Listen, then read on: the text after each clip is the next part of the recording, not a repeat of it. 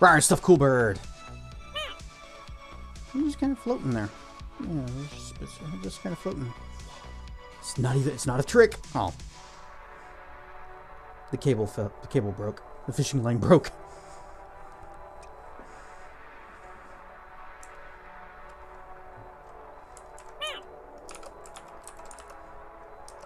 Rawr and stuff, BP.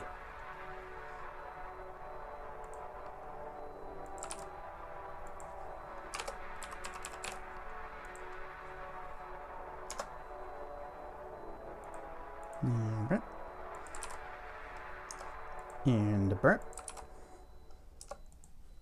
And a burp. And, whoop, not this channel. That one. Uh-oh. Rawr stuff, Draco and Thera. Rawr, rawr. By fire and by blood, I join with thee in the order of the flame. Wait, other hand. Both hands. Draco with the resub, with the rah. Actually, TTS. You want to try?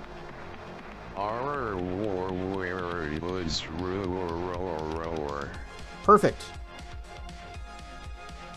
Thank you for the resub. Thank you for the continued support. You may enjoy the ads and the emote-free viewing. Rawr and stuff, Zep. And Rawr and stuff, Tracken.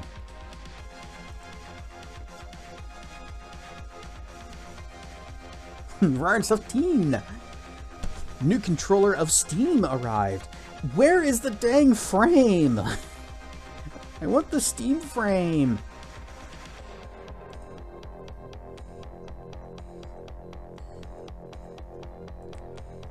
The delays are causing problems with my plans. They're disrupting my clever schemes. Wiggle fingers. Wiggle fingers. Playing a mythological game that you found called Immortals Phoenix Rising. Yep, it's a Ubisoft game, so it has that Ubisoft design, which unfortunately kind of wore down for me. But I loved the story. There's a lot of references to Greek mythology that they then kind of make kind of funny.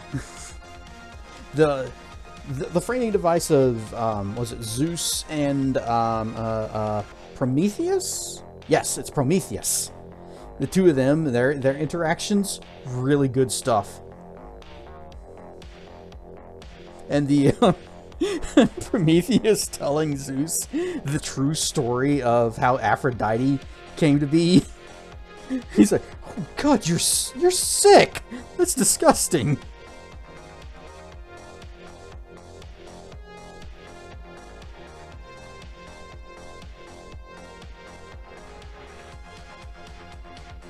But yeah, I like that game, and I never did finish it, but I had some good laughs with it.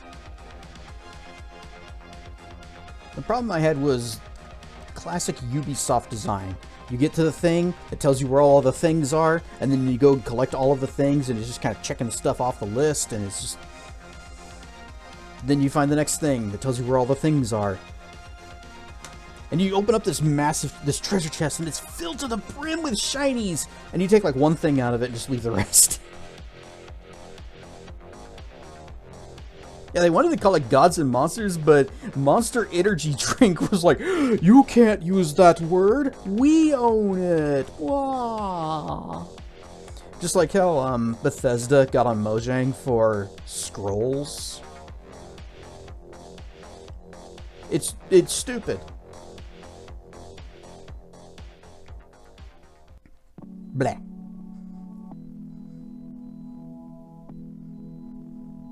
Those words were around way before those companies. No. Bethesda, they invented the word scrolls. There was no such thing as scrolls ever before in the history of humanity. Just like how Monster Energy Drink, there's no such thing as monsters before they came along. And that's why they own those words, and no one else is allowed to use them. You know the word stealth is also trademarked? Or at least it was. I imagine the owners they've probably lost it. Stealth trademark. Right.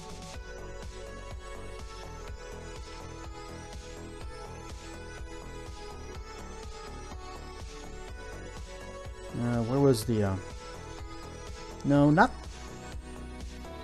Yeah, stealth or submarine filings, they often refer to... Oh, nope. Those are like a type of trademark. There's like a copyright or a trademark or something just on the word stealth. And I'm trying to find stuff about it, but... A deep dive into submarine trademark filings. That's not what I'm looking for. I love how they taste. Dark fruits. Nobody's trademarked this yet, I hope.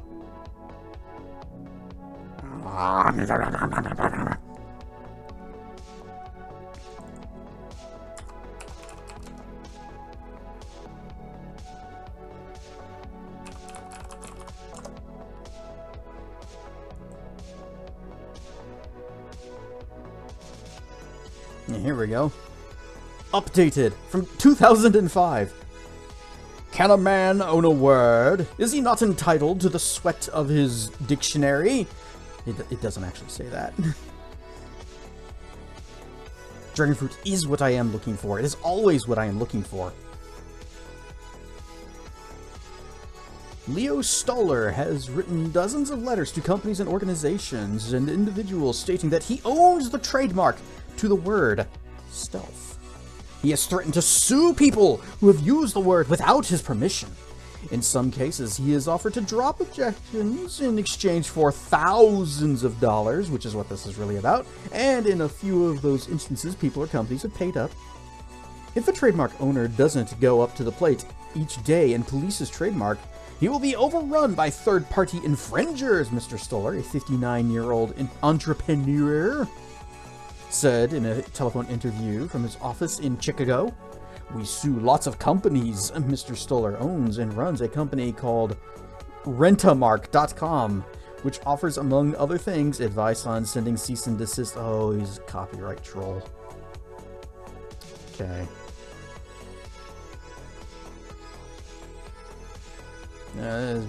Stealth, Mr. Stoller said, was first registered stealth. Oh, Mr. Stoller said he first registered stealth as a trademark in 1985 to cover an array of sporting goods. But in recent years, stealth has become... Well, in that case, it's a totally different thing. Shut up, Mr. Stoller, you suck. Anyway. Don't.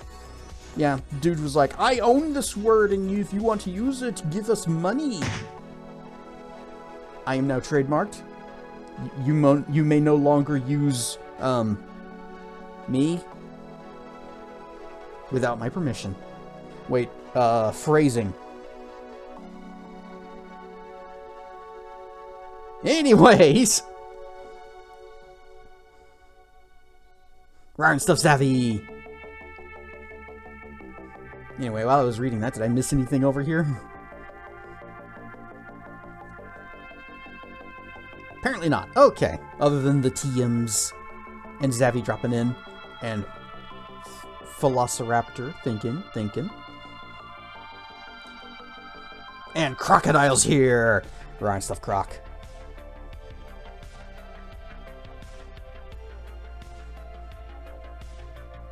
You raiding tracking tonight? I don't know. As far as I know, he hasn't gotten back from the show thing he's at, so I don't know if he's streaming.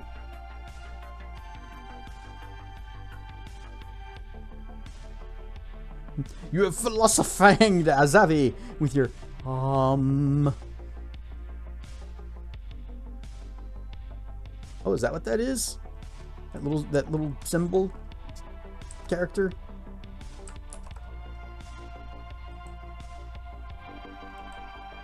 Trekken is such a busy derg, but he's doing fun and exciting things, and that's what matters. But for some reason, he won't stream from the trade show floor. Pfft.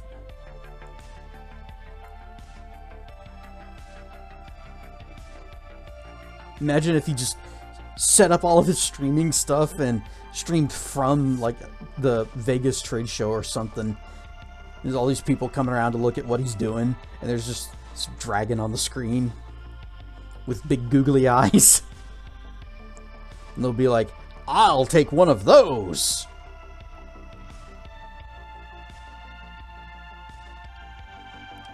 Uh-oh, I gave you an... Uh-oh. You are planning on streaming? All right, excellent. What you gonna do? Well, you know what? It'll be a surprise for all of us. It's probably not gonna be Into the Radius 2.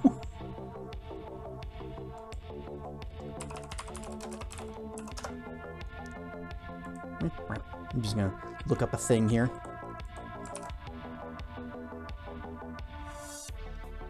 Ah, okay. I Google translated the little thing that Teen put in chat, the funky little symbol, and it is Sanskrit, and it translates to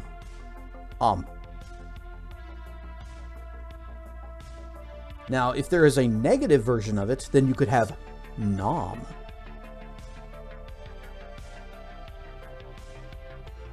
Say hi to your friends in the office. I'm in the meeting room main screen.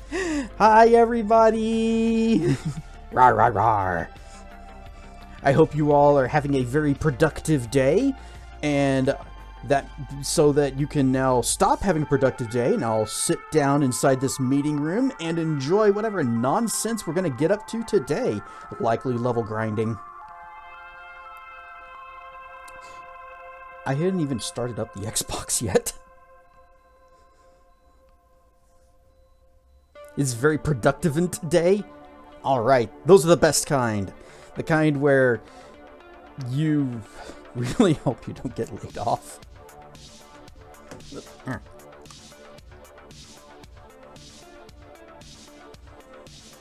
But hey, as long as it's somebody else's fault that nothing got done, everything's fine for you. Would stream from the show floor, but net connection is too spotty. You wanted to pay for wired internet at SIGGRAPH, then it would have been $5,000 for 5. Well, you don't even need 5 gigabit, but still, $5,000 for a wired internet connection. No, that's what they do. That's how they get you. You get really crappy Wi-Fi, but hey, if you really need to connect, just a little bit of something. Mm-hmm. Oh, I'm sorry. Is your demo unit not working well because you need internet? Oh, you know how you can make that better, right? Nothing else to do then. Sit for the next 15 minutes. Well, then maybe we should just all hang out here and just chatting for the next 15 minutes until Zappy actually has to get back to work. And that's the slowest connection. You get 50 gigabit for 50 grand. Oh, to home.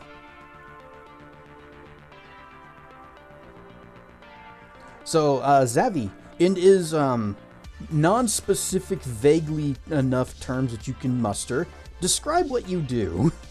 Because I'm kind of curious. You think about it, it is Las Vegas. Nah, if they were truly embracing Vegas, then every time you went into the show, you would like pick a random card, and that card would tell you what your internet connection is going to be that day.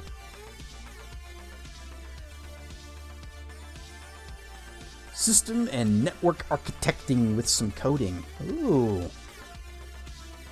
You know, I tried to get into networking stuff too, but nobody'd hire me for it. I got a CompTIA Network Plus certification. Never used it. Don't. Not a problem. I also got the Security Plus cert. That was for after I left Lockheed. The people that I had met there that actually worked for Lockheed Martin, they said that Security Plus is required to work there. So they said if you can get that, then we can get you in the door again. And I was like, all right, I'll do that. And I went and I got my Security Plus cert. And I said, hey, dude man guy, real name, not gonna say, I got my certification. Let's roll. And he's like, all right, I will get the word in with the right people. And then I never heard from him again.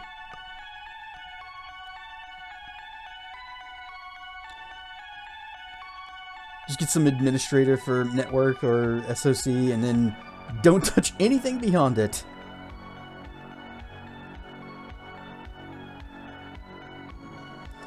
$15 hours a day is a normal day of work at the worst days.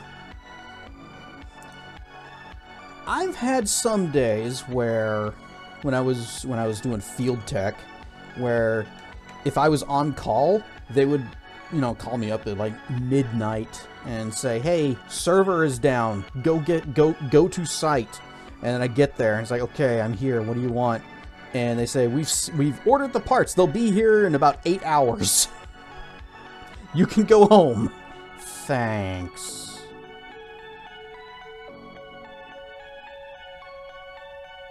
This is not on call already. It's actual work. Yeah, whenever just being on call kind of sucks because you know you get the tickets and it's super late, and then you actually do have to go out and take care of it.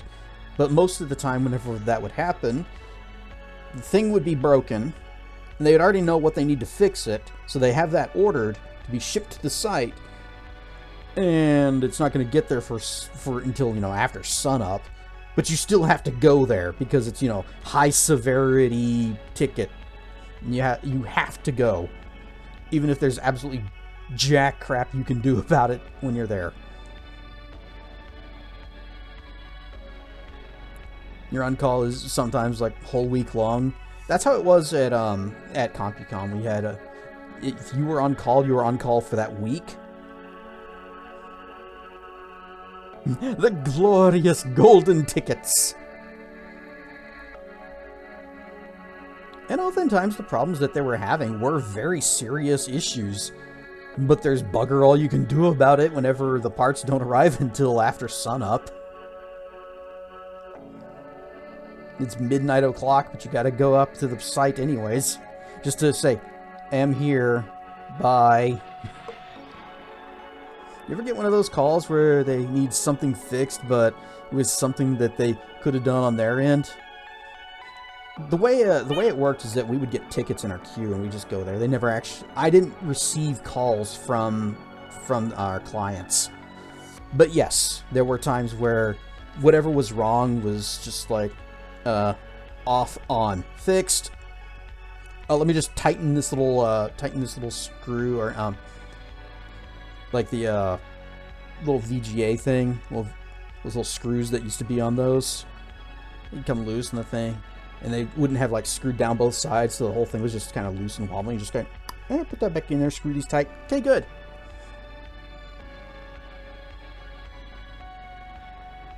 One of my favorite ones that was like really super easy was I got a ticket where they said the time on the PC kept resetting anytime that it was restarted. I was like, "Oh, that's a CMOS battery. That's super easy to fix."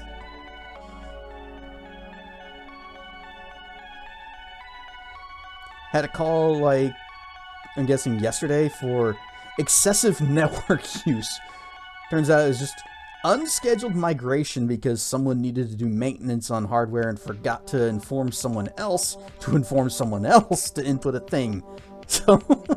So there, did you have to like go there, or did you just, you know, remote into their system and see what was happening? It's like, oh, okay.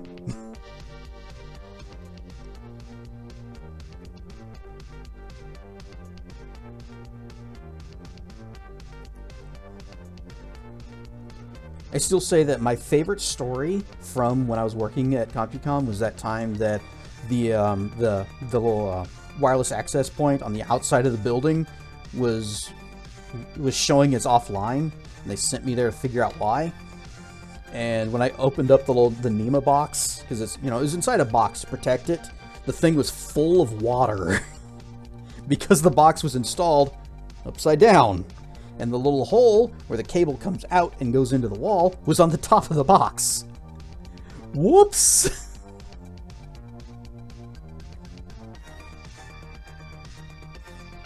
Got called, remote in, see, oh, whatever. I told I'll continue to monitor, went back to sleep.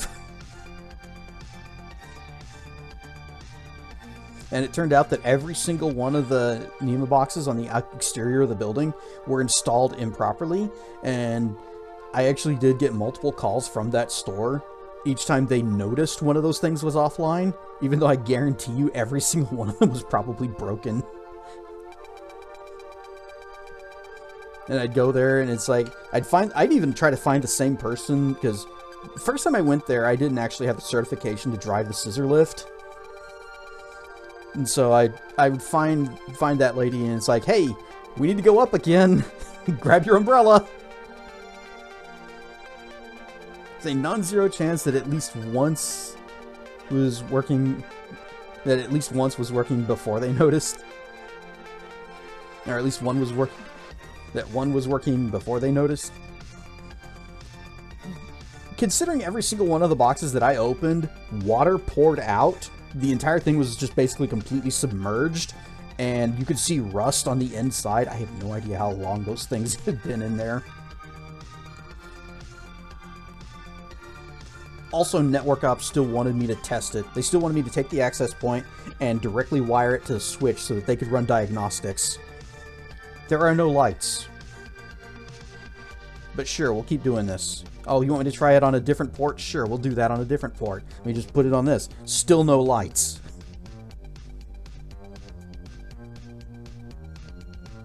On the one hand, I did get paid by the hour. On the other hand, I did have other tickets to get to. The thing can work for underwater for some time before corrosion will eat legs.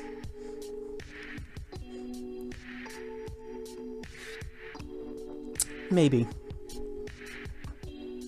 But once we realized, once we saw the first two were full of water, I even told my boss, I got a feeling every single one of them on the exterior of this building is just bad. And since the way the contract was set, there was nothing we could do about it until they submitted a ticket. So, oh well. Enterprise stuff is usually built like military stuff. Bare minimum with a premium price. Well, in my case, it was Walmart, so bare minimum. As cheap as you can get.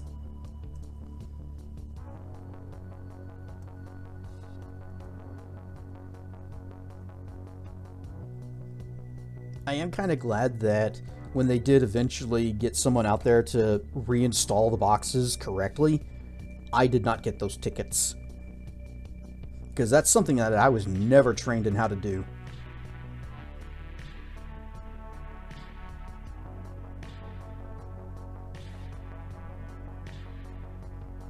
Random ass TP link AP and just call it a day.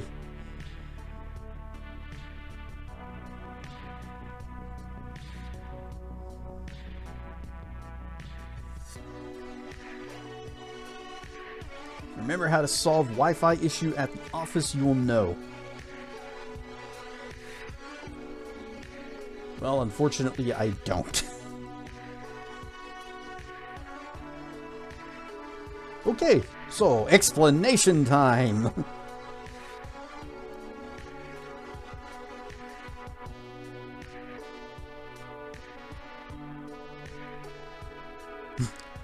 Popcorn.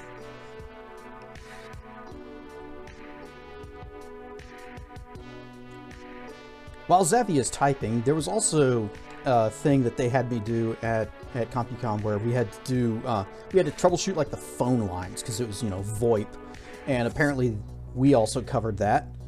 And in order to test it, you needed a lineman's handset, also called a butt set. Those things are kind of expensive, and they didn't provide me with one. And when I was talking with Network Ops, and they said, yeah, you need the handset, you're going to need to connect it to this thing. And it's like, yeah, I don't have one of those. It's like, oh, you'll have to buy one then. A few $100. And I said, I am not throwing down money for the privilege of working at a job, so no. And the guy he got upset with me, and he's like, okay, I'm entering this into my report. Technician refuses to do the job, and yeah, I entered in my own ticket. Yeah, I don't have the hardware necessary, and I can't expense it because it's so expensive.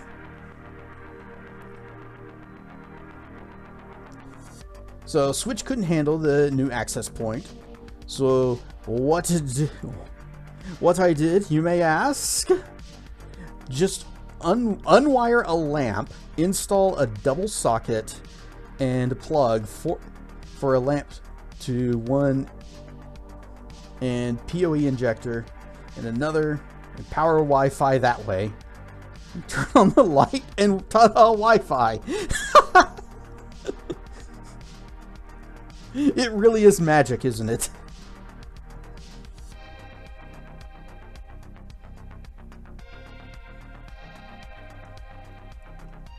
That's actually really funny, though.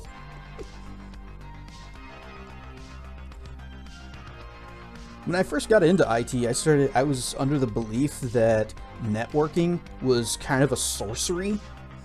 And after having worked with it, a little bit, usually from just like taking hardware and plugging it into things so that network ops can do their magic, I am even more convinced that that is the case.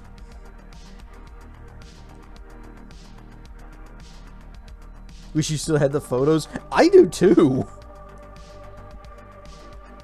Speaking of questions, can the game not give us long flashback sequences? It could choose not to. Or it might choose violence. Networking is still sorcery. I'm also convinced that I have the same feeling about how VR works. That all of this stuff, even VTubing, like all of this with the hands in the avatar and also sorcery. None of this is supposed to work, and yet somehow it does, and the moment the universe realizes what we're doing, it's gonna shut this all down. Dirt pets. But until then, I get dirt pets, I get Durgan fruits, I get pies. Networking is just cables, devices, software that requires you to scream at it, yell at it, hit devices hard, say a bunch of slurs before it gets the job done. 99%. That 1% is always never working. Don't forget the blood sacrifice. That's why I'm an architect. I make the plan and let others do the hard job. Ah, so you're the person that puts those stinking boxes up high in the corner where I can't reach them. Thank you. Blood sacrifices while coding. I used to work on printers too. You needed to perform blood sacrifices for printers to work. There was a dot matrix printer that I actually know why the store still had it. The tractor feed paper was really useful for like shipping manifests and stuff. But it was a very old printer and it just wouldn't work. And, by all accounts, as far as I could tell, there was nothing physically wrong with it.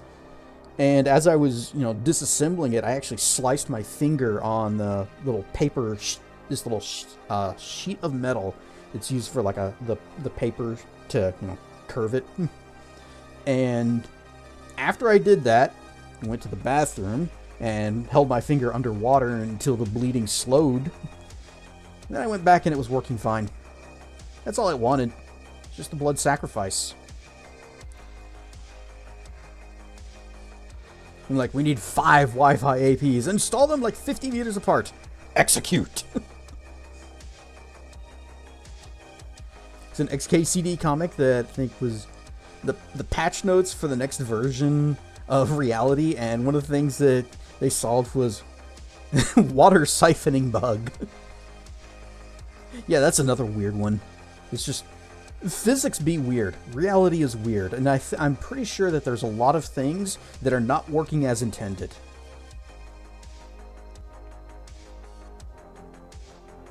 say doing an exorcism is easier than fixing a printer. No, because they're the same thing. Printers are evil spawns of Satan.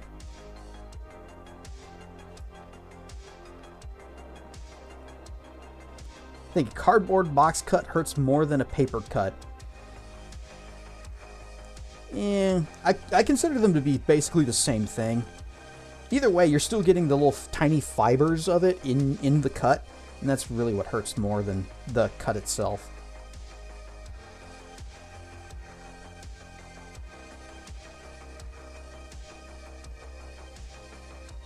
I could fix a printer once by saying some random words in Latin as you were listening to something on Spotify. So true. Gotta come in with the little incense sensor thing, just kind of swing it back and forth over the printer. Hold up a cross. It makes the little dial-up screams, and then it's good.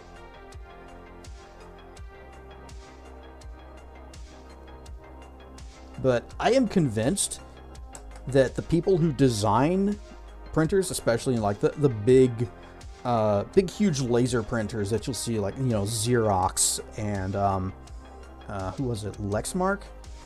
Those big ones. The people that design these, the engineers, are not the same people who work on them. Because nothing is ever easily reachable. You have to like disassemble half the machine, if not the entire thing, to get to like one little spring that's slipped.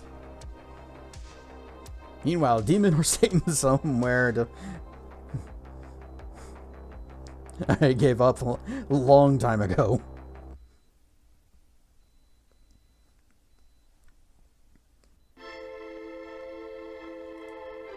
These days, since I haven't had a job in a good long while, most of the IT stuff I end up doing is just, you know, whenever my mom has an issue.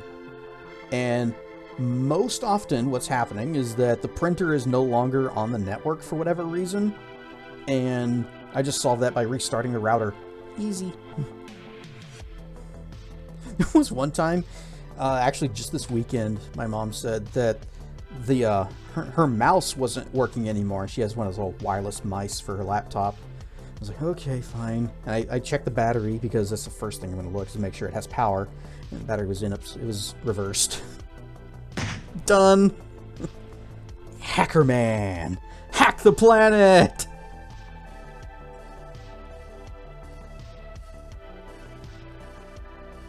So remember that. Don't know what printer it was, but put more paper in it. You had to use a screwdriver. Hacker, our man. A long time ago, I used to know somebody who went by the name Hacker Dragon. He changed his name to, I think, Crypto, which I wonder if he changed his name since then.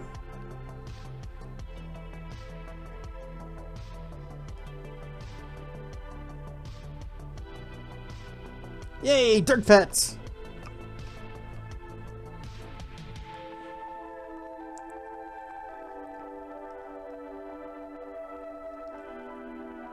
On the one hand, I kind of don't really miss working IT, but on the other hand, I do miss working. Gotta head home? Alright. Catch you later, Zavi. Thanks for dropping in. See you in prison. No, I'm gonna do a thing. I'm gonna do a thing. Shabam! Zavarius also streams, but he streams a lot earlier in the morning from what I do. But he's been playing The Escapists, a prison escape game. I'm a guard in there.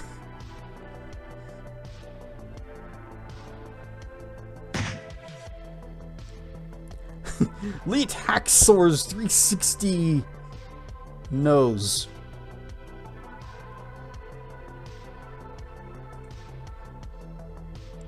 Scope 420. Burn stuff, Racker. You know, I'm gonna go shabam. Racker also streams sporadically and never announces when he goes live, so I usually come into his streams a couple of hours after he started. but he has been playing Star Trek Legacy, which a Star Trek game made by Bethesda, of all people. And if you are familiar with Bethesda's work, you will know that bugs and crashes and bads.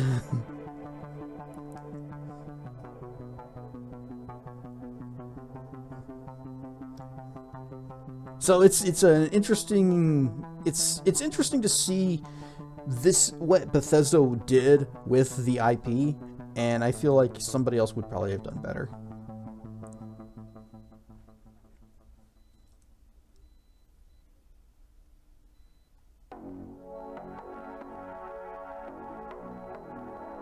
Needs more XXX69 Dark Goku, or SSJ4 Dark Goku XXX.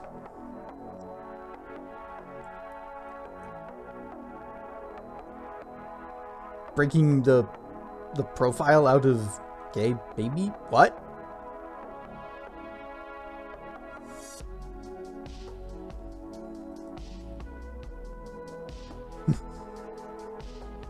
Now Zaffy's back on his phone. He just couldn't stay away.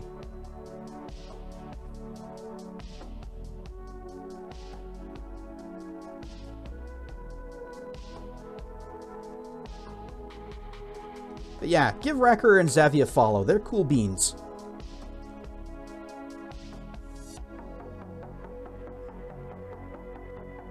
Gay baby jail is soft lock. I have never in my life heard it called that.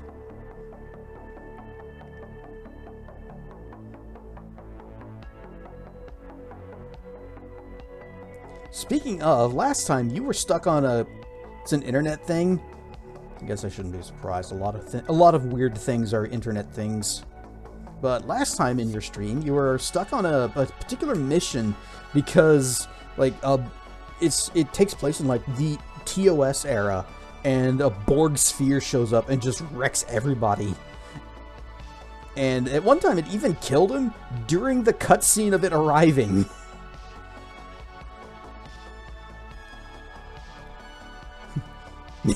We're all weird, Zavi. We are all weird. Anytime anyone says this is true, can only think of Michael J. White's delivery, that line in Black Dynamite. See, I think of, there used to be actually it might still exist. There was a weekly mailing thing you can sign up for. It was called This Is True, and it was weird news stories. But it was like summarized to basically just a single paragraph. So if you wanted to read more, you'd actually have to look up stuff yourself. But there was a time when I was actually subscribed to that mailing list, so I got the This Is True Premium. Same person that did that also made the True Stella Awards. Anybody remember those?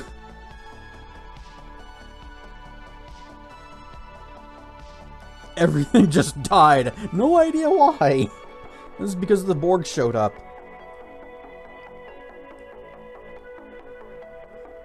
The word of the day is Borkend. Borkend is the word of many days.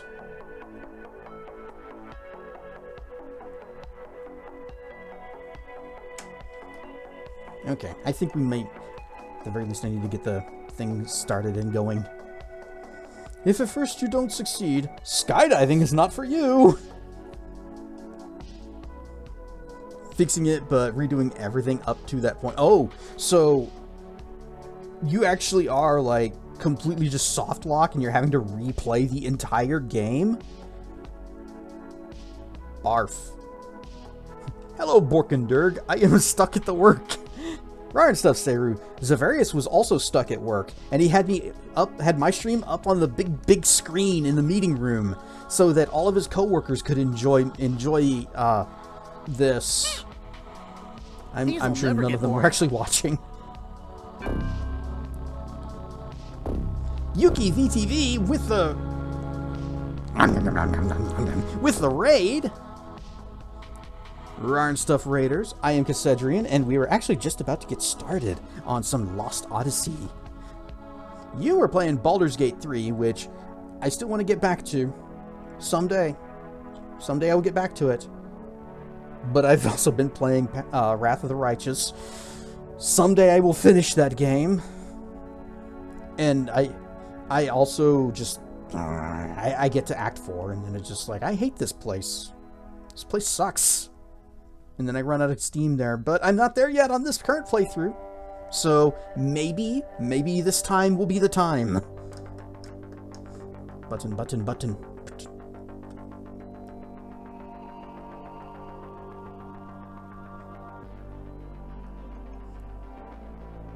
And no, Baldur's Gate 3 is not a game that I would multiplayer, except maybe on subsequent playthroughs. First real-time through, I would actually want to,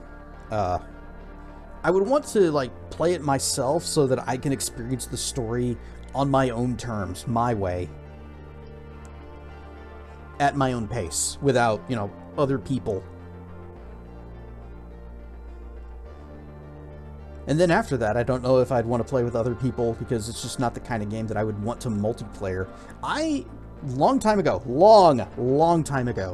I actually tried to play Baldur's Gate, the first one, multiplayer, with Bitter Pill.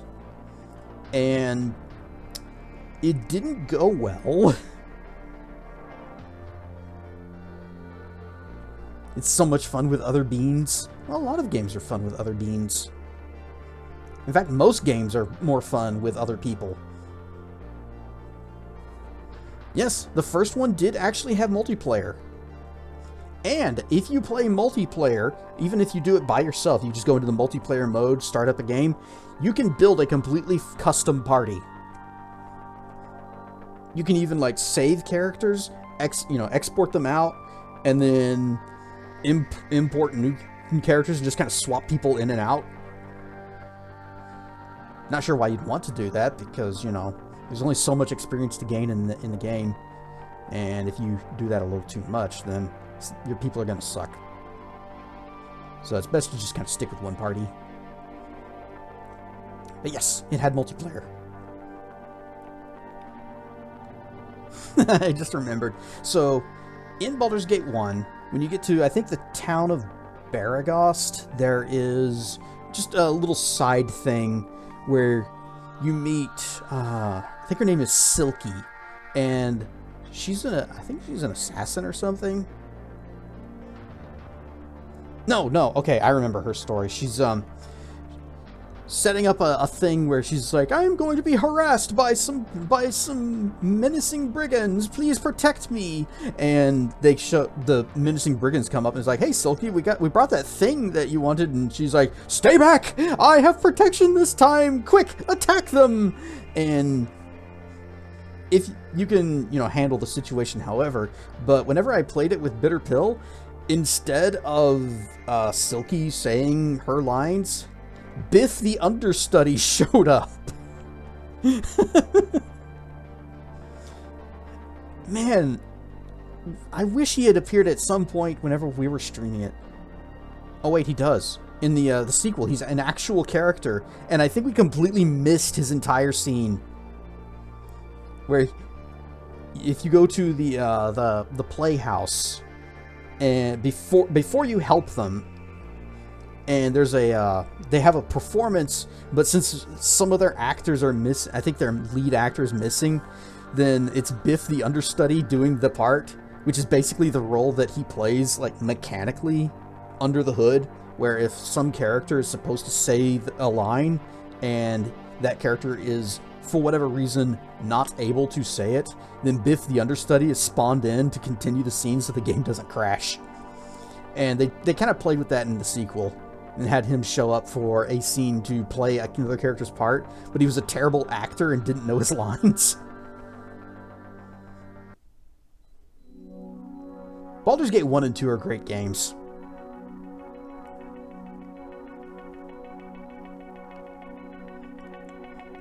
I feel like Baldur's Gate 3 isn't as good.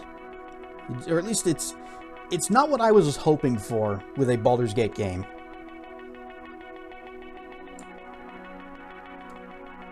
But it is a good game in its own way.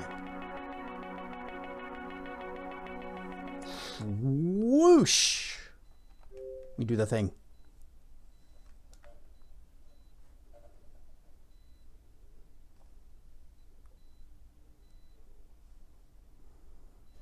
And bite to the Xbox. You know what they say about the Xbox 360, right? When you see it, you turn around 360 degrees and walk away. Ha ha ha.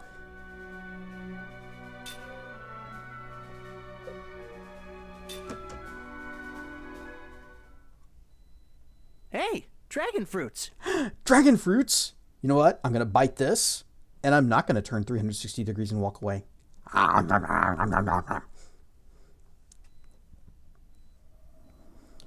Your 360 has a red ring and doesn't start. Aw, well, have you tried giving it a bite?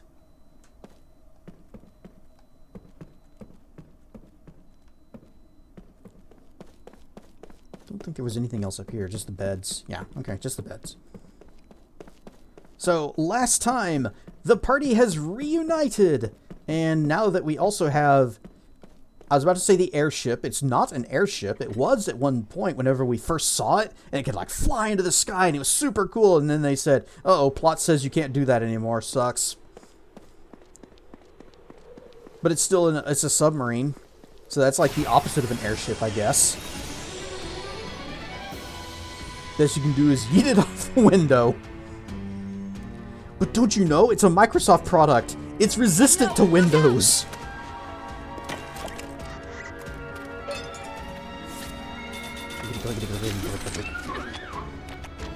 I'm not even gonna do the thing. Just bang.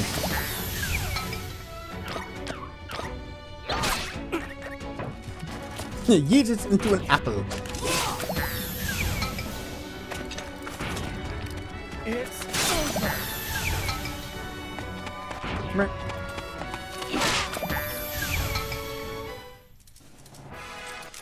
But we've got the party all back together again, and that means that Kym is way behind everyone else. So is Sarah. We've got a lot of different skills and things that we need to teach everybody, because we found an item that gives you more skill slots. We've got an ability that this guy's teaching everyone that doubles your SP gain, so we learn skills faster. And if we kick him, apparently you only need to have one person in the group that has that skill. Just this double SP. And only one person in the party needs to have that skill in order for everyone to benefit from it. But if I happen to, you know, kick him out of the group, I want somebody else to step up and also slot it. Then again, Kym has just kind of been there. Actually, he hasn't been here for a while. He was frozen in ice. So was Sarah. How you guys doing? Actually, it could. Check this. How's it going? Okay, you're still learning that. Alright, you got your amulet. Whap. Ming, how about you? Okay. And at this point, I'm just giving them whatever skills. It doesn't matter. Okay, you're working on level 5 black-white. You're working on nothing? Have you been working on nothing this entire time? Blah. Get that double SP learning. And Ming is also working on nothing. Good. No, you don't want MP gift. What about the mightiest of skill? Award medal. By that I mean he takes up a roster spot as the hero, but that's about it. It's like Ramza in a non-story battle. Thing is, Kym's actually, he is the best fighter in the game. So, yeah, he's always necessary because we don't have a whole lot of good fighters. We got tons of mages. We have magic covered. We just don't have a whole lot of fighters. There's Kym, Tolton, Seth. Nah, not really Mac. You know, Seth is also... She needs to be in the party to learn as well, but... Yeah, sure.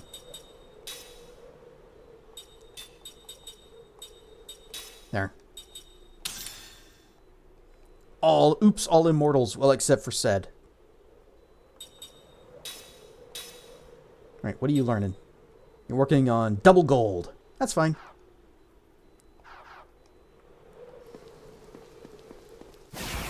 We're also looking for these weird, like, stone tablet-y things, because Tolton can open those and we get shinies out of them. And I thought I remembered there being one in this area, but I was mistaken. It was actually just a very suspicious-looking tree. What am I learning? How to craft beer because we need some. There's trouble brewing.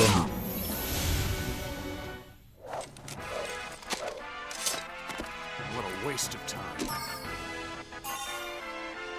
Ming learned counter! Yay!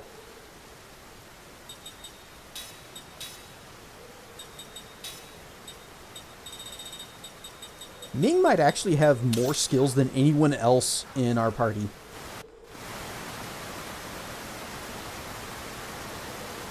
Oh, that's right, the rain. This storm has not moved on.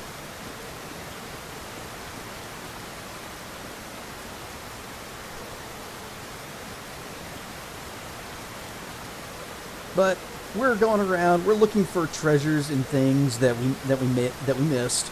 We're level grinding. We are skill grinding, and we just get SP from every fight. And the amount of SP that we get doesn't seem to increase, as far as I could tell. Yeah, come on. Alright, stuff Arcana! So even these fights from like the very beginning of the game are still giving us character advancements. I think with all this rain we'd have pools of water to swim across or something. Well, we're up in the mountains, so hopefully we're not seeing that much water.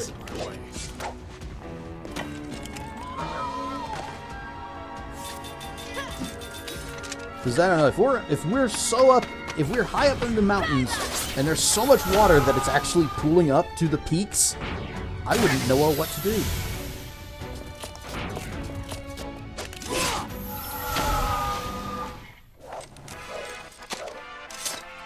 Like taking candy from a baby. Seth got Black White, Sarah's got Crisis Fence, and okay, so it's Seth, Sarah, Ming.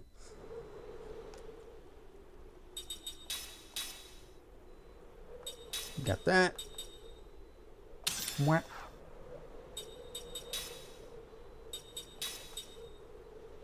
Oh yes, Earrings of Wisdom. You should probably have that. And Ming.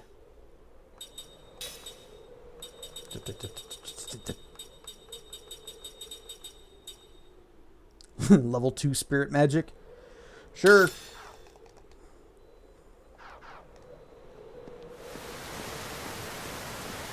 Yay, dirt pets! I expected an anvil, but dirt pets.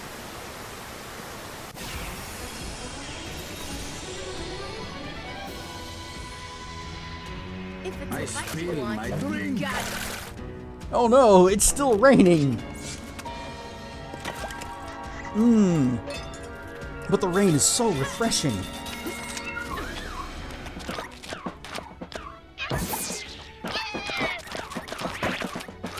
Oh, they're teaming up on us! 8.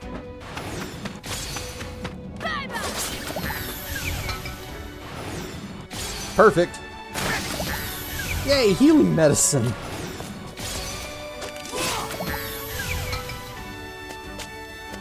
She doesn't even have a ring, and there's really no reason to give her one.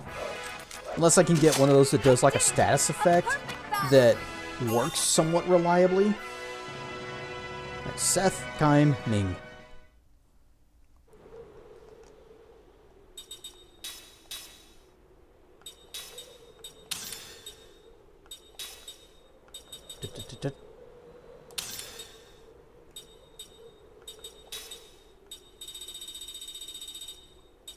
Sword teaching.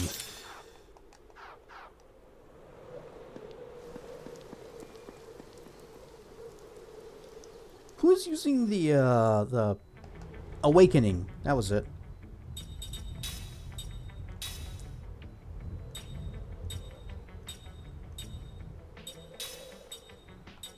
Awakening bracelet. She needs to have that.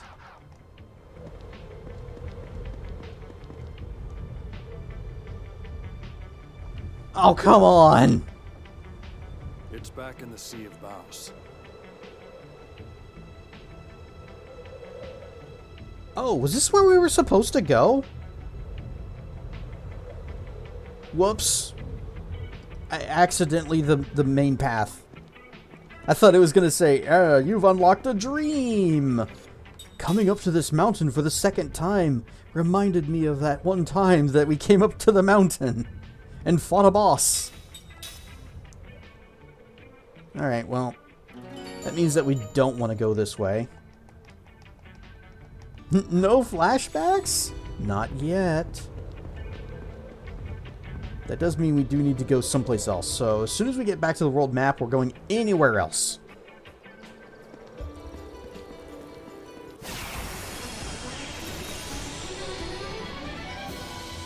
I do remember there was one of those tablet-y things in the spooky cursed forest place that Mac went to the first time. Can we get back there? I don't think we can go to any part of Nomura.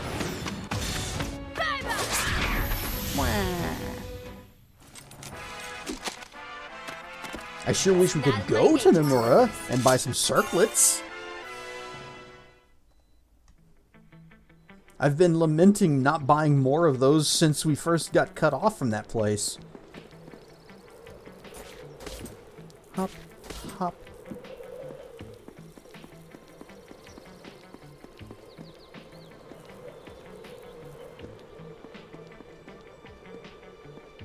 Treasures?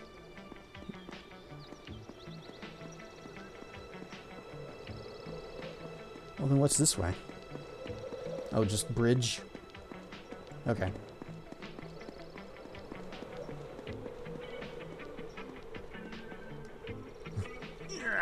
Stretch. Stretches is good.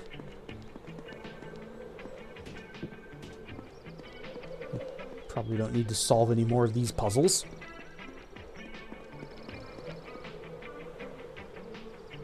You did not do enough of a sleep. Oh. If you want to go back to bed, I'll understand. Wait, is that a thing? Nope, that's probably just a barrel laying on its side, even though it's weirdly colored.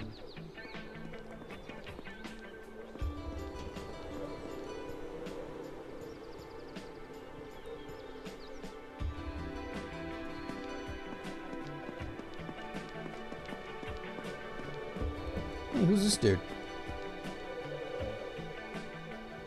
Well, it's not every day I run into people in a place like this. Are you all travelers?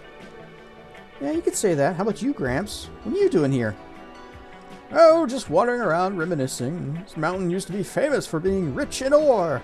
I used to come here to get components for my smithing when I was young. Now all the resources have been mined out for the construction of that grand staff up ahead. They took my gerb! Even the coal mine was closed. Now there's nothing left. ... Oh no. Oh, okay. I was like, I remember when there was a coal mine. Yeah, it's not every day. Yep.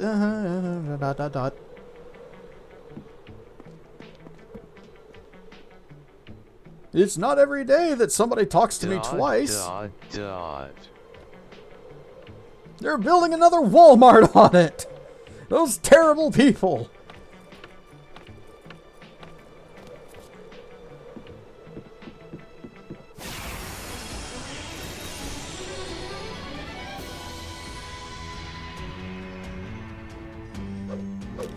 I wonder if it would have been faster to just turn around and go back down the mountain the way we came. Mad Sabulba!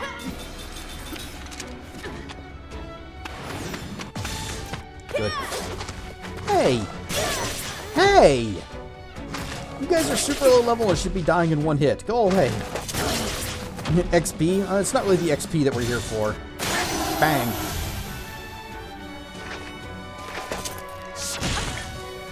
We were originally just coming here because I thought I remembered seeing one of the old Tolton tablets in this place. And an AI data center on top of that. Well, they're going to build an Amazon distribution center on top of that, and then an AI data center.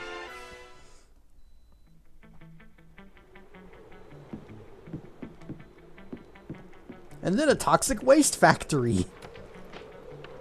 It's a factory that just makes toxic waste and nothing else.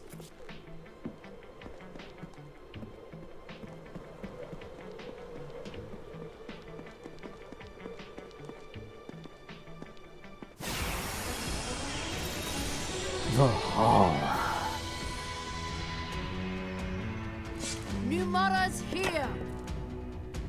No, it isn't. Numara's like on across the sea. Clickety, clickety, clickety, clickety, click.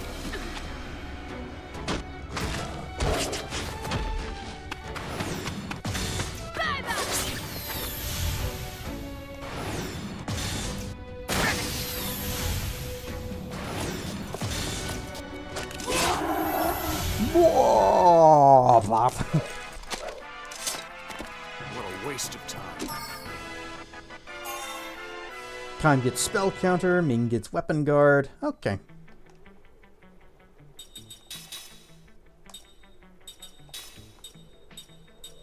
Sure, learn that. I'm working on that. Oh, we got both of these open.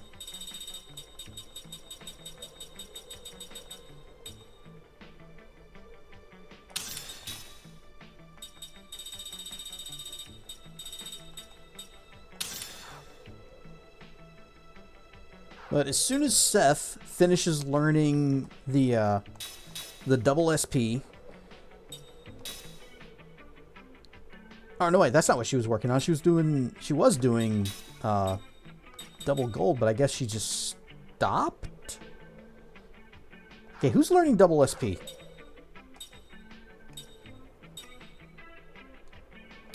Anybody? Well... Okay, you should have been, but apparently you stopped. Or... Oh, I know what's going on. Just... There's a scroll bar, and I wasn't seeing that it was scrolling.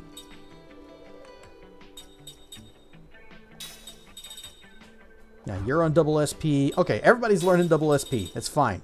Keep on doing that. As soon as everyone has double SP, we're kicking Seth out, bringing Jansen in, so everybody can also learn double accessories.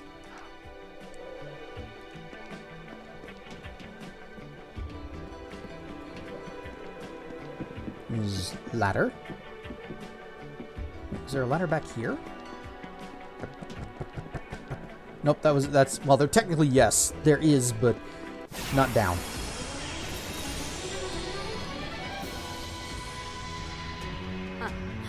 Let your guard down, eh?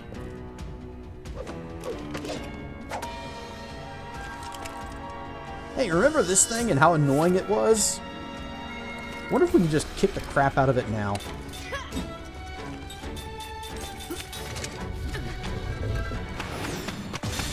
Good.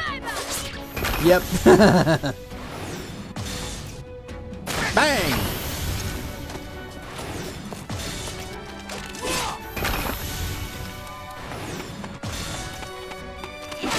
These used to have super high defense. We could only damage them with magic. Now we're just normal attacks. Get rid of them. Seth has learned slots +3. Kime's got double SP. Okay. Seth, Kime, Sarah.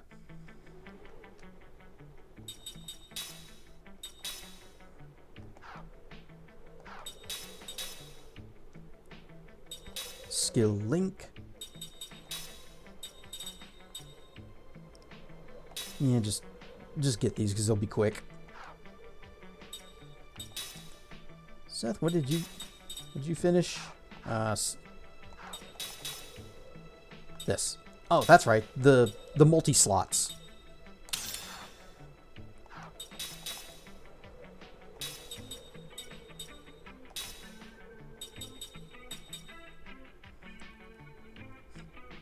Skill link? Wait, why is it red text? Oh, skill link. Skill link broken.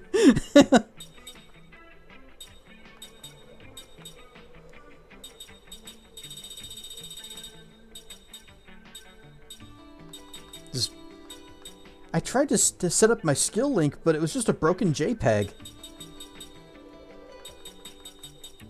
Where's the thing? Here we go. Slot 3.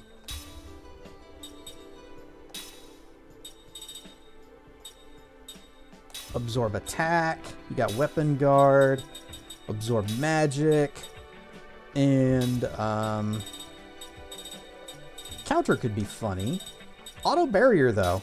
So, auto shield, auto barrier, absorb attack, absorb magic. I need that on everyone. In fact, what did I set Kime to? Something stupid? No. We need auto shield. Where is it? 'Cause I think...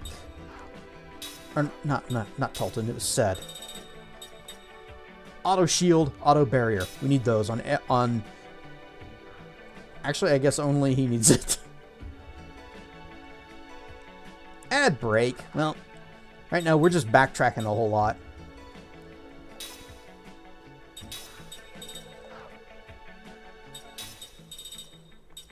Enhancements. Okay. A cat almost never meows at another cat. Yes, that is that's a way that cats talk to us. It's basically they're yelling at us.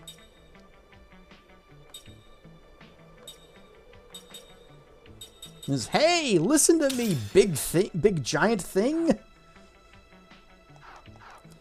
I demand fish. Hey, listen.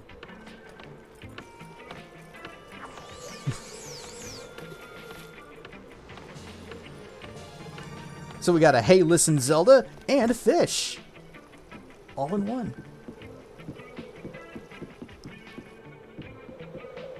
Now this goes up. Pretty sure we've already... I want to see what's... Okay, it's just treasure, and we have it already. Thank you, camera. Here, Xbox and PlayStation's newest consoles are going to be delayed because of RAM shortages. I didn't hear about the delays, but I have heard about the price increases of the current generation systems. And it's kind of funny that here we are, years into the PlayStation 5's life, and it's more expensive than it's ever been. Usually the price of the consoles goes down over time. But we live in the worst timeline, so not here. A boot!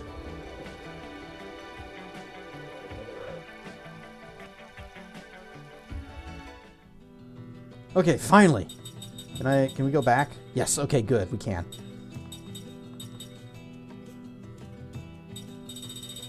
Where can we go, though? There's Gotza, refugee camp.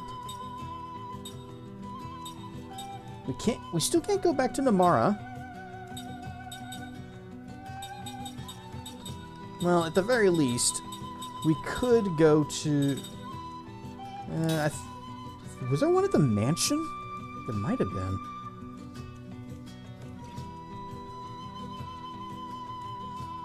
Cats think that humans are big, hairless, clumsy, dumb cats. I mean, humans are really bad cats.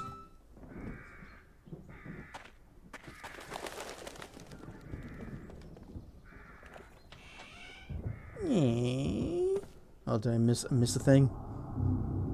If gaming consoles keep going up in price, I might just go back to buying retro consoles that you grew up with. I can't even afford retro console games.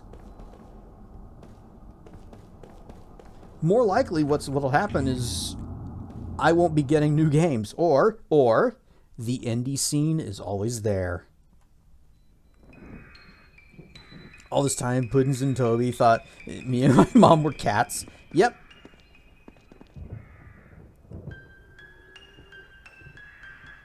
Is there anything down below? Emulation is indeed the answer. You know, there is a massive, endless library of old-timey games.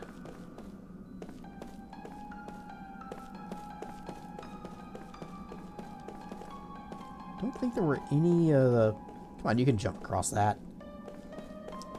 I don't think there were any this way, so maybe not.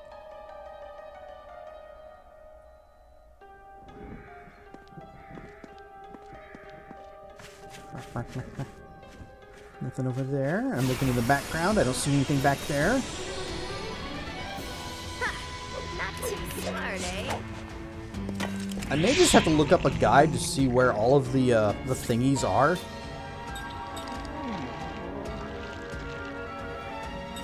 If I recall, these guys are like super resistant to physical, and the book needs to die.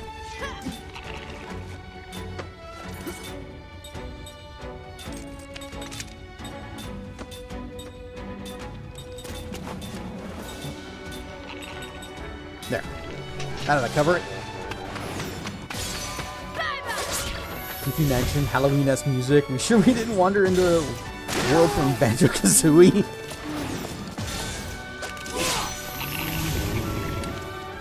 Well, if we put a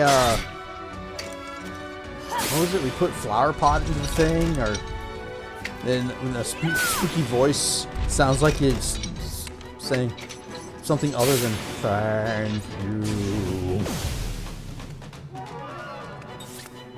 Ah, dang it! Wait, look at all these guys who survived. This will be fine. At a local gaming store, saw a complete box Super Mario World game. It's not part of the bundle for $900 in set price because it was a standalone copy and not part of the console. Yeah, you guys remember whenever game consoles came with games? Good job. Okay. Great, now that guy has more health. Okay. These guys have to die. And we don't have anything that'll help. You have black? You got black. Nah, plain flare will work.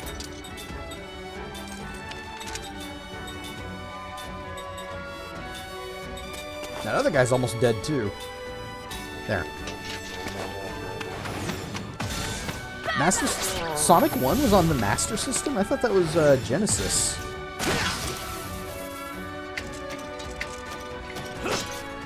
I had it on Genesis. Oh, both had Sonic 1. Okay. How was the Master System version? Did the Master System have blast processing? Could it handle the speed?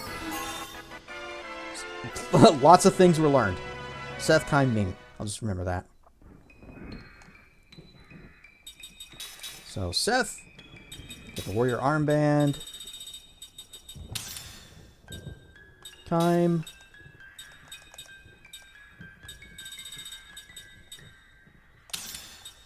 And Ming.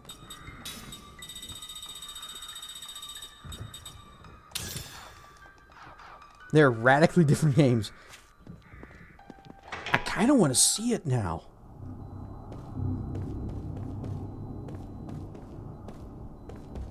Alright, we just need him. You were engrossed in the sumo? Were you watching some sumo wrestling? Doing the big stomps and the 100-hand slap? And the tiny diapers?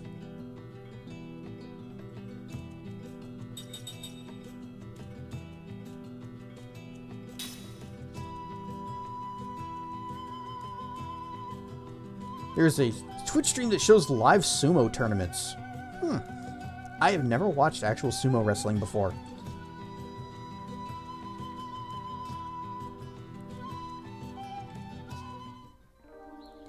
What? Me? Yes, what? It is addicting? Do they have... Is it all showy like American wrestling? Where they have weird storylines and Hayashida with the steel chair or whatever? No. Oh. They don't have characters come out and, you know, like the Ultimate Warrior or We've got some rare fruit in today. Oh, is it dragon fruit? Try one. It's the least I could do for our heroes. Ah, dang it. This isn't what I wanted. I wanted a dragon fruit. Master System sold 10 to 13 million, while the Genesis sold 30 million. Are we talking like love how units they for the taste. system, or is that how many copies of Sonic 1 were sold? Ah, console?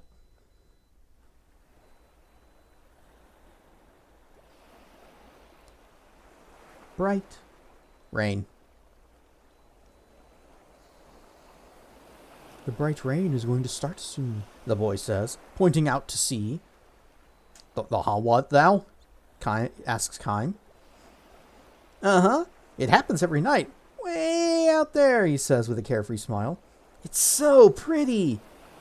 Bright rain, huh? Actually, no, wait.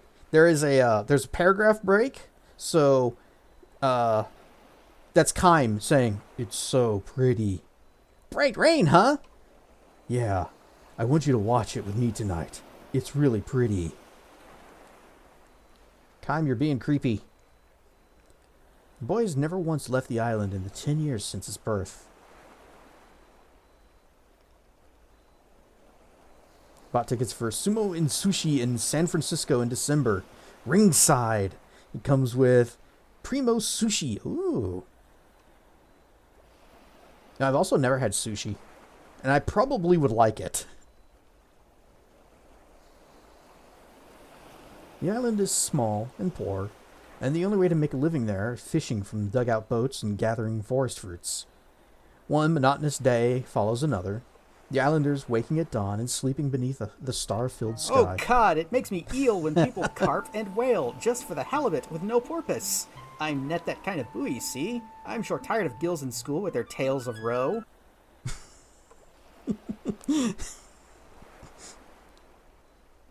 Croc, is this the first time you've seen the secret fish? There's like, I think it's a 2% chance of happening. That is from Quest for Glory 2.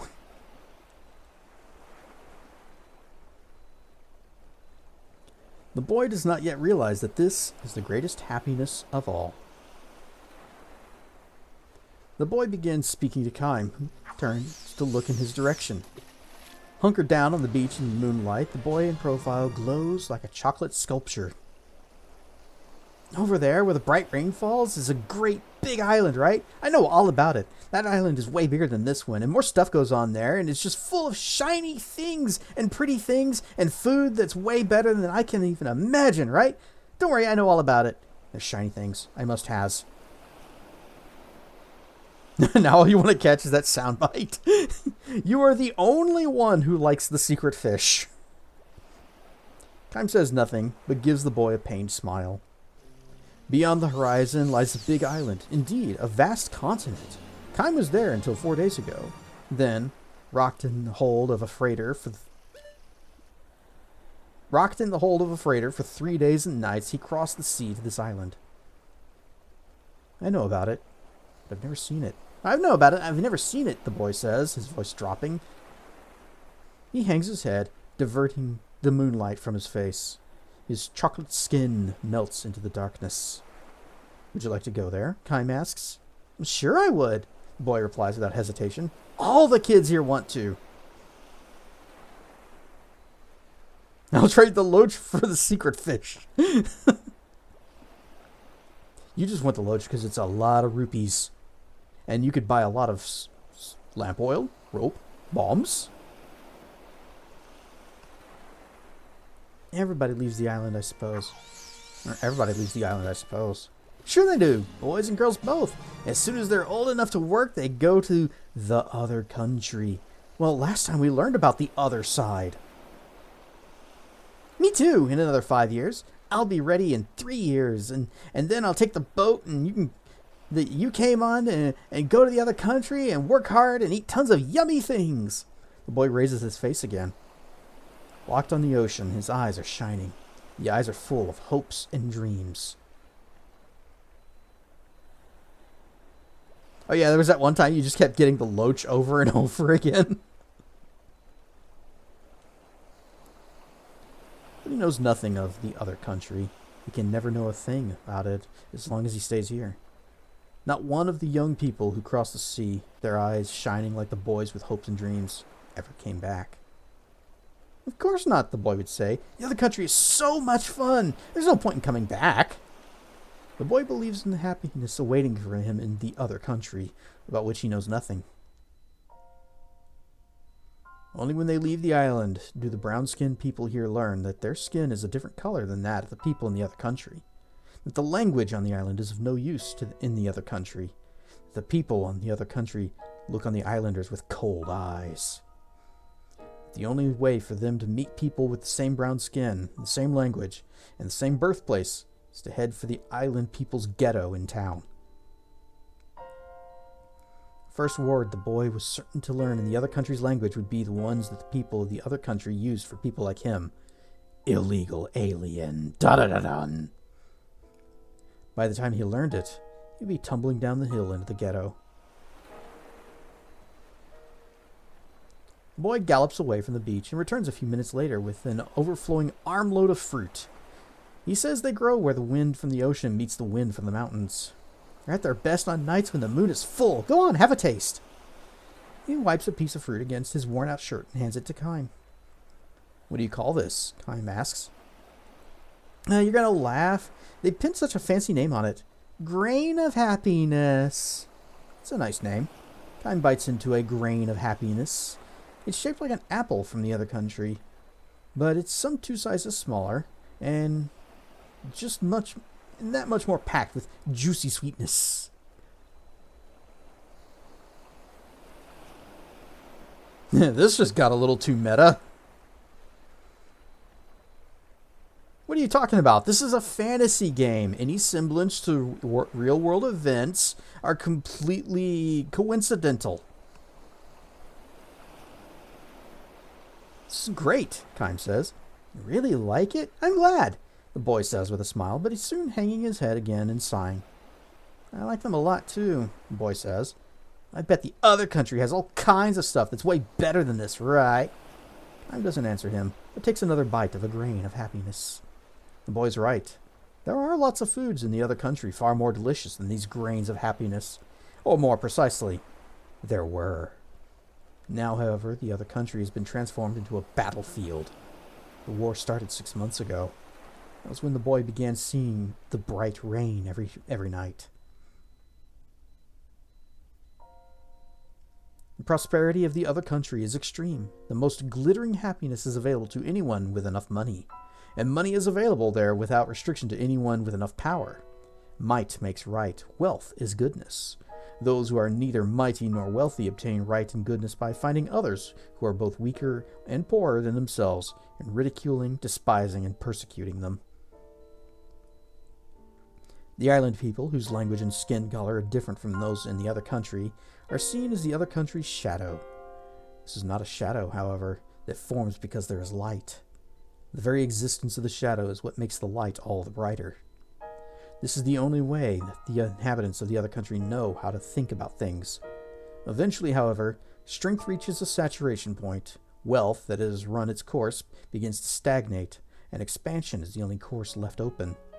Desires can only be fulfilled through a continual bloating.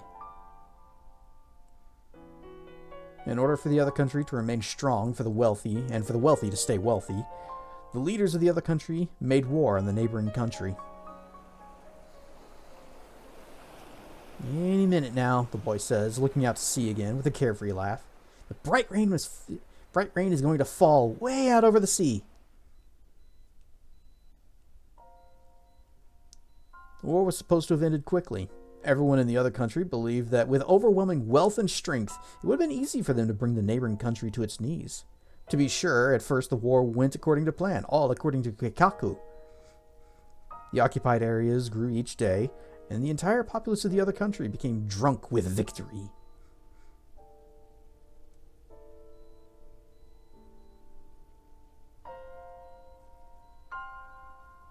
One after another, however, the surrounding countries took the side of the neighboring country, which was only natural, For if the neighboring country fell, they themselves might be the other country's next target. And the other country's entire diplomatic strategy failed. Which was only natural, for no country on earth will make friends with a country that only knows how to flaunt its wealth and power. Country. An allied force was organized around the neighboring country. Together, the surrounding country sought to encircle and seal off the other country. From that point on, the war entered a stalemate. Limited battle zones saw troops advancing and retreating again and again, in the course of which the other country's wealth and power was consumed little by little. Disgust for war began to spread among the populace, and to obliterate that mood, the military circulated false propaganda. The military situation is developing in our favor. Our army has again crushed the enemy's troops. The truth was that the occupied territories were being recaptured one after another, and the Allied forces were now crossing the border to strike inside the other country's territory. In response to a foolhardy attack by the enemy, our resolute fighting men launched a counterattack, annihilating their forces. The day for our victory song is upon us. Stopping the war was out of the question. Admitting defeat was out of the question. The people had believed that wealth and power would enable them to rule everything, and now they knew the terror of having lost both. The Allied forces were joined by a powerful supporter. A mighty empire that wielded authority over the northern part of the continent joined the battle as if to say, "Let us finish the job for you," crushing the other country once and for all. But the powerful empire was not satisfied just to destroy one upstart nation. It turned its overwhelming military might upon the Allied forces. As it had so many times in its history, it seized the opportunity of its clash with the surrounding country in order to further expand its own power. Having lost its leaders and been turned into a wasteland as far as the eye could see, the other country now became the new battlefield. Outnumbered, the Allied army hired mercenaries from another continent. Kime was one of those. For many days he participated in a losing battle, in which there was no way to tell which side was fighting for the right.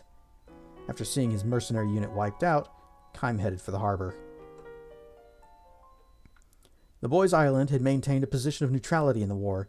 It's simply too small to do otherwise. It lacks the war-making capacity to participate in battle, possesses no wealth to attract the attention of the countries engaged in the fighting. But Kime knows what will happen. When the battle lines expand, this island will become valuable as a military foothold. One side or the other will occupy this island, and it will do one of two things. It will construct a base, or it will reduce the entire island to ashes, thus preventing the enemy from using it. As a military foothold. Nor is this a matter of the distant future. At the latest, it will happen a few weeks from now, and perhaps as soon as 2 or 3 days. And the trenches were dug far and deep and wide. Rawr stuff, Darthwing Games! We've uncovered another dream.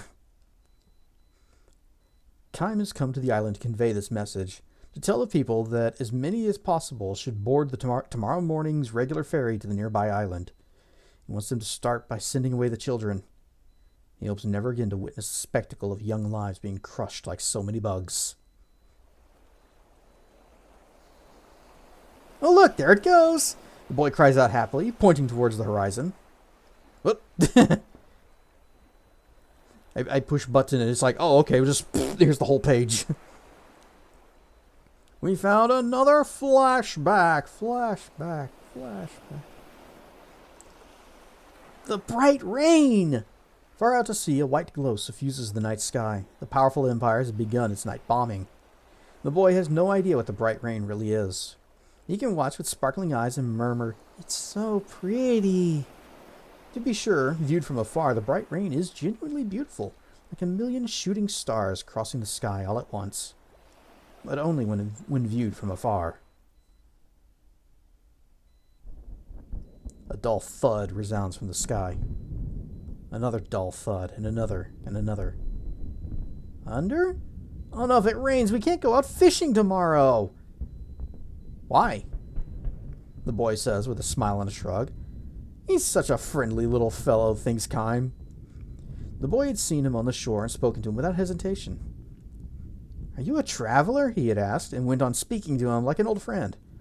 Kime wants children like this to be the first aboard tomorrow's ferry. I'm going home now, says the boy. What are you gonna do? Oh, I guess I'll take a nap under a tree. You can sleep in our barn. We have big fish, but we cannot go fishing tomorrow because it rained. Why don't you spend the night there? Thanks, Kime says. But I want to watch the ocean a little longer. Tomorrow, though, I'd like you to show me around. I get it. You want to see the head of the village. I know a shortcut through the woods right over there. Kime is hoping to convince the village head to evacuate the island. If they act right away, they can make it. They can save a lot of the islanders. But... ... As the boy stands, sweeping the sand from the seat of his pants, he looks questioningly at the sky. Funny, he says. Sounds kind of different from thunder. The dull thuds keep coming without a break. Little by little, they draw closer. Kime jerks his head up and yells at the boy. The woods! Run for the woods! What? Hurry! His voice is drowned out by the deafening roar of machine guns. The bright rain has started. The island has been made a target far sooner than Kime had imagined. Hurry! Kime yells, grabbing the boy's hand. The woods are the boy's only hope. Hey, wait a minute, the boy shouts, shaking free of Kime's grip and looking up at the sky. It's the bright rain. It's falling here now, too. Wow, oh wow! All but dancing for joy, the boy gallops down the beach until he's bathed from head to toe in the bright rain.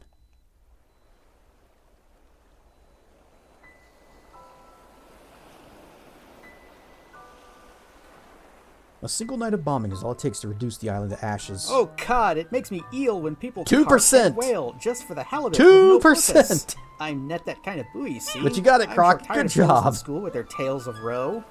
Also rar and stuff. Never realizing the value of the happiness they possessed, never even knowing that such happiness had been snatched away from them in one night's passing, the people who filled this island with their lives until evening are gone in the morning, all dead except one, the immortal Kime. On the beach at dawn, the only sound is that of the waves. Again today, no doubt, urban warfare will decimate the city streets, and tonight, the bright rain will pour down on the town again. The boy who called the rain beautiful will never again open his eyes wide with wonder. Kime lays the boy's corpse in a small dugout canoe that survived the flames. He places a ripe grain of happiness on the boy's chest and folds his arms over it, hoping that it will slake his thirst on the long road to heaven. He sets the dugout in water and nudges it towards the open sea. Caught by the receding tide, rocked by the waves, the boat glides far out from the shore. Such a friendly little fellow. The boy smiles even in death. Perhaps it's the one gift the gods were able to bestow upon him. The boy is setting out on a journey. May it never take him to that other country, Kime begs. Or any country, for that matter. Kime knows. There's no place forever free of the bright rain. Because he knows this, he sheds tears for the boy. The rain falls in his heart. Cold, sad, silent rain. Emptied of bombs, the sky is maddeningly blue, wide, and beautiful. Yeah, kid's not smart. Kime's like, get out, it's dangerous. And he's like, oh I'm gonna go play in the doom. But it kind of sounded like there really wasn't a chance for anybody. Fibsh! My mom's acting kind of strange. I wonder what happened. I wonder if that guy is still obsessed over the doll. Is it this house?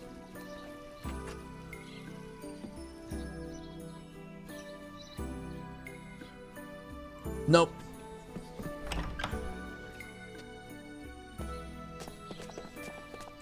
Oh well, I'm just gonna go find the shop. Rawr stuff, Zamoth! I want to buy some bombs.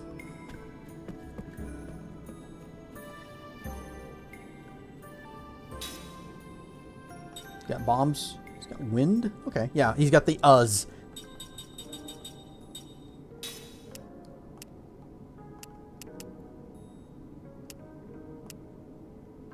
That's kind of expensive. We'll just 10 of each.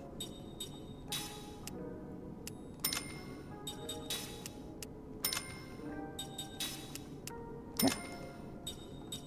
Now we have the A-bombs. We have A-bombs. At least the bright rain isn't a bunch of meteors coming down. Yeah, it was just machine gun fire and bombs. Much better than meteors. More fun to play in.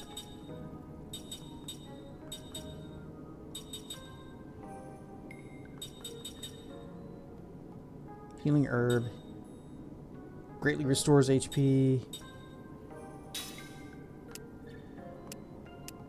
Yeah, there. More of those.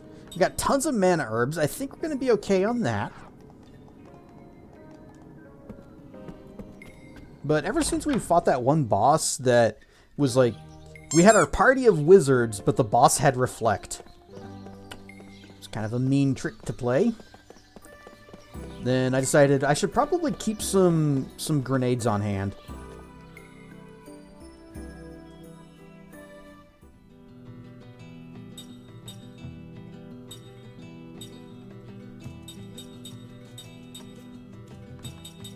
Oh, the refugee camp probably has a shop that I probably should be buying things at.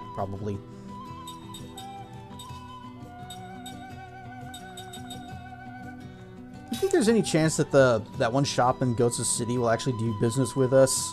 Are they still gonna be like, oh, we don't know who you are. Get out of here. Meh.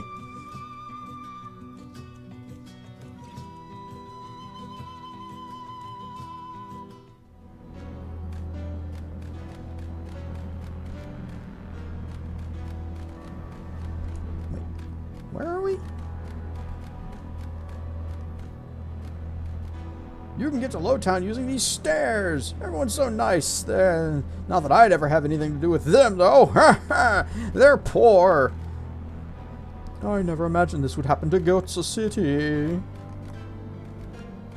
Kind of wish I could, angle the camera up a little bit more and see more of the freezy times.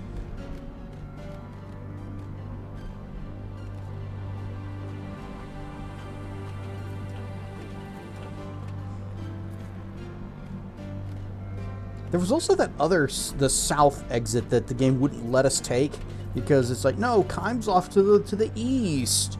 We can't just go exploring to the south. If you think about it, this nation's been fighting forever for one reason or another. Life may be comfortable here, but I bet it'd be a lot better if things would just settle down for a change. Speaking of peace, Namara's a good example of what I'm talking about.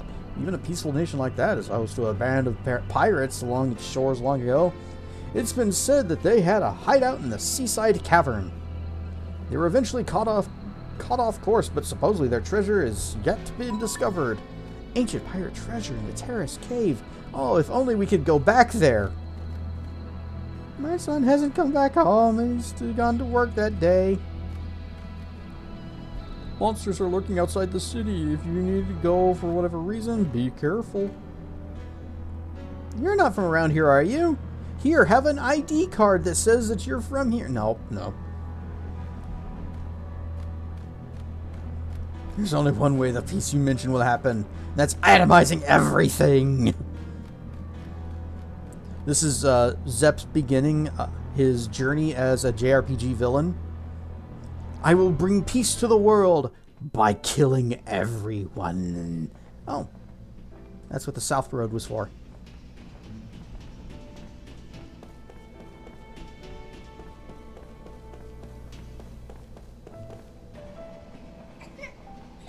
No, don't do it. Don't do it. You alright? Do you feel any pain? I'm fine. It's just a cold. I'll be okay with some rest. Stop worrying about me. Keim recalls a memory.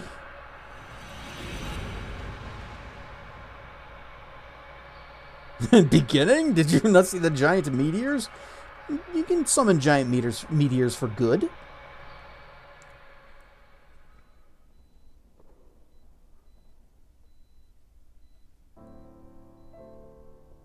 The ranking of lives. Alright, so I give this life, it's you know, it's could be better, could be worse. I mean, it gets a B rank. Now, this life over here, it's very shiny. I like it a lot. It's going straight up an S rank. It's one of the best. But if you don't feed your mages, well, who would make a mistake like that? A terrible epidemic is ravaging the kingdom. The onset of the disease is sudden. Due to genetic or perhaps hormonal factors, it strikes only males. The victims experiences a high fever, a violent headache, and often a swift death. The disease does have two hopeful aspects. First of all, once an individual survives it, he need not fear catching it again. And from then on, he has immunity. Right stuff, Dr. Mono. Dr. Mono, do you know of any diseases that only strike men and you die?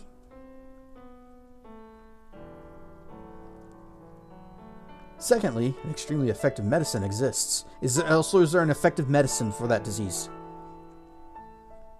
If used preventively or in the initial stages of the disease, the drug, a tablet made primarily from a plant that grows in the mountains, almost always results in a cure. Does this mean people can relax and that there's no need to worry? Well, I don't need to wear a mask. I can't get the disease. I'm immune. Genetic Y chromosomal linked syndromes. I'll take the tablet. Unfortunately not, for an ironic twist of fate is something that life tends to thrust upon people all too often. The high-altitude plant used to make the medicine that is so effective in prevention and early cure is extremely rare, verging on extinction. In other words, there's not enough medicine for all the kingdom's subjects, only for certain people.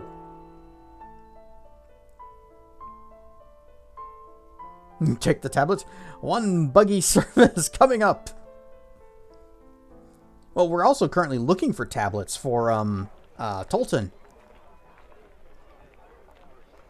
You see what I mean? Asks Dr. Mono, a quiet man on patrol in Capital's Market with his fellow military policeman, Kime.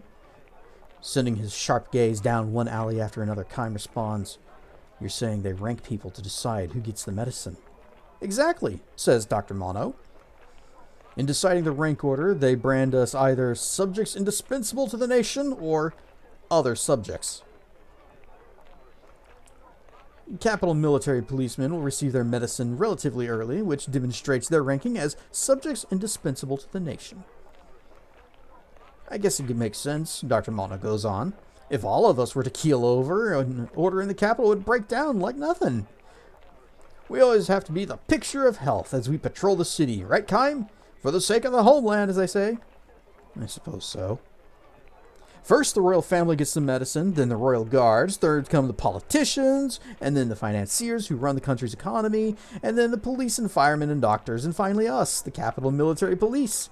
It's not enough to give it to just anybody.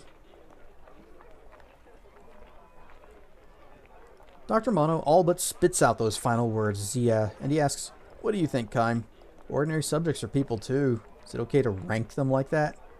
In theory, Kime should be able to reply without hesitation. That is, of course, it is not okay. But realistically speaking, he says, there's no way around it. He averts his gaze from Dr. Mono's as he hears himself saying these words. "No way around it, huh?" he mutters with obvious distaste. Maybe you're right. There is no way around it. He sounds as if he's trying to convince himself. In fact, it does seem to be the only means open to them. The folks here in the marketplace know about the disease, obviously. Obviously, answers Dr. Mono. If their fears get the better of them, they could riot at any time. Absolutely. We can just manage to keep the peace by patrolling the streets like this. I know what you mean. If we were to succumb to the disease, their lives would be put all the more at risk. If we can't dose every subject in the kingdom, all we can do is think about how best to keep the harm or the impact of the disease to an absolute minimum. Couldn't said it better myself, Kime. You get a perfect score. You are S tier. Good job! His words of praise carry obvious barbs. Sensing their presence, Kime falls silent. Underlying Dr. Mono's sharp comments is not only the pain of biting sarcasm, but the sorrow of helplessness. S tier as in sickening. Now, we are ranking lives. Just saw the trailer for the new God of War game. I have not seen the trailer yet. I have been told, don't. But I know nothing about it. 2 children, a boy and a younger girl, run past them, laughing. Dressed in rags, they've probably come from the slum behind the market to gather scraps of vegetables and little better than garbage. Dr. Mono points to their receding forms, and says, I'd like to ask you a question, Kime. Alright. Are those little kids subjects indispensable to the nation? Kime has no answer for him, because he knows the right answer all too well. He can only lapse into silence. Responding to Kime's silence with a bitter smile, Dr. Mono goes on. According to your logic, Kime, those kids fall sick and die. There's no way around it. Or at least Capitol Police like us have a greater right to the medicine than those kids do. Am I right, Kime? Isn't that what you're saying? Kime could hardly declare that he was wrong. Responding again to Kime's silence, Dr. Mono says, Now don't misunderstand me. I'm not attacking you. It's just that everybody is indispensable to somebody, even those kids. They may be just a nuisance to the state, poor beggars, but to their parents, they're indispensable lives that must be protected at all costs. Am I wrong? What a kind-hearted fellow, Kime thinks.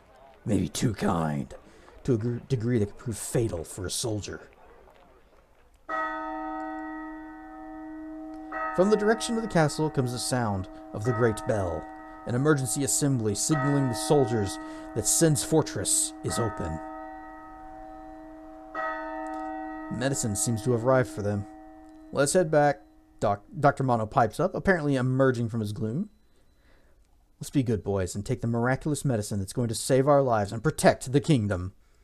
The sorrow-filled thorns sprouting from his words pierce Kime through the heart. Gaul looks amazing. The only people who have a problem with it are the anti-women folk. Oh. Okay. It's 11 o'clock. Do you know where your children are? They just ran off that way. They're looking for scraps of vegetables. Which, you know what? Kids eating their vegetables. Good kids. It's the following day when Dr. Mono tells Kime of his plan to desert. I'm only telling you this, Kime says whenever they're on patrolling the marketplace again. Or I'm only telling this to you, Kime. I know the punishment for desertion is harsh. And I'm not sure I can make it all the way, and if I'm caught, I know I'll be court-martialed and executed. He's resigned himself to that possibility, he says, which is why he wants to make sure that Kime knows the purpose of his desertion. I'm not betraying the country, or the army. I just have to deliver this. In his open palm lies the tablet he was issued the day before. You didn't take it? Kime asks, shocked. No, I fooled them, he chuckles, immediately turning serious again and closing his open hand. You going to deliver this tablet? Uh-huh. Dr. Mono holds his hand now, pointing towards the mountains south of the capital. The foot of those mountains is the village where I was born. My wife and son are there. He's just 5 years old, and he's been sickly since the day he was born. If he gets the disease, it's all over for him. You gonna give him the medicine? You think it's wrong for me to do that? Transfixed by Dr. Mono's stare, Kime's at a loss for words.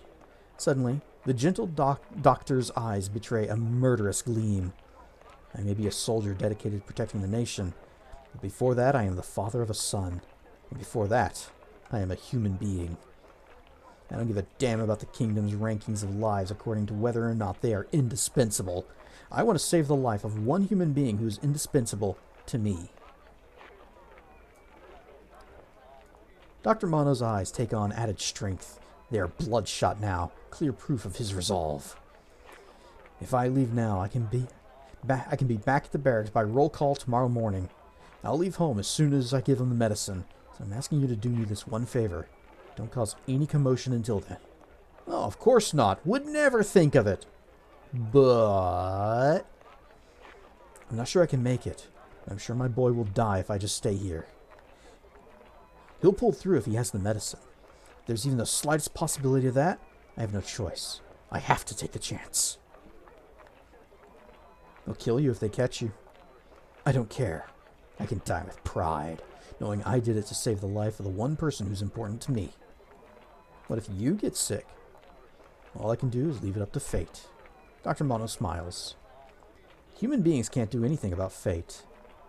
But I do want to do everything I can as a human being. Close quote. No open quote. This is why Dr. Mono has revealed his plans to Kime. One more thing, Kime. If they kill me, or I get sick and die, I hope I can depend on you to visit my village sometime and tell my wife and son what happened. Make sure they know that I didn't desert because I got fed up with the army.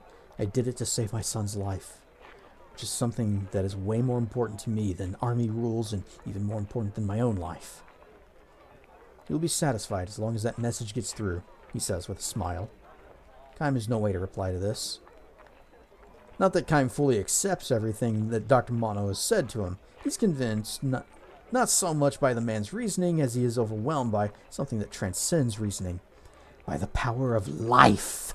By the strength and depth of Dr. Mono's desire to save a life precisely because it is something that will eventually be cut off by death.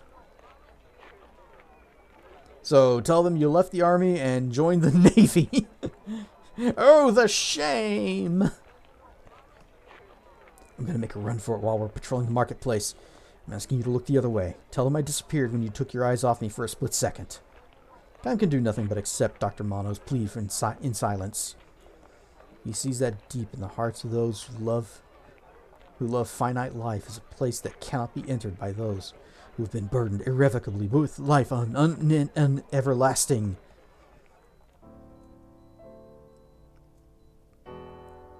The two men reach the far end of the marketplace. All right then. Sorry to put you through this, Dr. Mono says. When words be hard. He turns toward the exit and is about to plunge into the crowd when it happens. A child comes bounding out of the alleyway. It's the same shabby-dressed girl from the slums who ran past the men yesterday, laughing. Today, she's alone and crying her head off. She looks around with wild eyes. When she spots Kime and Dr. Mono in uniform, she comes running to them, shouting, "Help! Help!" What's the matter? Dr. Mono asks. She takes his hand and leads him into the alley as if to prevent the surrounding people from hearing what she's about to tell him. It's my brother, she blurts out. He's sick. He's got a high fever. He's shaking all over. We gotta do something. He's gonna die. Kime and Dr. Mono look at each other. How about your parents? Don't you have a father or mother to take care of him? Kime asks. What parents? The girl retorts tearfully. They both died a long time ago. It's just me and my big brother. Please help him, please. But I was just... Dr. Mono mutters, fidgeting, ready to run. He looks at Kime with bleeding eyes. Kime kneels down and looks the girl straight in the eyes. When did his fever start? He asks. Just a few minutes ago, she says. We were leaving to pick up vegetable scraps and he fell down.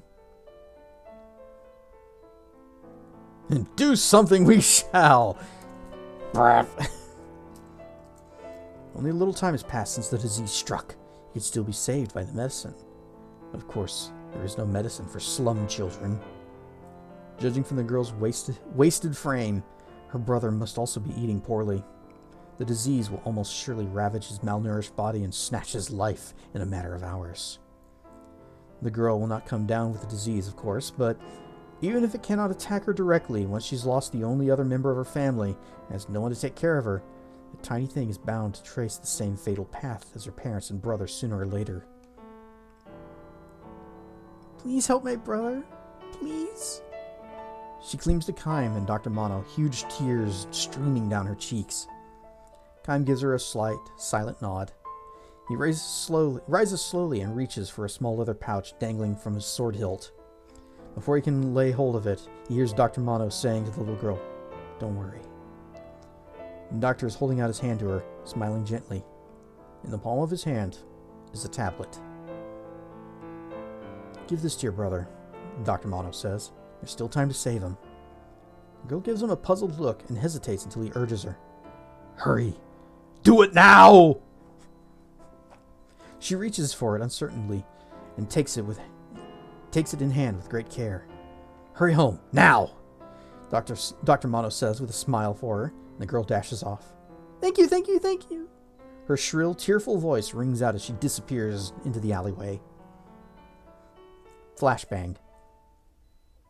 I'm glad it worked out like this, Kime, Dr. Mono says with a shrug and a pained smile. So now I won't be branded a deserter. I won't have to give you anything to worry about. No, this is a good thing. He sounds as if he's trying to convince himself. He even nods deeply in agreement. Surely he cannot have done this without regrets. No regrets, especially if his son is at home should take sick and die. His voice is calm, however, and he says, couldn't help it. When I saw that little girl crying like that, I know my son would understand. He gives himself another deep nod. Still, Doc? Never mind, don't say a thing. Dr. Mono cuts him off and squints towards the alleyway where the girl ran down. There's absolutely no rank order to lives. The only thing that matters is to save a life you see with your own two eyes. I know what you mean, says Kime. Just because I saved one slum kid's life, there's no guarantee he'll grow up to be a credit to the nation. Maybe all I succeeded in doing is prolonging the life of yet another drag on the state. Maybe after I get back to the barracks, I'll start thinking of other people I should have saved instead of him. On the other hand, Kime, he says, interrupting himself and turning to look at Kime as he considers yet another possibility. On the other hand, I look at it this way too. Maybe it's just a matter of innate human instinct to want to save the life before your eyes.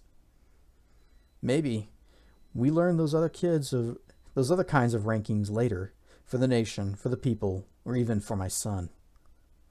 I may have failed as a soldier or as a father, but I think I did the right thing as a human being. Dr. Mono stops himself there and starts walking without waiting for Kime to reply. He might be trying to hide his embarrassment as his own tortured reasoning. Seeing this, Kime produces a laugh and calls out to Dr. Mono as casually as if he were suggesting they go to the tavern for drinks. Hey, Doc. You forgot this. Now Kime finishes what he interrupted before, reaching for the leather pouch tied to his sword hilt. From it, he takes a small pill. What? You mean I didn't take it? Incapable of losing his life to a disease, Kime has no use for the medicine to begin with. Of course, he has no intention of telling Doc about that. Even if he were to try telling him that he lived 1,000 years, it's not likely that Doc would take him seriously. You have a family, Doc. Lives you'd give anything to protect. That's a great thing. Now Kime holds out a hand with the tablet in the way that Dr. Mono did to the girl earlier. I envy you, he says with a smile. Wait, Kime, wait! Hey, I mean... I don't have a family, he says, increasing the depth of his smile, very happy about this fact. Responding to Kime's smile with a mixture of loneliness and warmth, Dr. Mono silently accepts the tablet. Well now, would you look at that beautiful blue sky, says Kime. I think I'll just stand here a while looking up at it, not thinking about anything at all. This might be a good time for you to run home to your son. Kime does as he says, looking up at the sky, and before long he hears the sound of footsteps running across the stone pavement. Make sure you come back alive, Doc, Kime mutters. Kime strolls along, looking up at the blue sky until he disappears into the marketplace crowd. The end. I just wanted to go to the shop. I just want to go to the store and buy some things.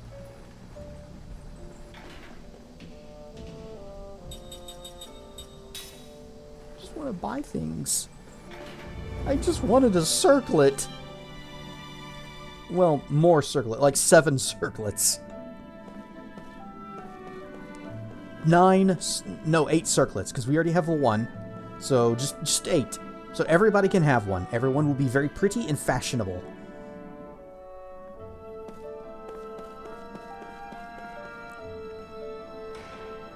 And there's no guarantee these people even sell to me. You're not Goatson! Oh, hey! Yay! We got full blade, rough edge. Which of these? This one is better. Lord Spire. Well, holy sept. Wait, we already have. Ah, crud! I didn't need to buy that at all. What else we got? Level 4. Oh, level 6 black white. Yeah, let's do that. Ooh, there's more. There's more. White flame candle, immunity to darkness. Gold spirit band, level spirit magic up. Yeah, sure, fine. Did not see circlet though. Alas. I think somebody is using the diamond spirit band. And then we've got all of this stuff.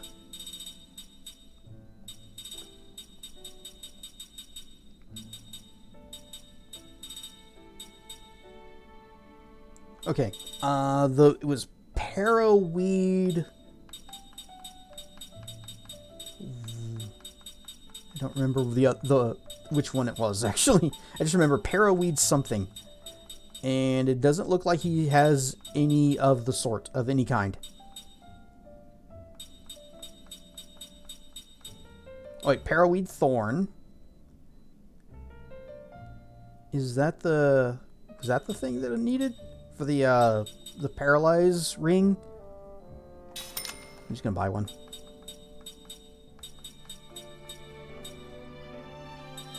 Kilo helmets. Kilo oil. Well, I'm just gonna buy one of those to unlock the recipes.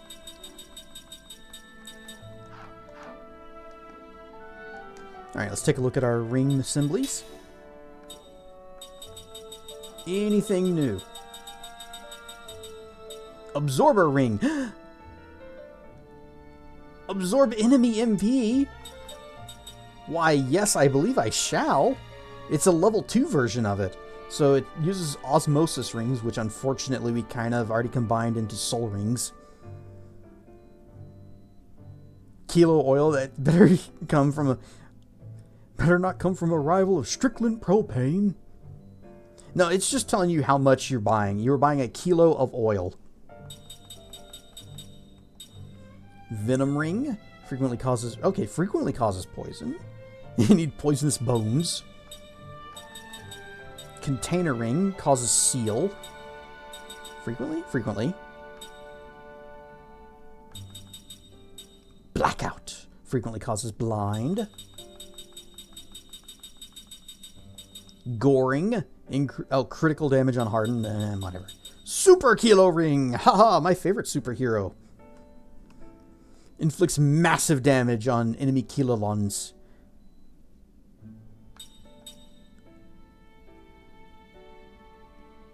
Could make one or some of these.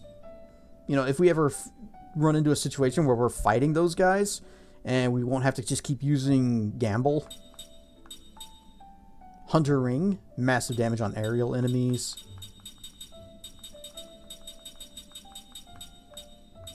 Alright, well, I want more of those MP rings. Oh, where was the paralyzing one? Here we go. Numbing. Occasionally. Frequently causes paralyze. It's Paraweed Needle is what I need. But I do have enough to make one of these. So sure.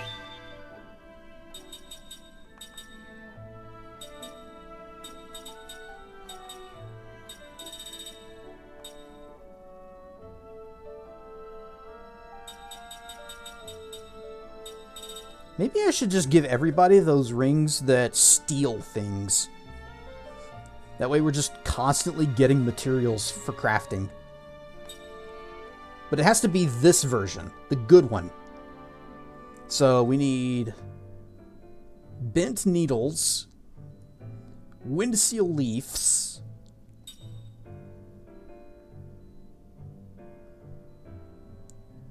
thief charms, and tornado leaves.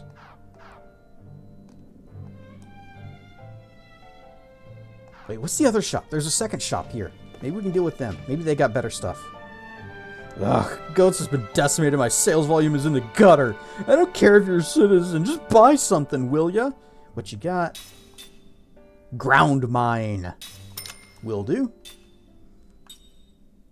And we've already bought... We bought grenades. White flame rock. Cures darkness? Sure. Give me those. Mint powder. Wakes up from sleep.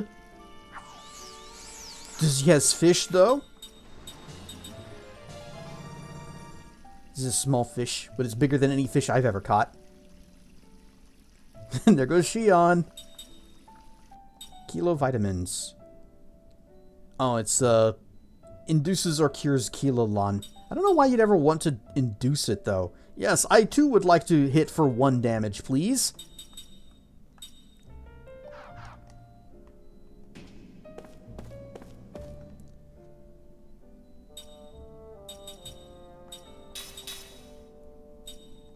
Where's the ring guy? I wonder if he has a upgraded version of the soul ring. Or something else that includes MP drain. Hello, travelers! Looks like it's going to be the same things. Goodbye, travelers! What if I have to make one of those, super mana drain rings first?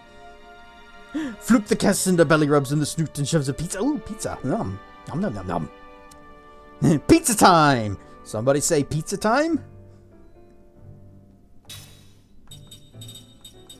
Right, what was that one ring called again? It's Ace Thief. What does that do? Oh, rare items.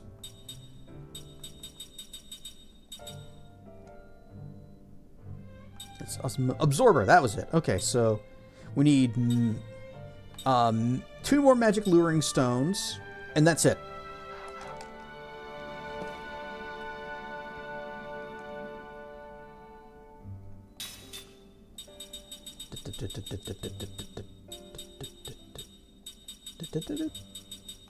Magic sealing feather. Here we go. Magic luring stones. He said pizza tames the dirgy. You fucking floor pin fucking goofball dirg dorg. Pizza does tame Durg. You give Durg pizza, they will be tame and be happy. Because they will have Piba.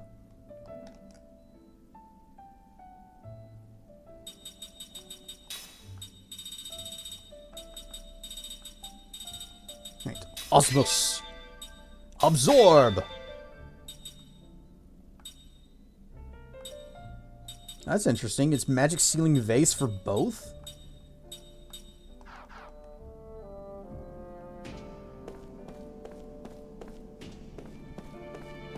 Now, did you get anything new? Nope. Why are these yellow? Oh, it's because I have the materials for them. Well, I don't want that.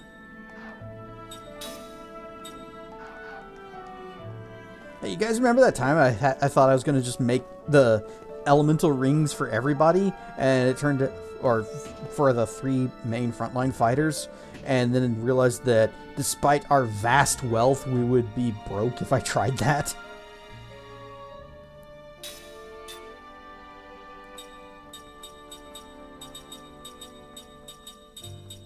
Magic luring stone. What was the other item that was needed for the mana ring?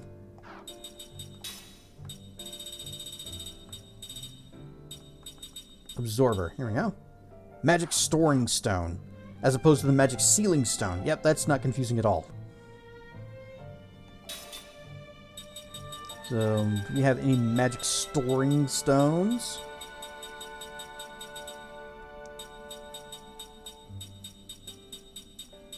That's a nope. Okay. Okay. Well, in that case, if I want to make some more thiefy, picky-pocky rings,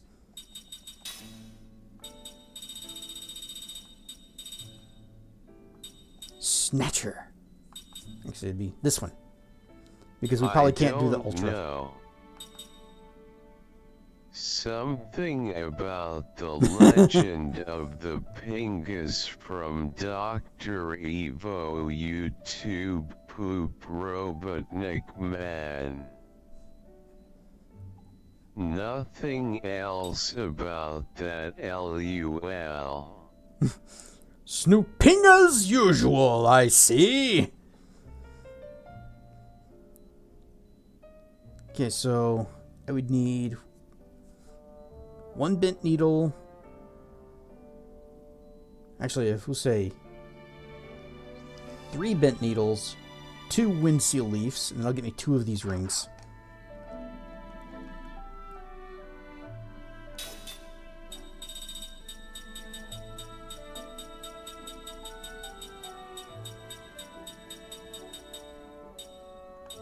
Here we go. Nope, not that many. And wind seal? Today. Ah, here we go.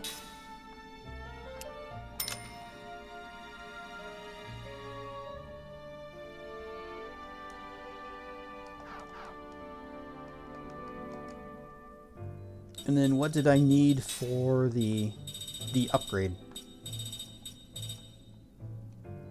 Thief Charm and Tornado Leaf. And can I buy those? Because if I can't, there's a problem. Alright, there's Tornado Leaf.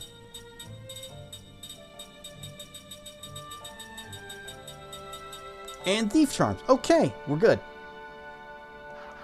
So we can stock up and give everybody Thief Rings. Never thought I would be doing that, but, you know, at least we're doing damage and not wasting turns just steal, fail, steal, fail, steal, fail. You know, the enemy's dying either way.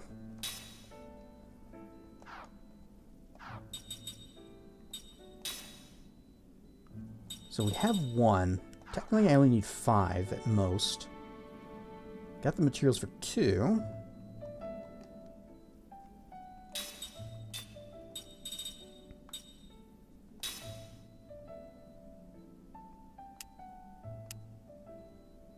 This will give me enough for 2 more. And then bent needles.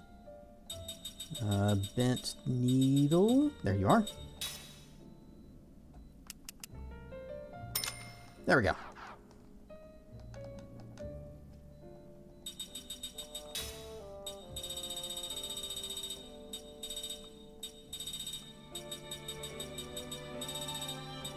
Nope, nope, nope. Keep going, keep going. Pickpocket.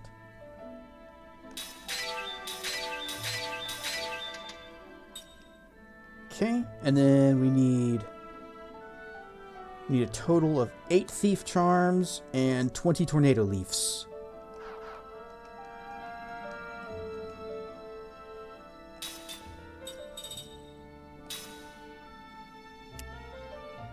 Nope.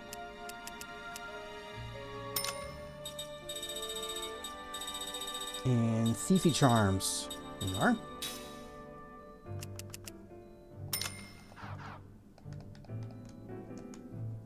You know, I didn't expect I would go in this particular direction in this game. After that first stream where we saw how worthless stealing was, but then we got this thiefy ring thing going on, and it's actually proven to be really good. Okay.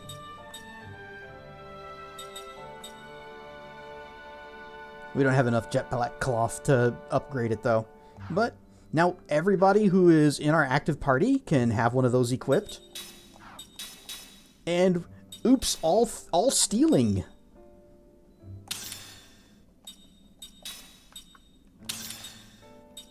You already have it.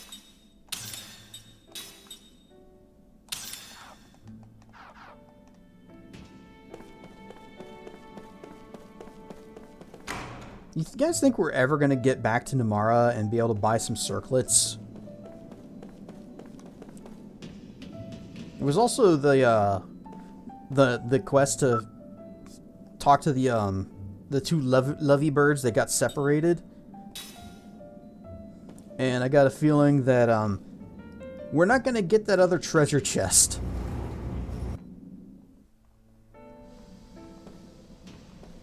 Save. Haven't done that in a little bit.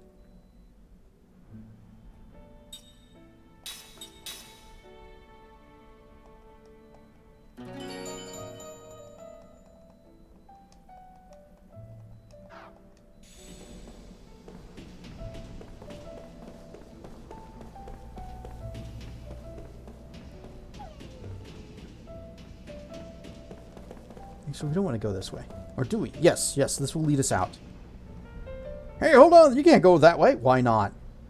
You saw the building that collapsed at the entrance of Old Town, right? It couldn't take the weight of the ice, so it became a dead end over there now. Fine, fine. I just wanted to get back to the world map, that's all. Wait, it's not the way.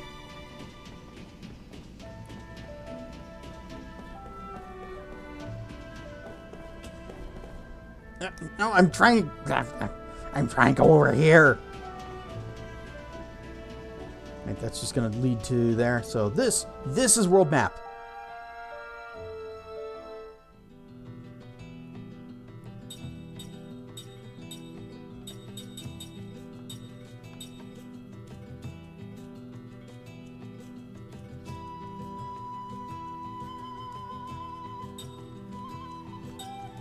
Oh, okay. Maybe that's why we can't get back to Namara.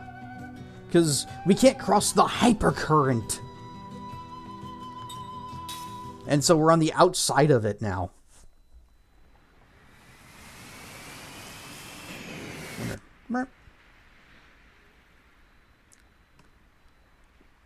Just kind of skimming around the map to see if there are any other places that we can...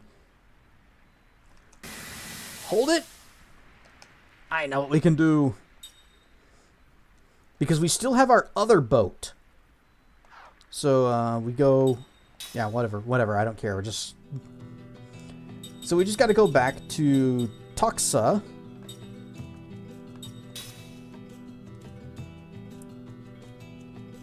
Just crossing the just casually. Well, it's going to take a few weeks, months, years. Just hiking down the wilderness to get back to the other boat.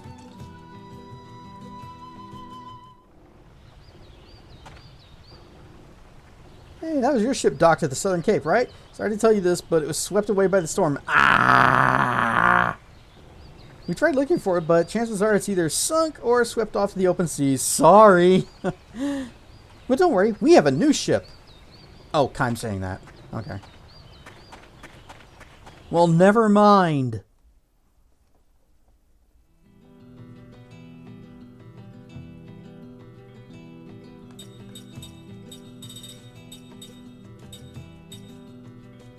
Ah, yeah, the Black Cave. That was it.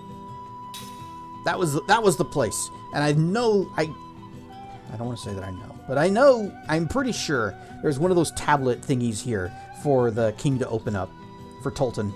So we want to go here. We want to get this. We're also going to steal everything that's not nailed down from every enemy. Now that we can do that.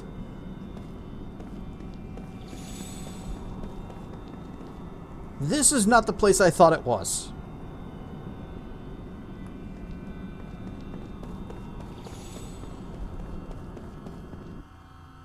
That's right, you don't build ships out of the same balsa wood you use to make toy airplanes.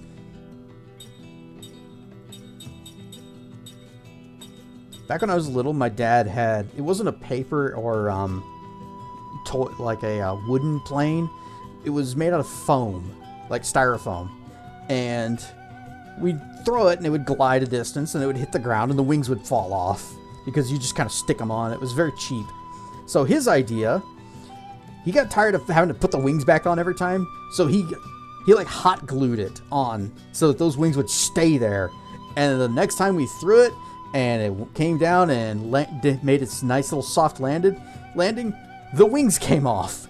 But this time we couldn't put them back on.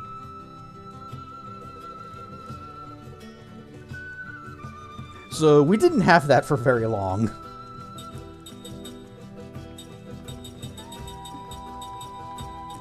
Alright,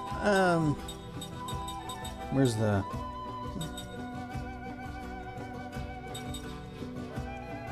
Can we just go straight to the... No, we cannot. Okay. That plan never took flight.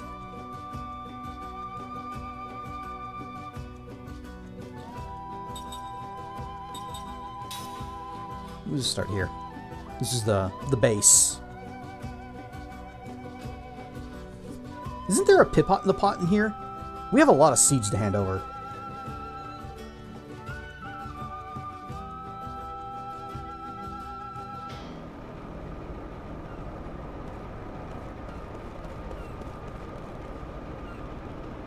What a conundrum. Something's out of alignment with the dynamo.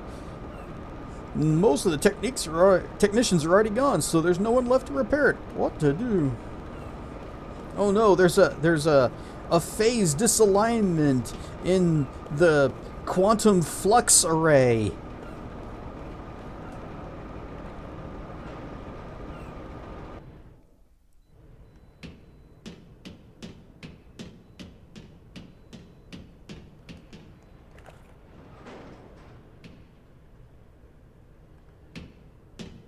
Who is the shop in here?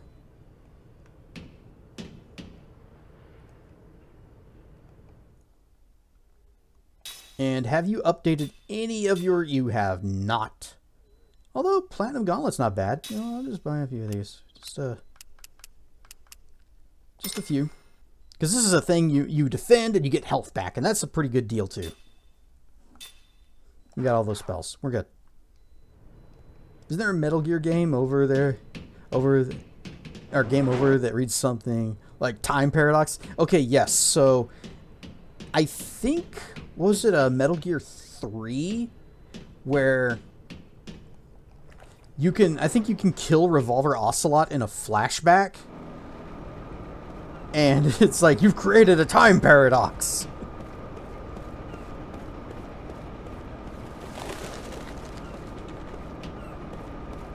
And I did not find the pit pot in the pot. I also did not search any of the pots.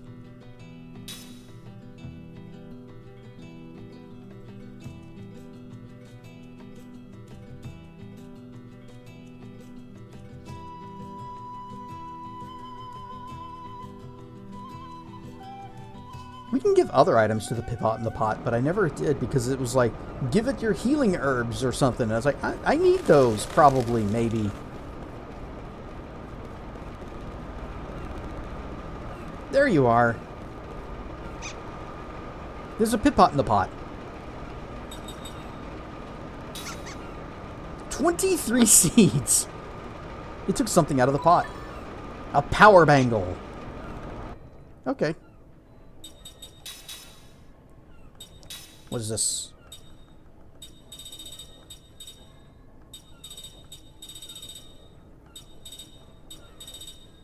There you are. Power bangle. Increases physical attack power. Okay, that's a good prize.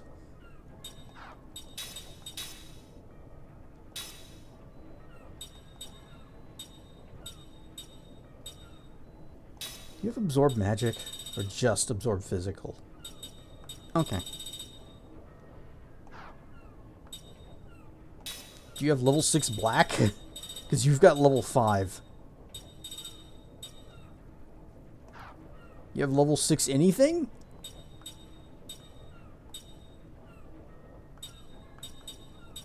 You don't even have level 6 spirit, do you? Kime is so far behind. Everybody is so far behind. Ming is the only one who's got her shit together.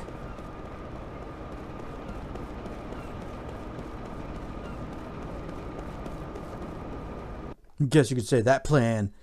Wait. I guess you could say that plan went to pot. Yeah.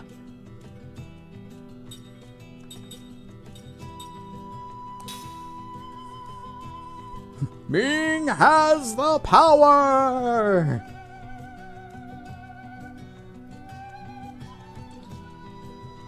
I actually did watch the new Masters of the Universe movie last night. I thought it was pretty good.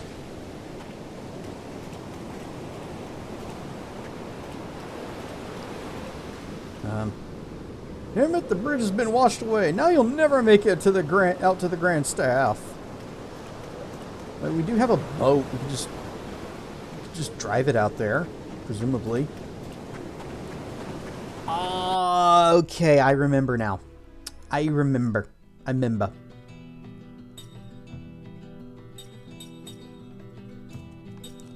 Why can it not go? Oh, no longer accessible. Yep, no longer accessible at all.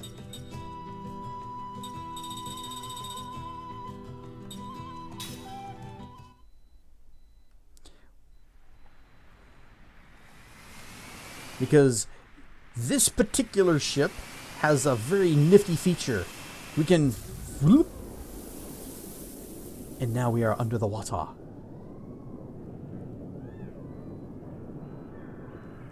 Wonder, can we do weird hypercurrent-y things? We just go under. Bonk! Bonk!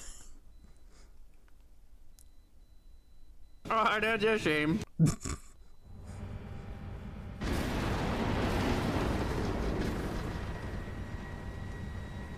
She's maxed out, Mama. She could give more if she had more power. Ah ha ha! We should be able to use magic to get us past these hypercurrents. Yeah, that would do it. Magic energy? Just use magic. Just lightning bolts, fireballs. The boat can now go fast. In the words of a pirate, a great treasure. This should be fun. Just don't roll a 1. Don't worry, I will. I'm good at that. I can critical fail with advantage.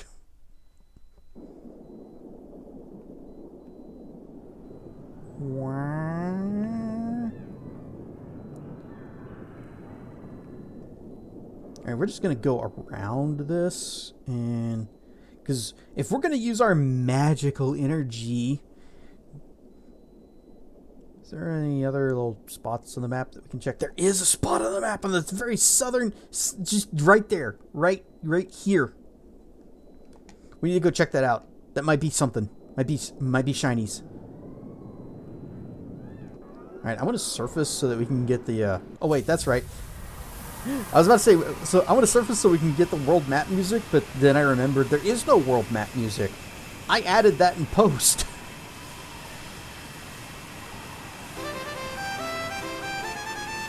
I can critical fail with advantage. That's a quote. I've done it too.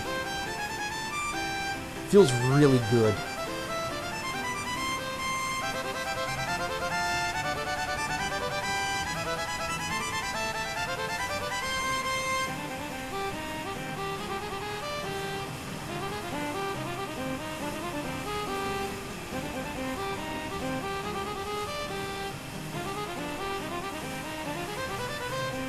Imagine you added something in Final Fantasy over the world map stuff.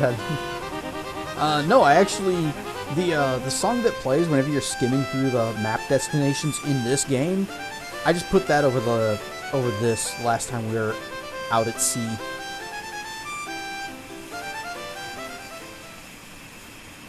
Alright, can we land here or do we have to go down? I think we need to go down. Bloop. Aha! Nope, turn.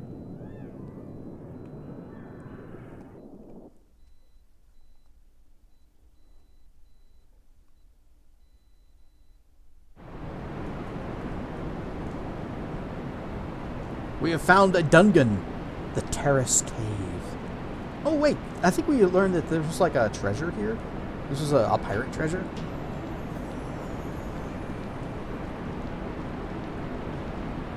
Good adventures go left. Also, it looks like that's just a slide down slope.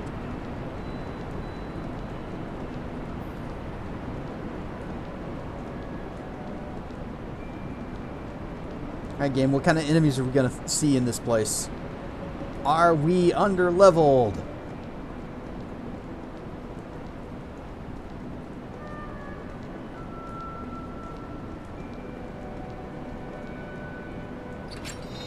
It's not an RPG without a massive cave maze. Ooh, adamantine ores. Gonna make some adamantine armor for our character. Full plate. Hell yeah. Just like in Neverwinter Nights. Also an adamantine sword that we're never gonna fully enchant. Oh no, look out! But we were totally gonna.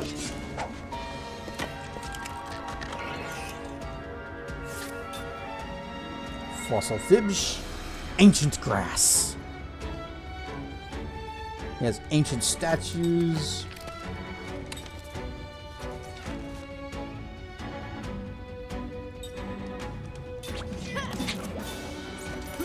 Wait. Focus on the grass. None of these guys are back row. Aw, it's a little fidge. but it's very colorful. You're a fire element.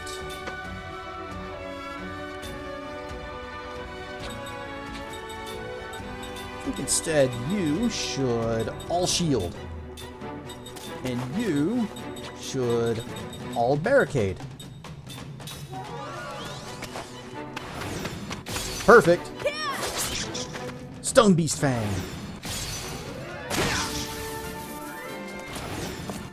Perfect. Here he comes. Gotta get ya. Gotta get ya. Here goes.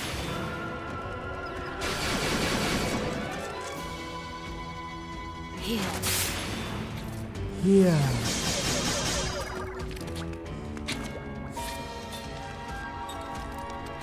Alright, well, we successfully stole, so let's move on to the next one.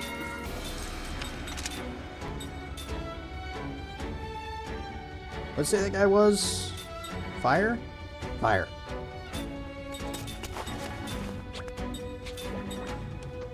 So, even a little splishy splash. Perfect. Frontier Ciderite. It's fish mix cider. Thank you.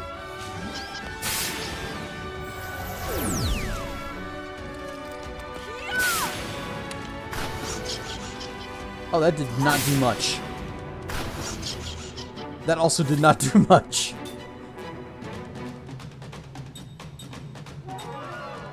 $97 hit points. No.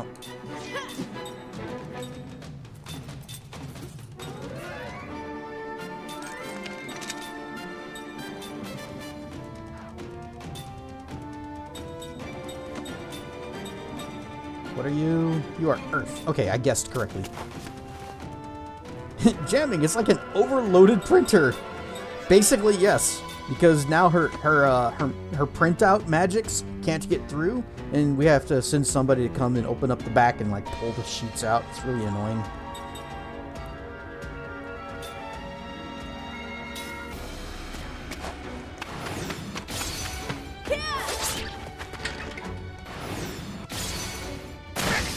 Bang!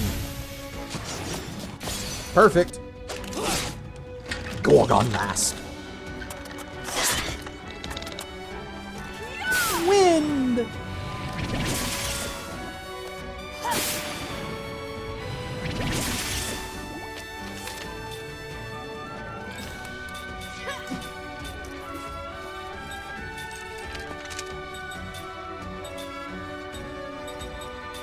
This guy's still casting. You know what? It'd be really funny if he didn't get that spell off.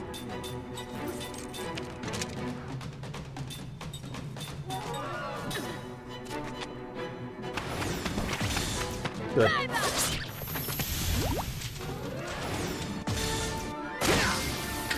See, when I saw jamming, I thought, oh, you're just listening to really good music, but it's hard to concentrate on magic whenever you've got you're trying to, you know, sing along with the lyrics of whatever the song is. Whoops.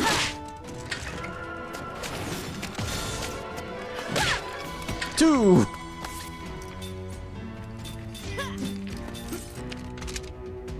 You two just defend.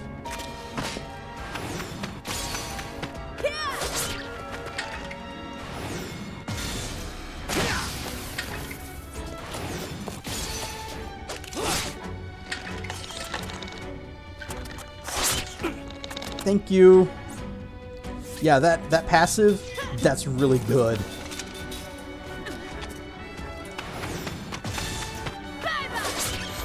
You couple the one that heals you with the one that also just lets you block occasionally, and makes it real hard for you to take damage.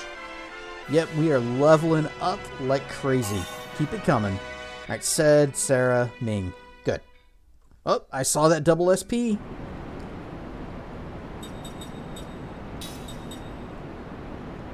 Oh wait, Ced leveled and learned the thing. That's ultimate analysis. Reveals all information relating to enemies. Okay, we need that. We're gonna have to have... No.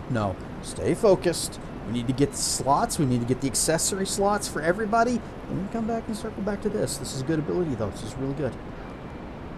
That was a good fish. All right, Seth, what you working on? Double gold. Keep it going. You're still doing auto shield. And Ming, earth resistance and double SP.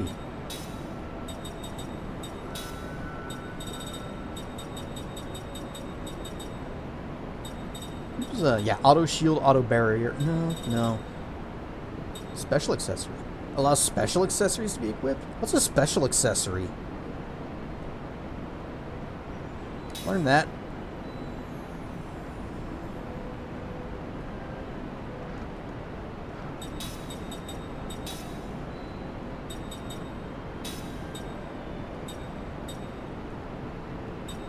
Wisdom.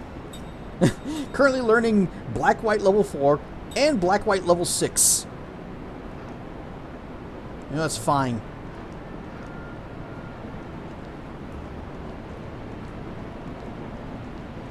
Oh, this is dead end up here. Go this way. It is not dead end up here. There is treasure.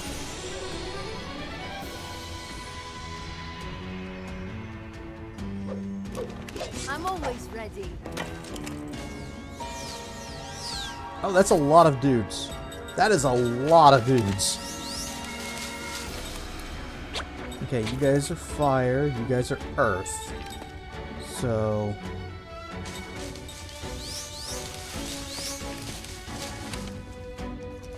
yeah, okay. Water beats fire, and then it'll be wind versus the earth. So... we'll start by mowing the grass. Wait, you guys are back row, aren't you? Okay, we'll start by beating up the fish. But really what matters is that we are stealing from them.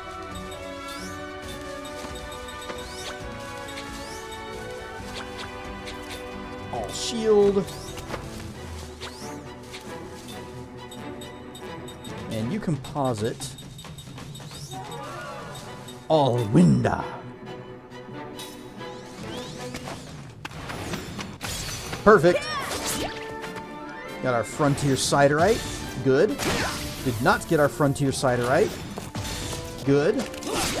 Got our frontier siderite.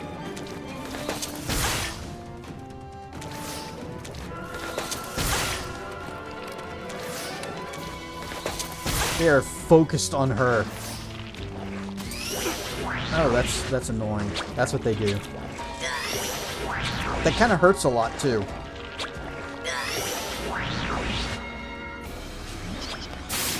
Virus. Bleh. Here goes.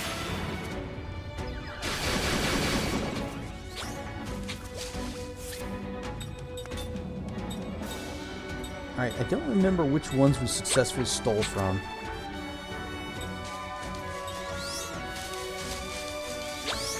So I guess we'll just hit them all again.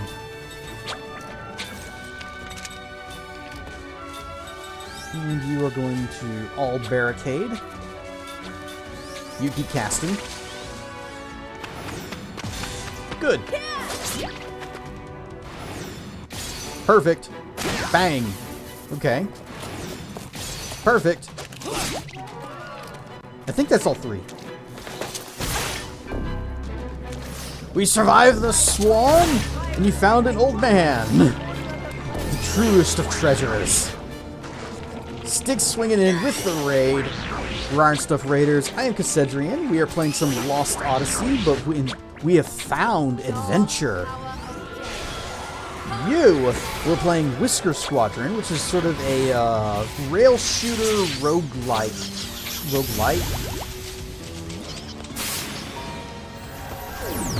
And it actually looks really cool. Although the intro was weird because like the character you were playing as was, you know, freaking out and, oh, I'm in a ship and I want to go home. How do I do any of this? While Styx was just flying around and already killing everything. I already got that mastered. Why do I need to shoot my laser while he's already killed many enemies?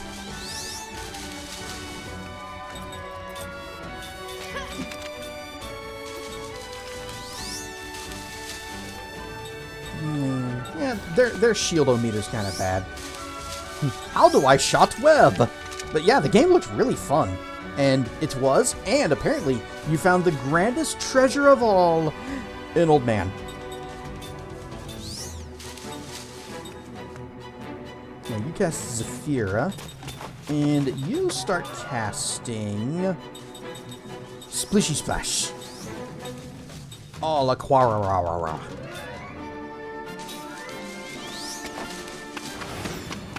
Oh, he's your favorite character? Darn it. Perfect.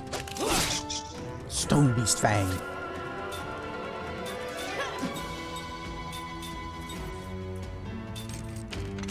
Keep casting.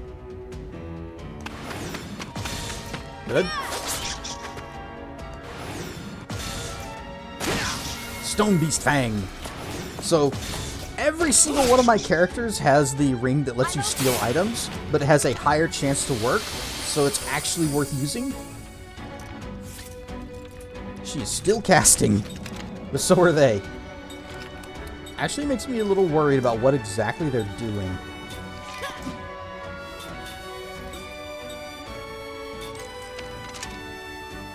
They're just a vent. Keep casting.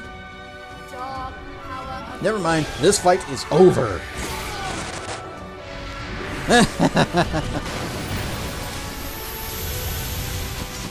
Just as the secret fish has a very low chance to be hit, but landed twice today. No change in hoodie.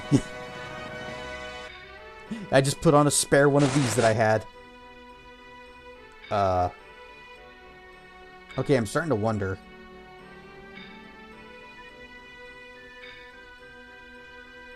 Sus. I am worrying now. Did something break? Where's my, change hoodie. Okay. Dr. Mono, I think it just likes the black and gold one for you. Got one living gypsum. Seth has learned wind resistance.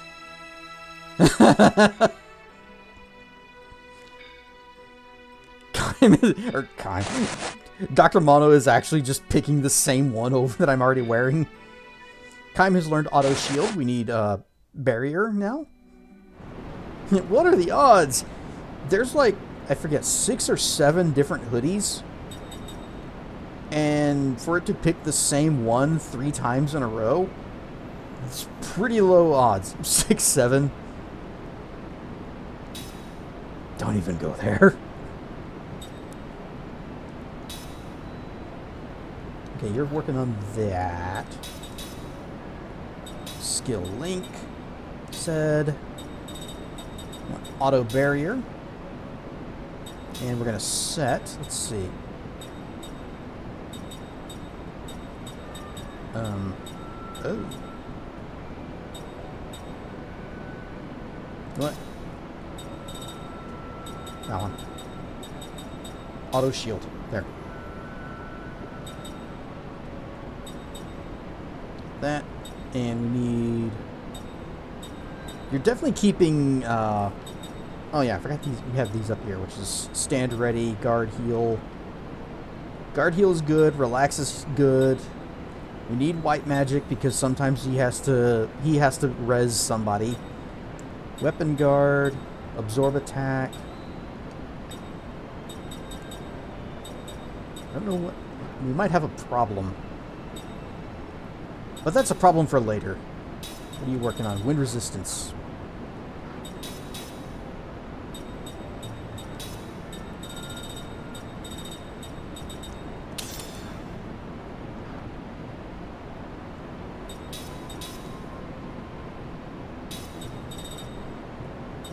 Okay, yeah, you were doing that. You got the SP up, right? You got that one? Double SP. Okay, good, good. Sarah, were you working on that? Okay, she's got it. And defense boost. Ning. You know what? We're kicking Set out for a bit. Rawr, stuff Firehead Nick. As much as I like Sed, I like his gun. We need Jansen up in this business so that we can. No, don't cancel. So that we can all learn the double accessory from him. So, skill link Jansen, 2 accessories. Skill link Jansen, 2 accessories. Skill link Jansen, 2 accessories. And skill link Jansen. Oh, she's already got it.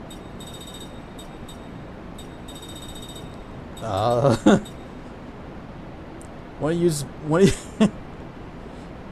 you know, based on the hints of their budding relationship, I think it will be fine if she gets the ability to handle his staff.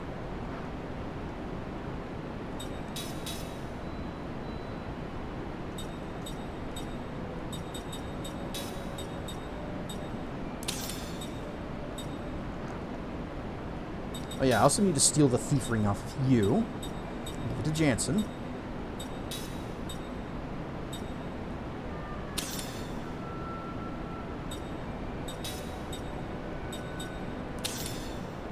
You didn't even have yours equipped.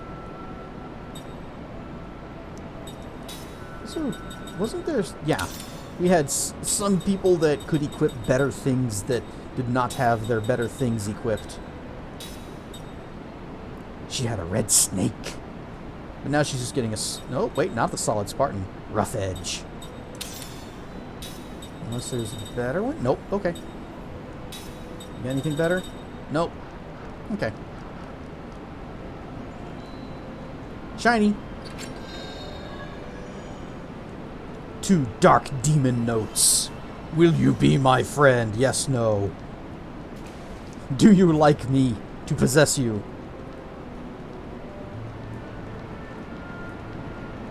Circle 1. Please don't circle or. Oh, I see the dot. Oh, is it down? I don't want to slide down the thing yet.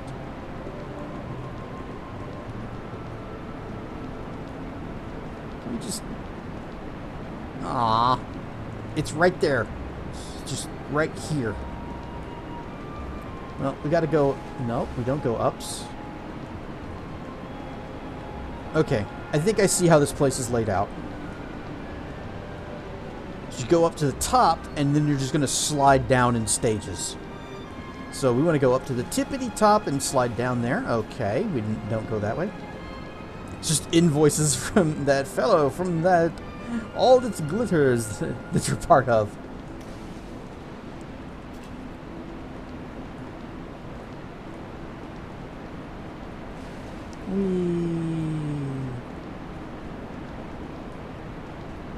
Wait, no? Is it... Okay. We come around this way, and go wee. Careful, we don't slide any further. And there's the vibration. And we find 12 Master Thief tools.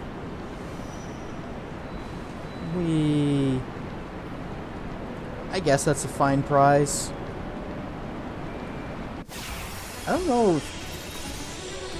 I've already gotten a little bit lost and confused on the branching paths in this place. We may have explored everything. Oh, dang! We should have made some more of those Kilolon killer things. Spell, spirit. That's okay. We know how to handle this guy as long as he does. Oh, platinum. How much health you got? Does not say. He does drop death powder, though, assuming we'd be able to hit him for the steal. I'm gonna guess we can't. So, instead, Jansen, just try to steal. Everyone else, let's play a money-making game.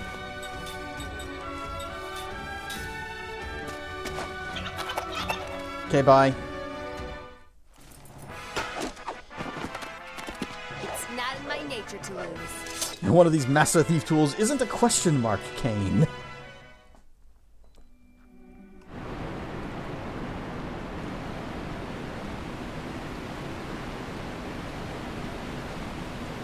Question mark king. That's a real enigma.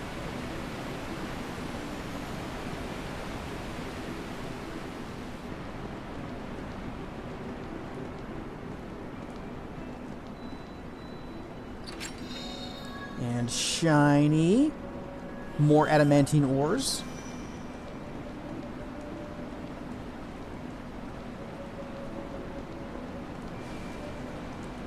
Is that it?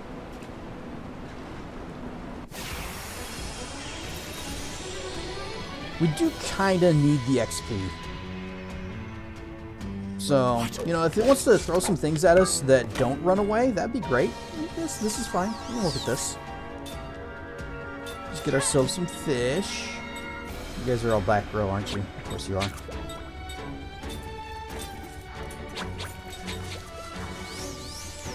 Fish! Yeah, you can all shield. And you can all barricade.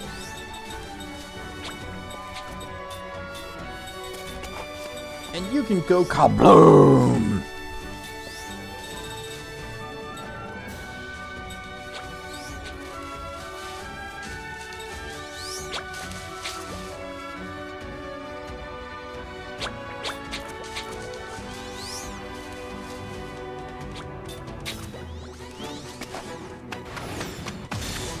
Good. No steel. Perfect. Frontier Ciderite. Blocked. Haha.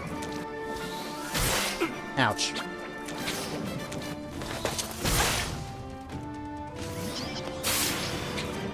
Poison. Yeah. We be jammin'.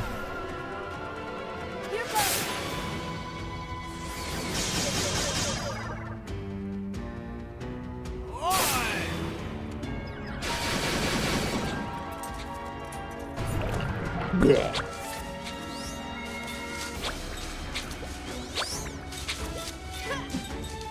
I missed the thing that tells us their hit points.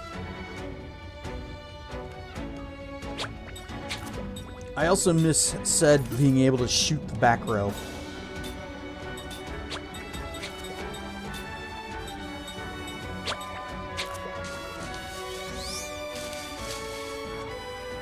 One E. Actually, that might work out okay.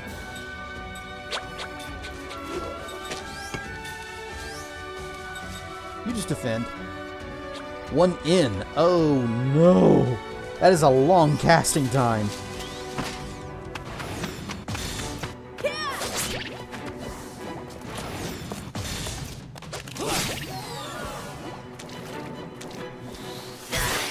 Thank you.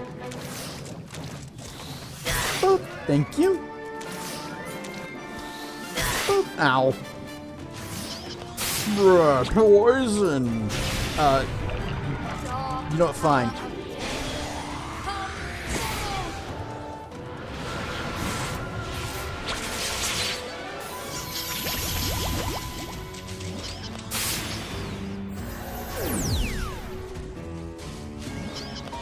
All flare us. That's okay, we got barricade. Ow.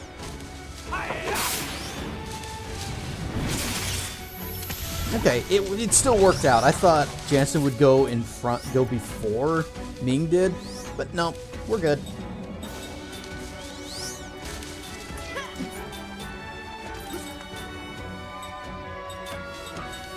Let's cure the poison.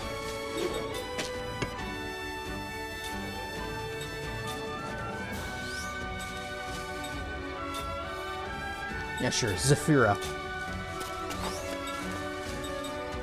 And you defend, get some NP.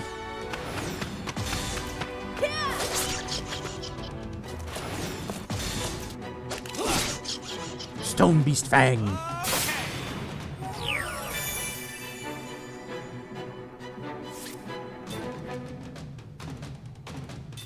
have no idea what his hit points are at. What his hit points are at. Just you. No. Finish it off.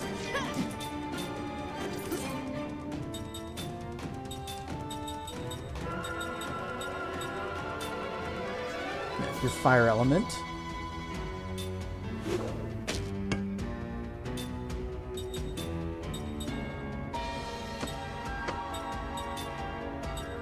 And you can Aquarora that one. Good. Blah. Stone Beast Fang. I'm okay. I'm okay, and now all of you are too. Well, most of you are okay. Ew. Okay, I think Jansen might be underleveled too. We are all underleveled. Alright, you have the circlet. That's fine. You don't need this. Take that off. Defend, defend, and defend. Whoop. All flare us!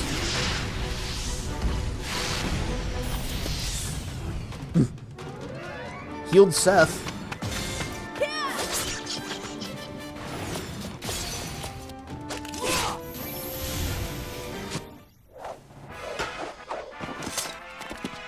That was close. Metal Scale, Nightmare Seal, levels ups. Kaim got Spirit Magic, and Ming got level 4 Black-White, which is great because I think she already had level 5. But it's another item that she's mastered. Just add it to the pile.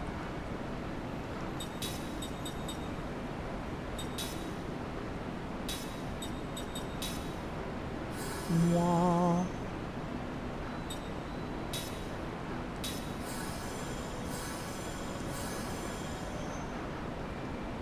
Ever gonna get some patterns on my wings? Nope. Because this is how my wings are. Stripes are all we're gonna get.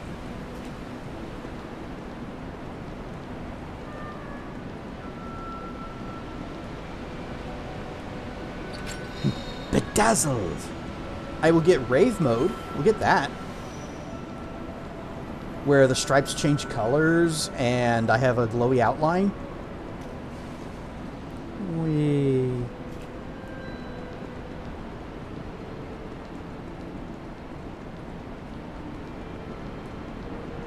Go this way.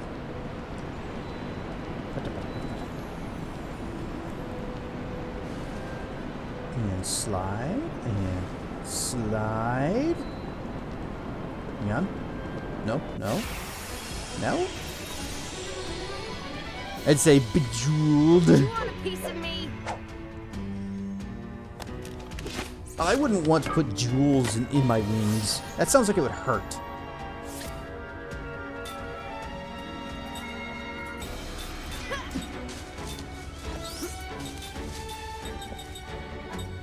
Alt shield. All barricade. Defend. Missed the rest of that. Yep.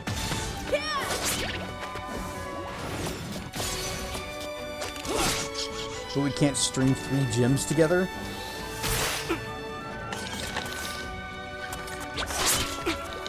Huh? Here goes.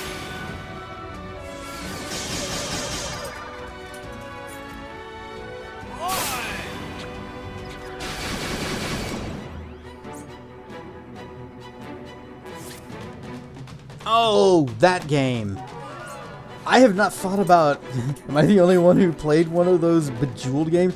That took me a long time to remember those match 3 games.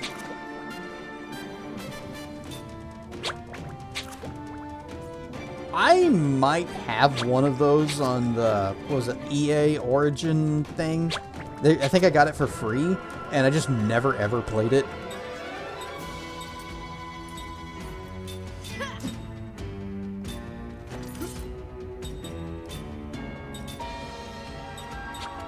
Aquarara. You can defend, and you know what? You keep defending. You guys used a lot of MP. You still play it? Is it something that you play whenever you're just like, you know, waiting for something else? You just no. Nothing else to do. Like you're at a doctor's office or something, and waiting at the DMV. Literally nothing else to do.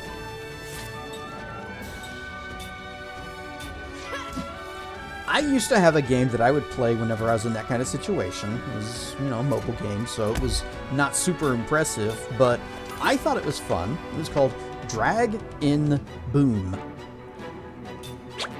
Unfortunately, it is not available on my current phone. But when I had it on my old phone, I went ahead and I gave the guy the $2 it was to remove advertisements from the game, and that's all the money it ever asked for.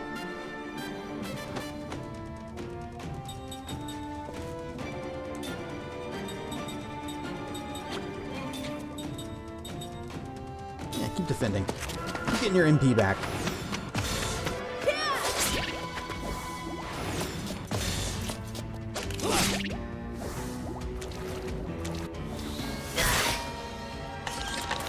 Here he comes! Used to have light bikes 2 ages ago. Never found something of its style or caliber since. I have never heard of light bikes. I'm guessing it's sort of a Tron-typey game.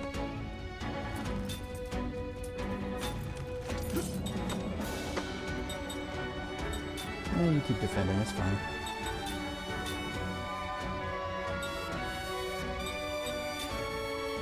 Alright, you heal Lara, Seth. You heal Lara, Kime.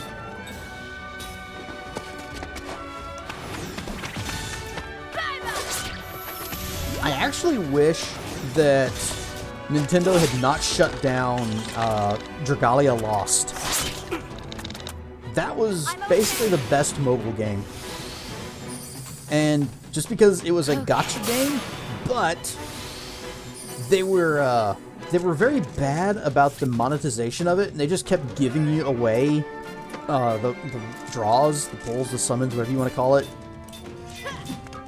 And because they were so generous with them, I had like teams of every element, balanced teams of every single element, and every one of them had an elemental dragon attached to them as well. So I was set. Problem is that the main story, it had like every single mission would have a level requirement, and the level requirements kept getting more and more ridiculous, and so I kept having to go further and further between missions, just spending time grinding.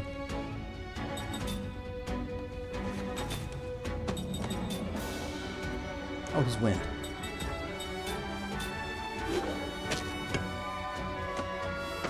Would Kessie the Dragon save someone who is in danger? I do all the time. I am hero.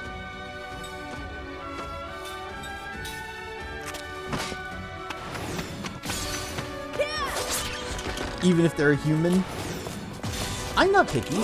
I will save people who are in danger.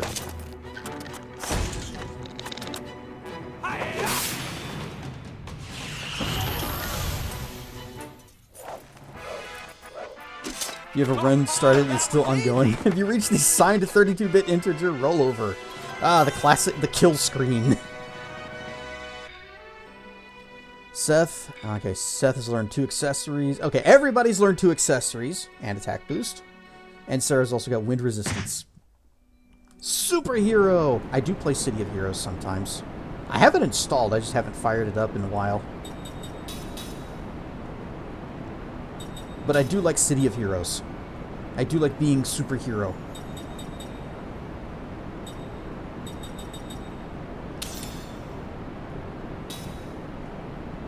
She has the Awaken Ring, right? Everybody's got that? Everybody had a turn with that? I think yes.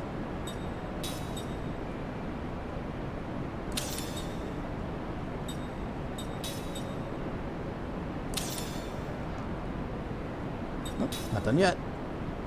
Okay, okay. Skill Link Jansen. Level 6. Skill Link Jansen. Level 6. Level 6. Skill Link Jansen. You really don't need him for much. Oh, yeah, you're still working on Blackstaff. That's fine. Keep working on that.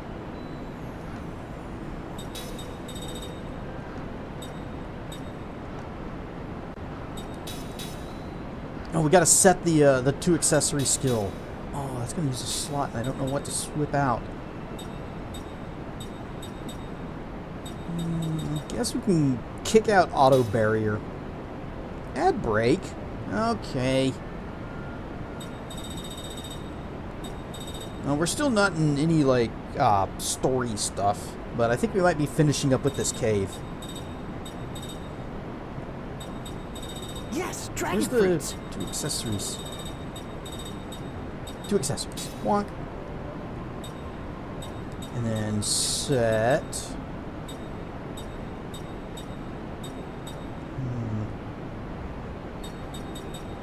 All of these matter. Hang on. Why do you have one more slot than the others? What shenanigans is this? Oh wait, did I find enough of these? Enough slot seeds to give everyone? I did.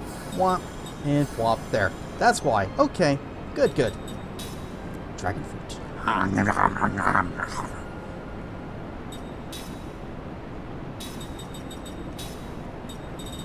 Where's 2 accessories? Pop. That.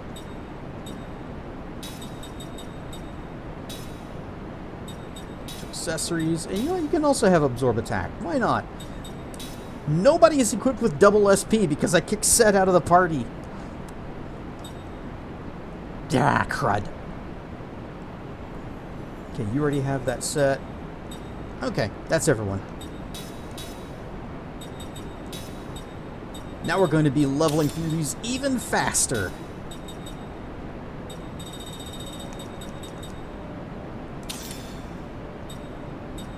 Not you.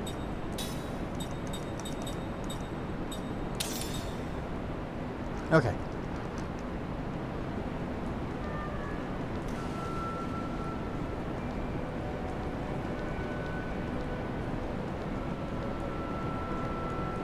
There is nothing here. Good, good. Oh, is there jumps? There is hops. We have not been this way. There is treasure. Oh, there is more treasure. A Windus bomb.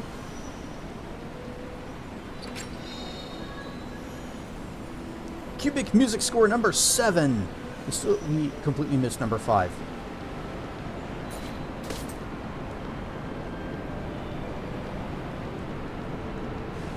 Ah, shoot, that was a treasure chest. Ah. Well, circle it around.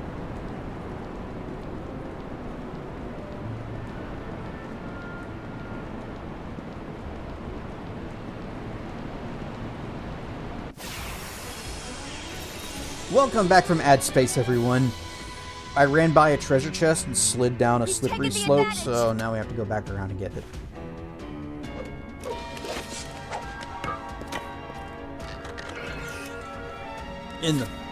On the plus side, more experience.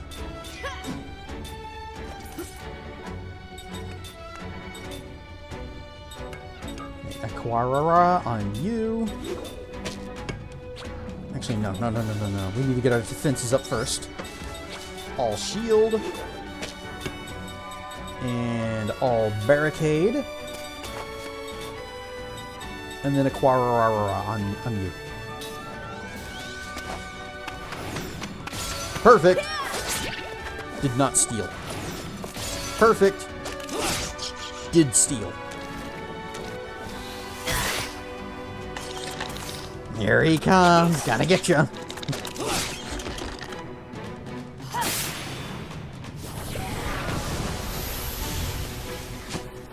Here goes.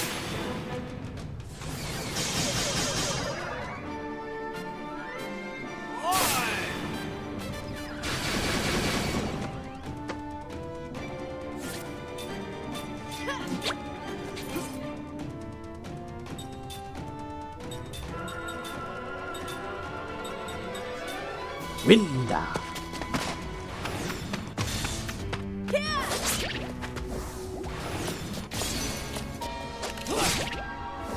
Got our frontier siderite. Now this guy can die. Thank you for the heal.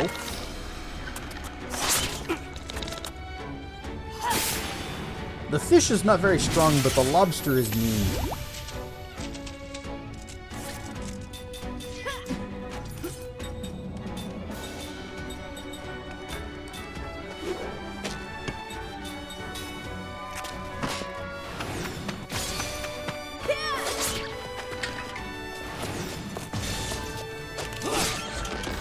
We are going to have an abundance of these siderite things and the Gorgon masks and whatever it is that we get from the other critter. But, you know, that's how stealing works. Well, have you fallen for me yet? Levels ups for everyone. Almost. Jansen did not level. Oh, wait. No, levels up for nobody. Nobody leveled. Jensen learned Drain Shower. He's going to become a plumber.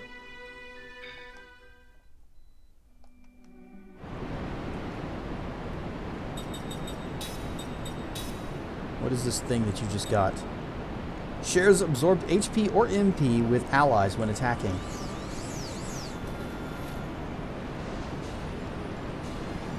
It's a fibs. It's a little fibs. It's about the size of the largest fish I've ever caught.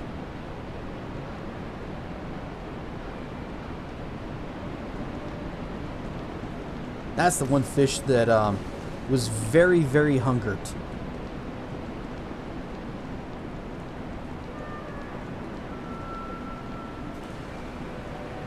It's a piranha. Oh dear.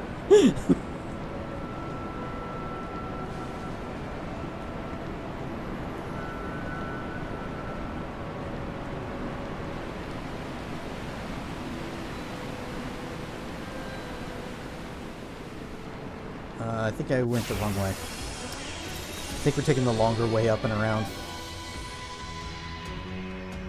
I would like a full map of this place. One that I can, like, put notes on and mark, like, one-way slopes.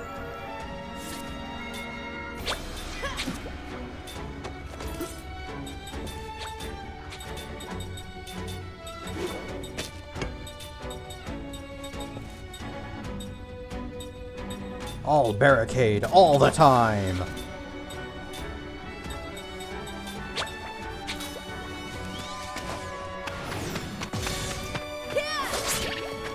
One of these creatures keeps making a sound that's very similar to the sound that it makes in the in an Ocarina of Time whenever you cast your fishing pole.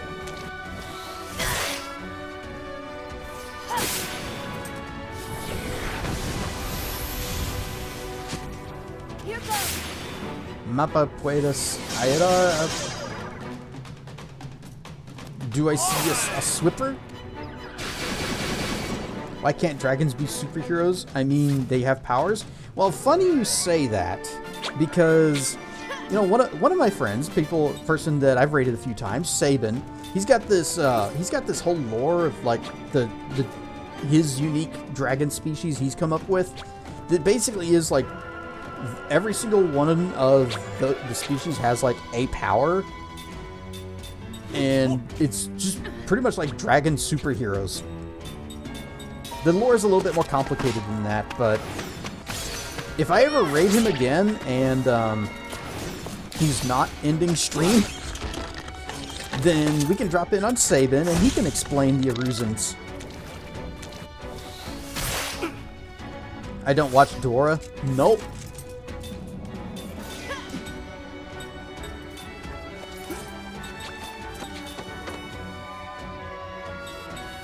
I do say swip a lot, though, because I started trying to say swap and switch and got them mashed together and came up with swip, and I've been rolling with it ever since. You'll win, yes? Yes.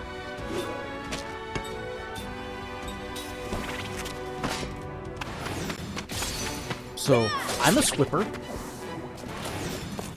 I also use a swipper.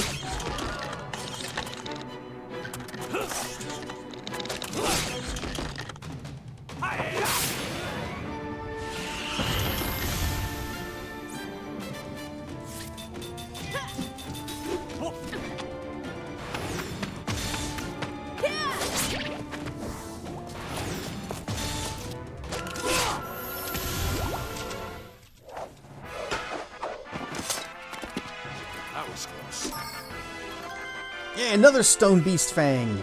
Levels ups.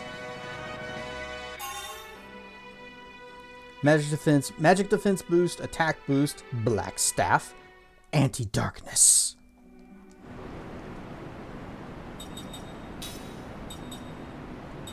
She can project the light upon the Shadow Man.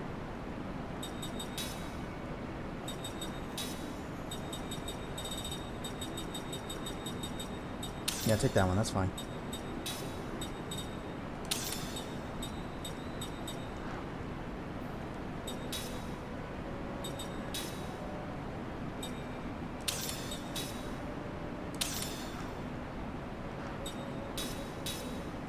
But nothing says that dragons can't be superheroes.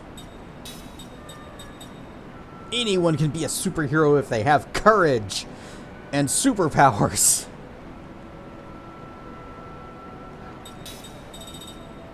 Okay, you're working on that.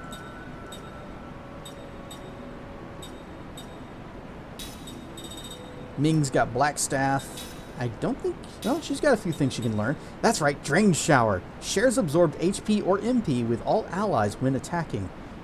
So, actually, that could be useful. But mainly on like the front row, who are actually being able to draw a lot of MP with their Osmos Rings. But I'll let her learn it too. Unless Jansen's got something else that would be better. Nope. And I think everyone else is still working on level 6 black.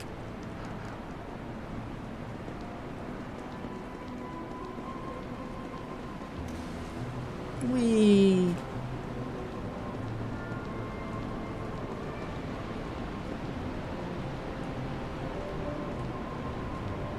There's slope.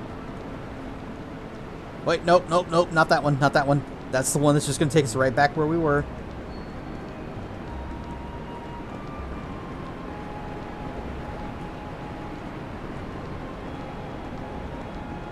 Crud. This is, I think this is the one. There we go. Whee! Whee!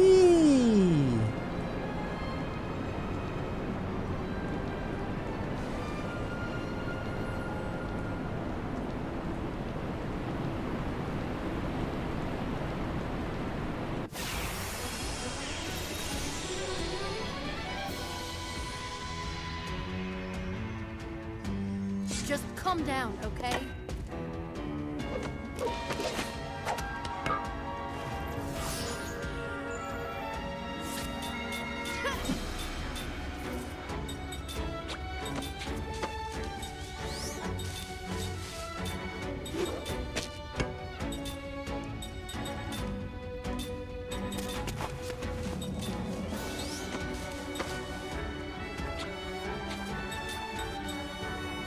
Yeah, just do it. I think one of the things that I like about City of Heroes is the fact that as you level up, you also get like travel powers. In most games, you gain levels, you become super strong, able to drop down the mightiest of spells, shattering the earth. But you still only walk at a normal speed. You have to ride a horse if you want to go faster. But whenever you're a superhero, you get flight, you go super fast, you break the sound barrier, although I think top speed in City of Heroes is like 100 miles an hour for flight. It's still super fast, or you can run fast, you can jump high. It actually feels like, yes, I am mighty, I am strong, I am superheroes.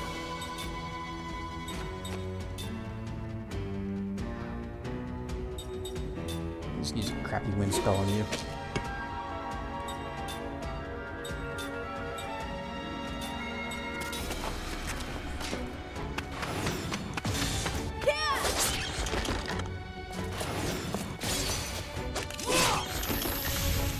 That was actually something that I liked about WoW of Wowcraft when I was playing as a Drakthir, and I just had my own flight ability. And it's like, I can get around on my own. I don't need to rely on some mounts or something. This is my strength, my abilities, my wingies. And so even whenever it was doing like the races, where you basically just have to Superman 64 through a bunch of rings, and you're expected to use the dragon mount, I would still hit the button to take off on my own. That would also cost me a second or two on the timer, but it was worth it for me.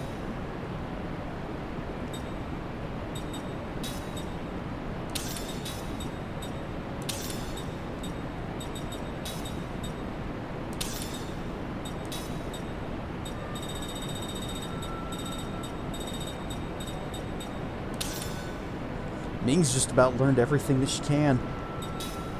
How are we doing on our... Okay.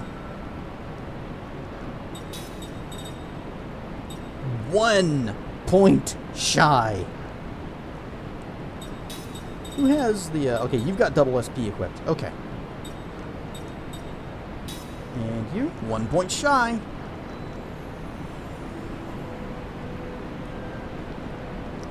Here it is. This is the chest that we ran right past, and I almost ran right past it again. 2 glacial ices. Alright. We're done here. We out.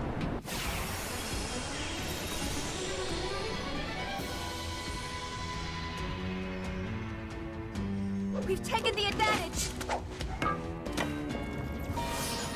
I just feel like, you know, as you're gaining in strength, your mobility and travel traversal options should also be improving. I think that might be a thing I liked about Morrowind. You guys remember whenever we just started using our own fast travel system around the continent? By casting jump and leaping through the air and just flying across the island. Wait, these guys are weak to water. Oh yeah, that was that was water that I had selected.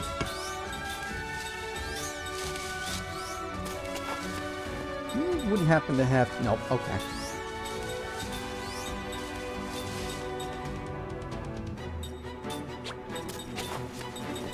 Composite.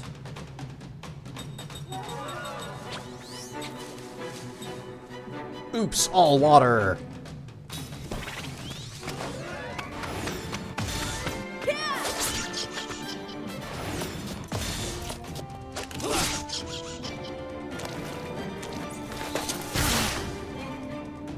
It's gonna take her a while to cast that. Thanks for the heal, though.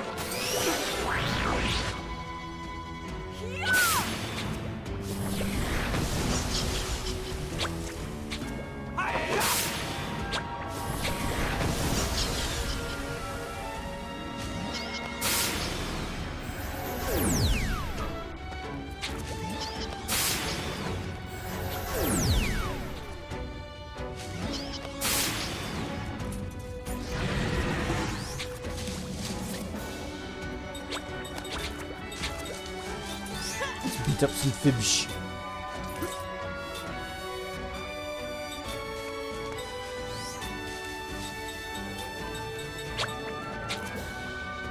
It's weird that the fish are earth elements. Does anyone else think that's odd?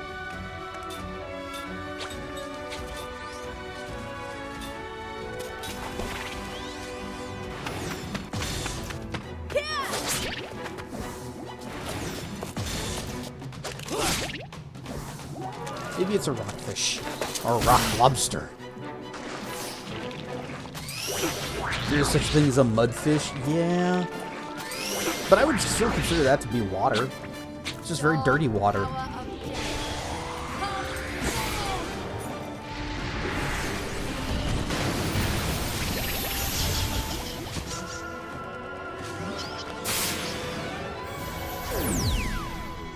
This just seems to be a counterattack they do if anyone casts any kind of magic on them.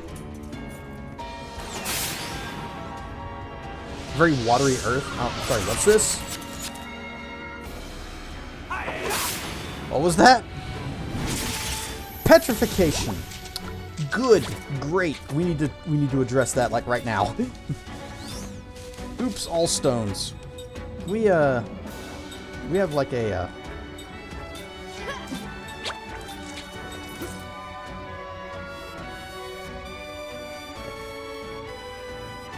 I wonder if that's something Ming can take care of. If we've got a spell that's like an all cure petrify for everybody. Stone Cura. Just one row. Isn't there... Oh, no petrify. Removes from all party members. Takes 2 turns.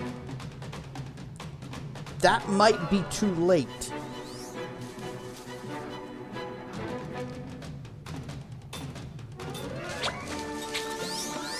Okay, all mages. Well, 2 mages. 1 mages can cast the cure petrify.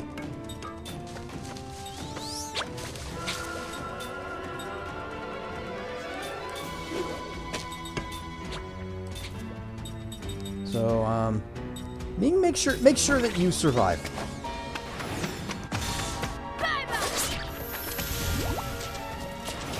Yeah, I don't want to turn into a pigeon landing zone either. Okay. Because they'll poop all over me. And there's nothing worse than that, other than being turned to stone. I'm okay.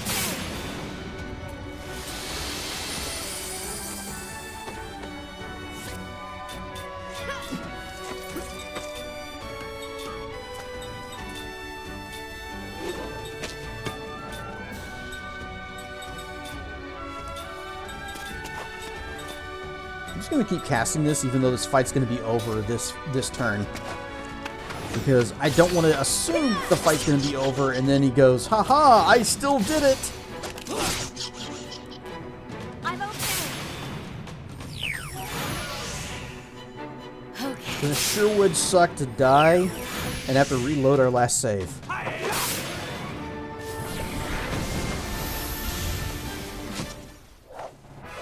Just as we're also leaving this area. Oh, we got an ancient statue. We're just gonna pick this up and take it with us. Oh, this was probably a person. Seth learns everything. Everyone learns everything. And it's still going.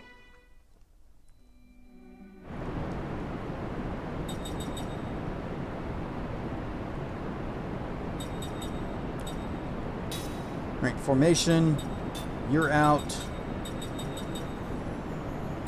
Mac is far behind, but I think we need to get everybody up to level 6 white.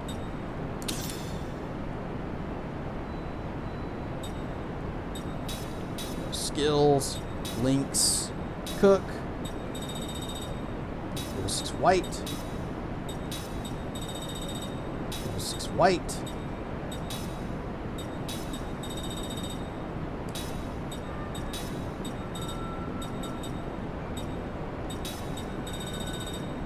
You've already got it covered. You can learn white staff. Wait, who here has the level 6 black white? Just equip that. You've only got up to level 5.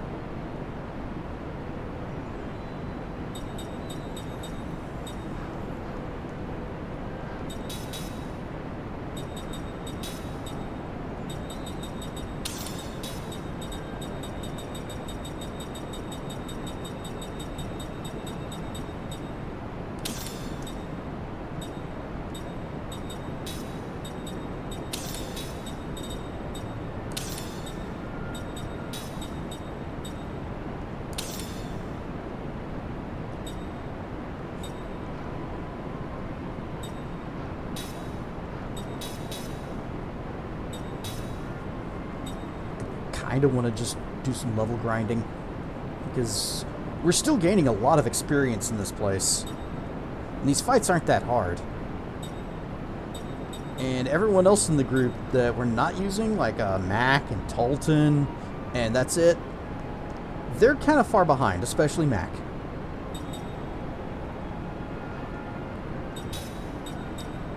Jansen, I want my circlet.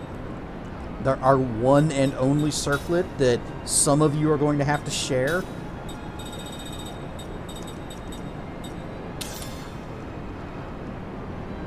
But I also want to go out and save, because we've been here for a little while.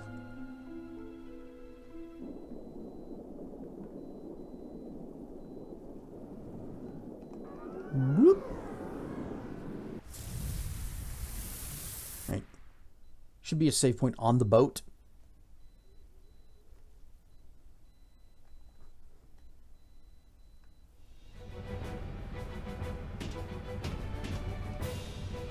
We must stop Gongora quickly. It is our duty. You can see the helm pretty well from here. It's so fascinating watching this how the ship is controlled. I can't help but stare a little.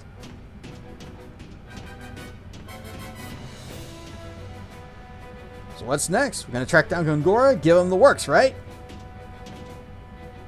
Now, if we're gonna get the works, I'm not giving him any of my pizza.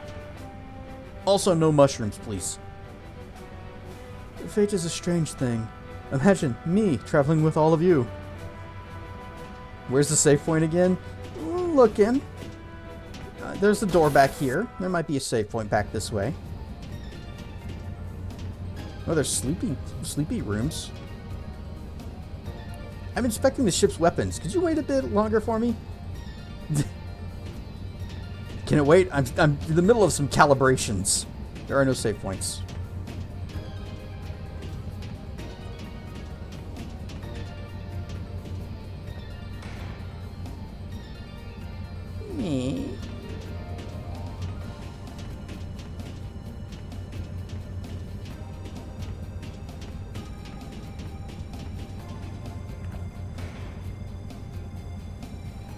Creak. This is a very slow door.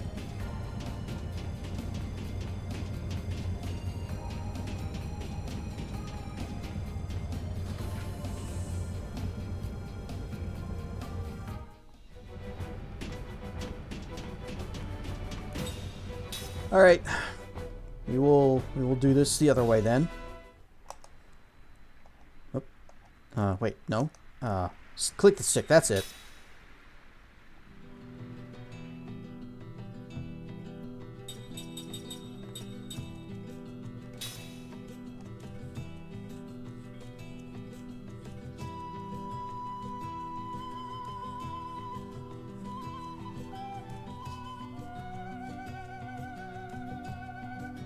Grand Staff Construction Base.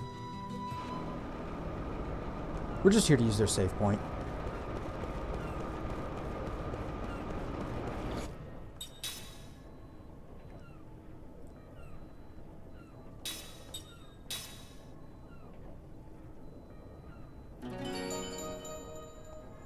We gained about 5 levels in that place. 6 levels.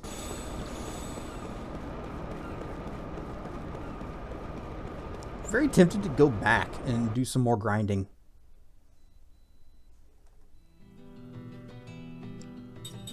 But how long would it take us to get there? Because I don't think it added it as a destination. Oh, it did. Well, that's actually very helpful. We completely explored this Terrace Cave place. Got all the treasures. Gained a bunch of levels. That's about it.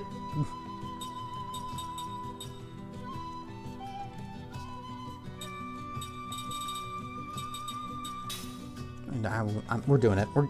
This is level grinding day.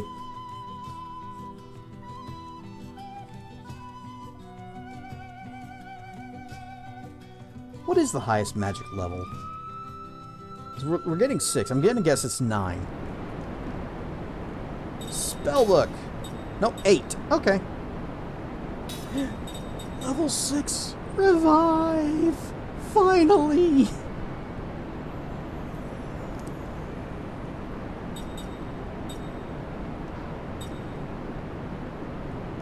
Oh, we can cast jamming.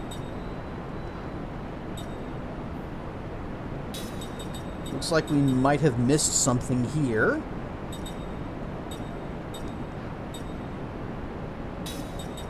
And it would go into this, probably this spot. What do we jam into? We wore jam into the world map music.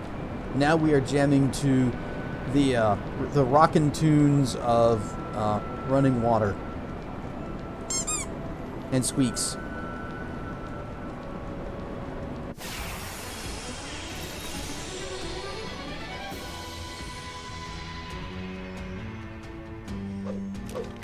I'm always ready.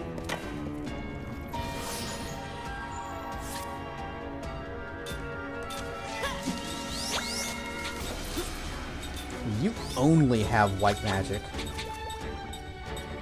So, wait, not shield us, all shield. See, I see shield us, and I think, okay, shield all of us. That's not what that spell is.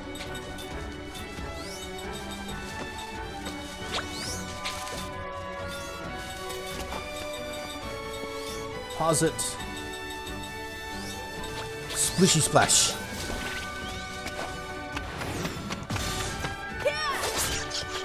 Who was it that did the petrification on everybody? Was that one of the fish things? Maybe I should focus on killing them first.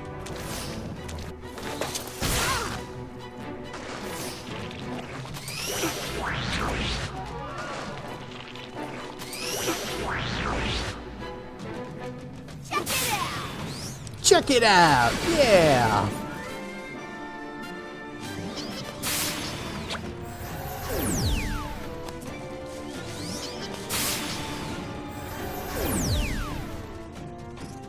Here goes.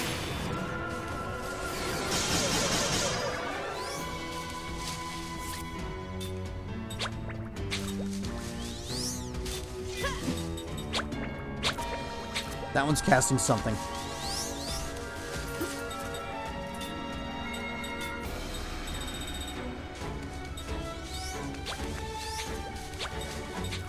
Erase. Removes a negative magic effect from one party member. Oh, okay. Just defend.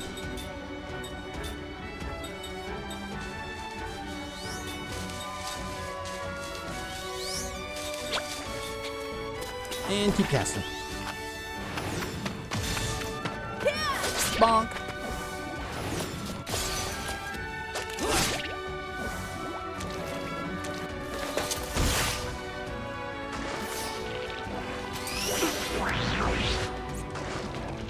Soul absorb.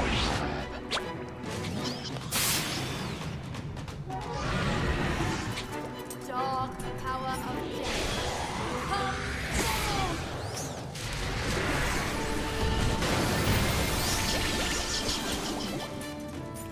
Oh, they're all still standing.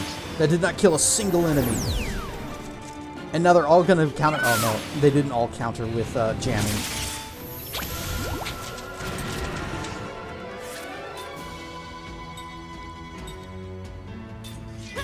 Kill the Fibsh.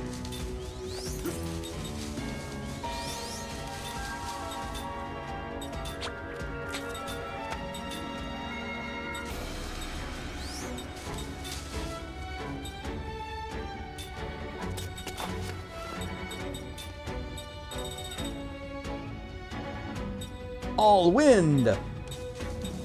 I guess if it's gonna both take next turn, I might as well just go all in. Do the biggin.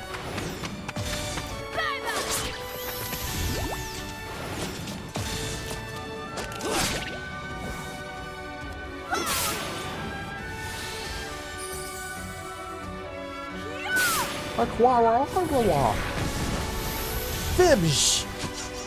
The fish is dead.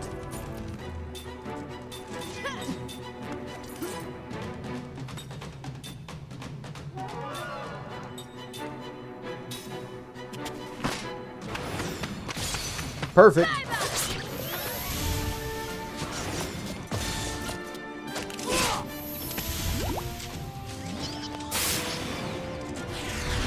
That's okay, we've got barricades. See? It only... Ow!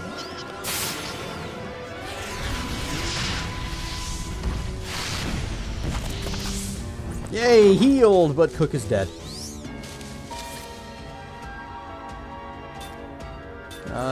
Anybody else able to res? Nope.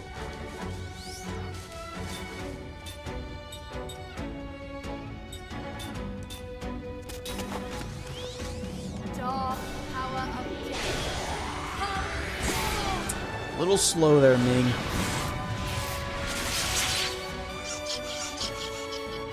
It didn't even kill them.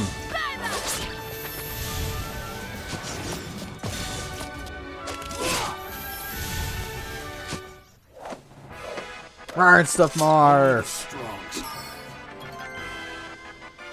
Fairy's Cradle. Also, Cook got nothing because she's dead. And everybody learns a bunch of stuff.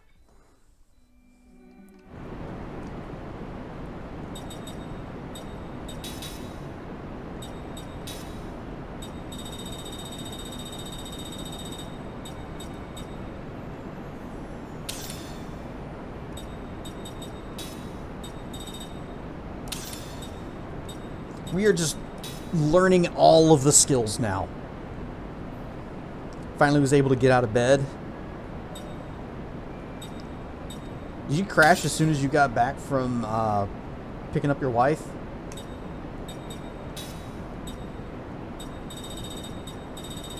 Or was it back problems again?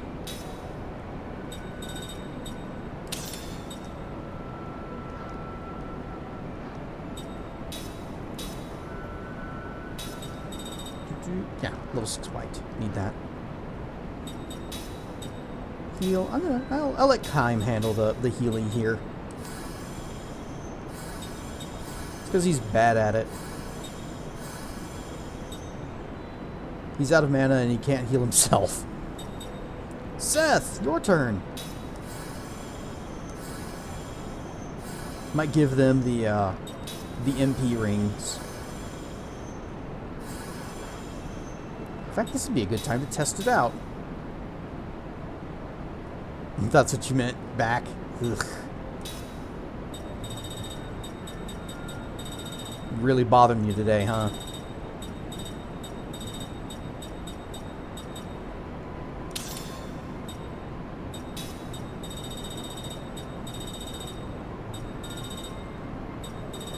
There's a soul ring. There they are.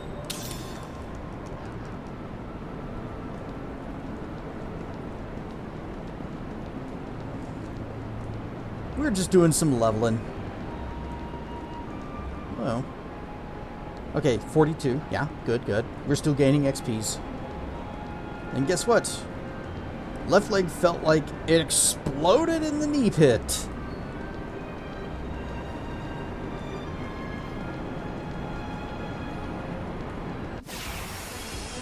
Guess who had to break out his cane again?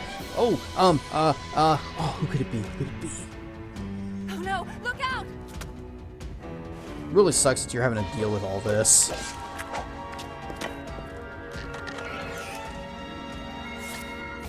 Hasn't been my day, I guarantee.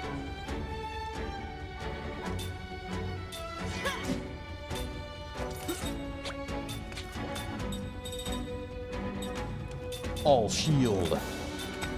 All barricade. What are we up against? These will never get boring. Okay, so it's the threes. Well, I would offer you a dragon fruit. It heals all wounds. But you were the one who offered it to me.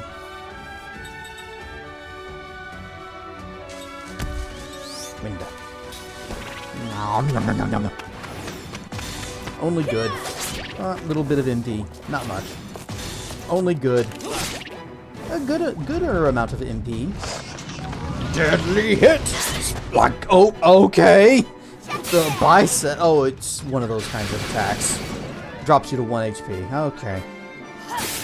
Okay, I get you.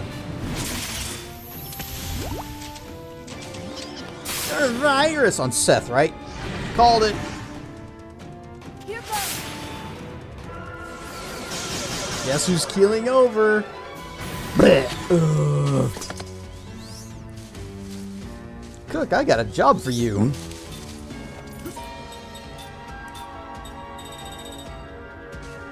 Where is it? Where is it? Revive!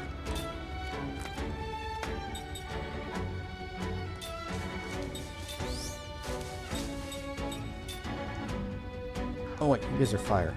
Aquarara! And you can block. Perfect! 55 NP. Oh, okay. Splat! I guess this is just going to be his thing today. Sorry about that. These monsters are sick of me using them for XP. Yeah, I guess so. They have sent their champions out to face me.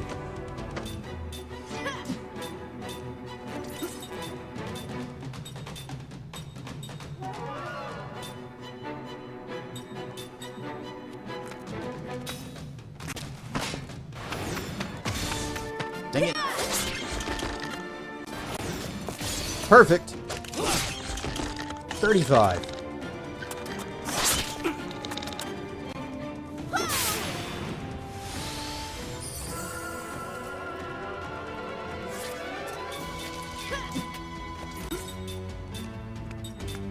And a big heal for Seth.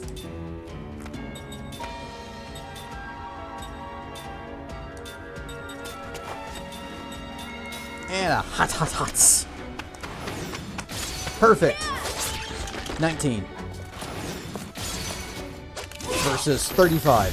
Also dead. Also no heal for Seth. Like taking candy from a baby. Yep. And Cook's now level 40. Learned MP Convert. Seth has learned level 2 Composite. Kime got Spirit Magic level 1, which is no big deal. We already got higher level than that. We got 5 or 6 on him.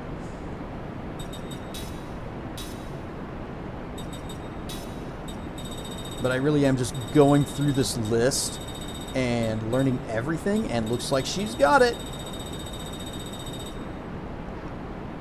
See, this would be a good time to have a whole bunch of circlets, and I could just give her one of those and remove that from her list of equipped abilities. Well, take that off.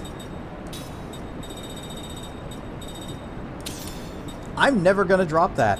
If any of you ever play this game, when you get to Nomara, buy 9 of these. Maybe 10. But probably just 9. That way you always have one that you can just equip on any character.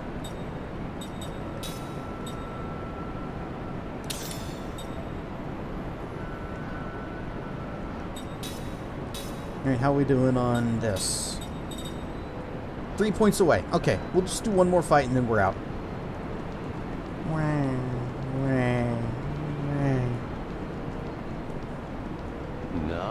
Nine.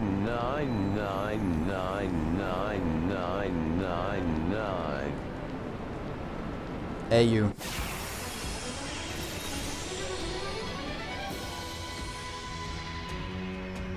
Keep your guard up!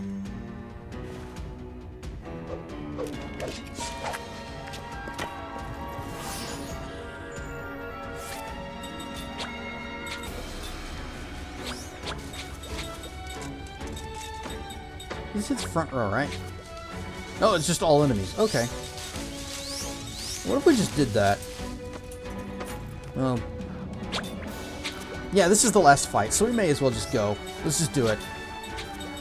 We got Shadowa. Is there a better Shadow? Nope. Okay, Shadowa. Oh, wait. 2C. Alright. You too! Shadowa. I never did heal Seth. She's hurting. Alright, stuff who can. Spirit Magic. Shadow. And Composite Magic. There's no... yeah, there isn't a multi-target force spell. All waters! And we'll do all winds. Kill the fish. Heal? Dang. They're really trying to stop her. Haha, healed. Oh, that's actually bad. If all three of them focus on her, she's dead. Okay, good. Yep.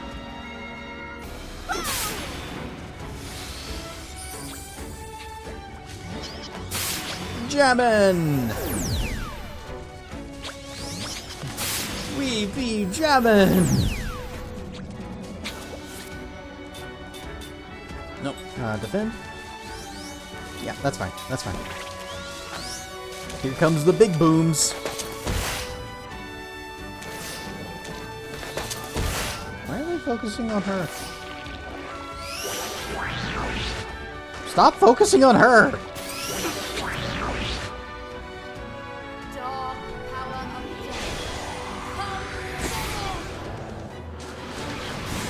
death. We need ITs. We keep having our paper jams.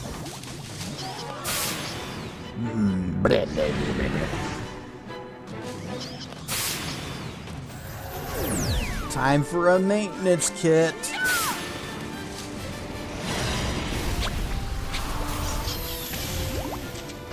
That spell looks really cool, by the way. Yep, you guys just keep on doing your thing. Cook, you need to heal again.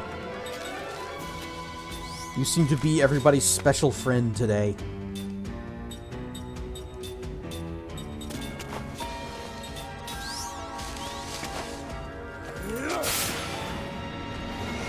And now for the weakest version of this spell.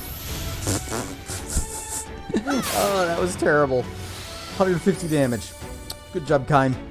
You are the mightiest of wizards. They survived. Okay. Probably would have been better if we just attacked. I'm okay.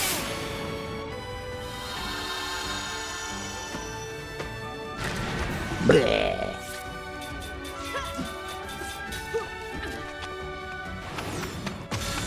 Good. Perfect. I'm okay. I'm okay.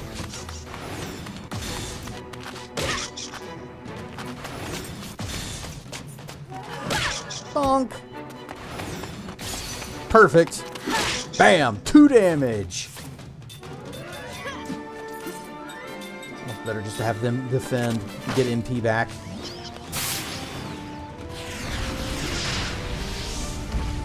I didn't cast Barricade. Ow!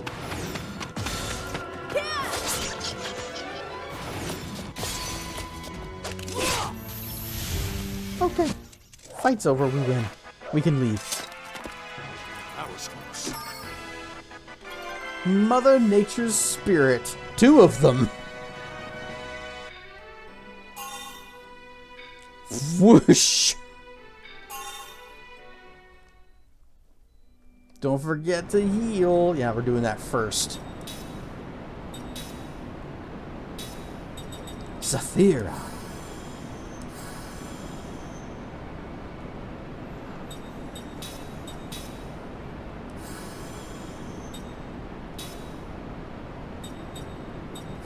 Use that, and you're out.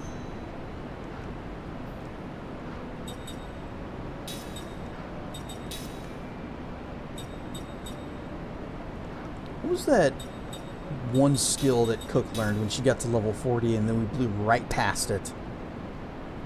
MP Convert. Turns remaining HP into MP once per battle.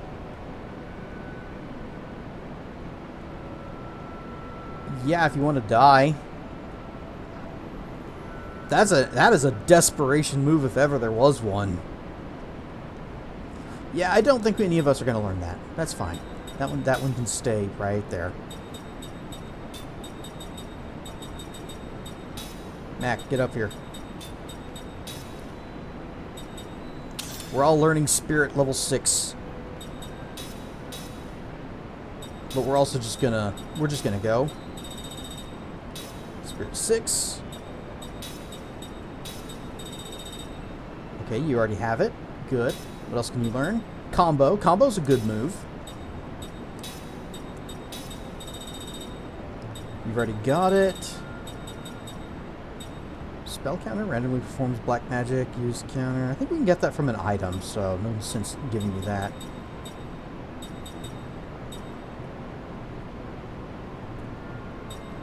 wall, I guess. And you have that wall.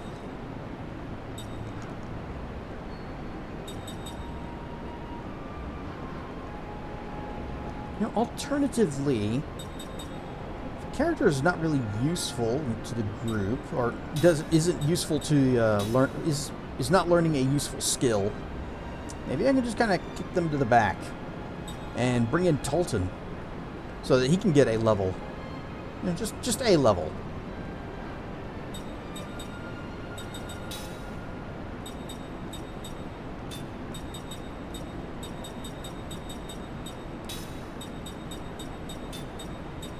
Now Tolton can give a medal to the kid.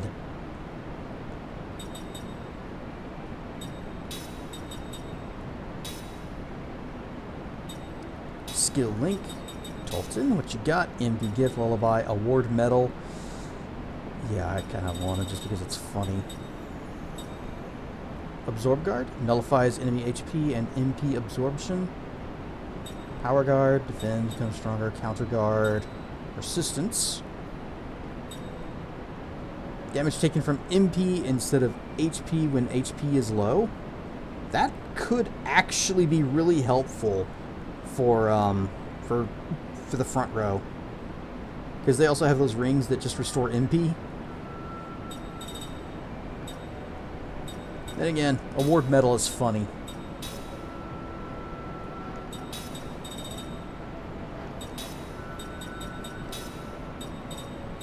Everybody will learn how to award medals. Yay! Ming is not in our group at the moment.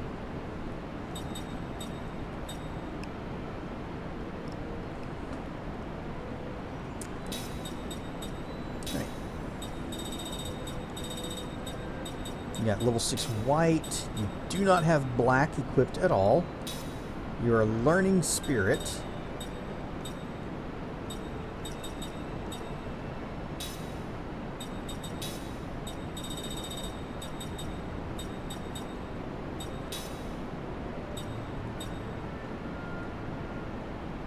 Okay. She's got double SP.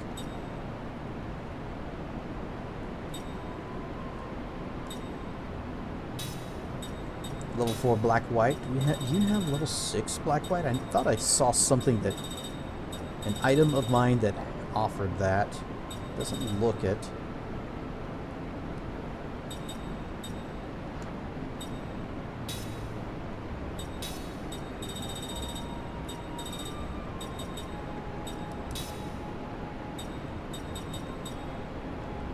Alright, we have level 6 black white, and then we have level 6 black, level 6 white. Little bit of redundancy. Can I just, like, unset? Oh, yeah, we can. There. Spell counter randomly performs a black magic counterattack against the enemy's magic attacks. You know what? Go ahead and set that, and maybe it'll be something. Just some.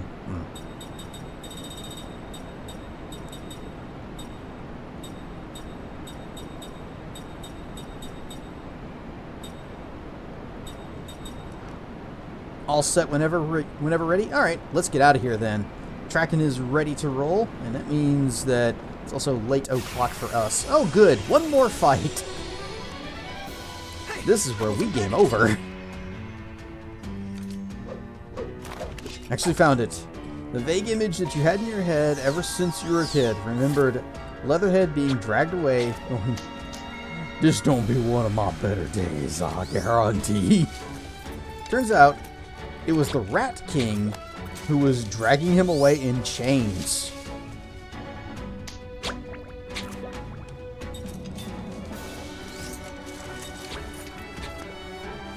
Oh, yeah, told me.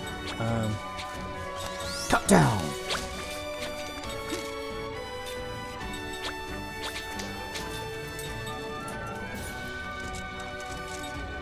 Yeah, just smack him. Skill. Where's power us? Juice up kind. Oh, Kime doesn't have the thing. Okay, change of plans. Juice up. This sounds really weird, but, Tolton. 'Cause he's got the thing that's just gonna sweep across the whole front row.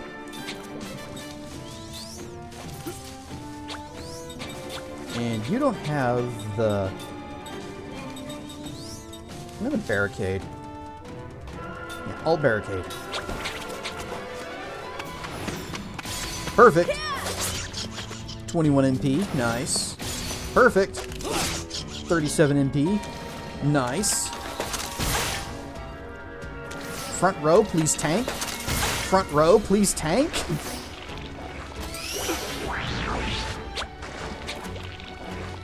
At least our Gardometer is massive.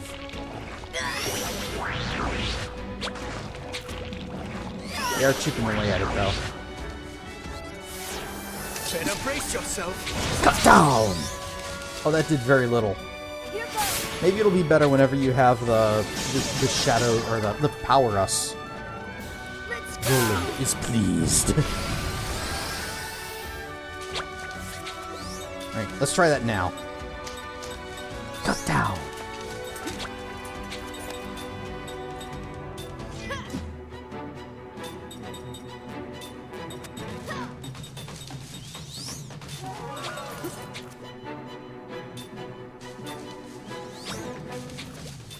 Just a little bitty heal on Mac.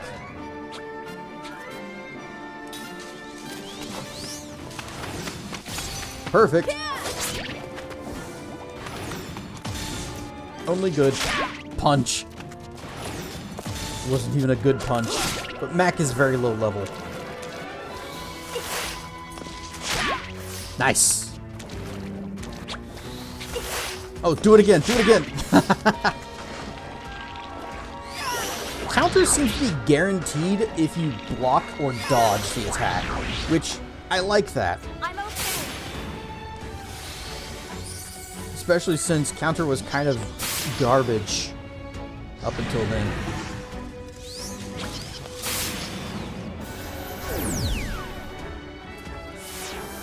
Alright, cut down with power up. Yeah, that was like twice as strong. There it is, all stone.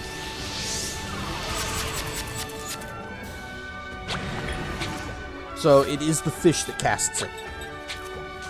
And there are several fish left.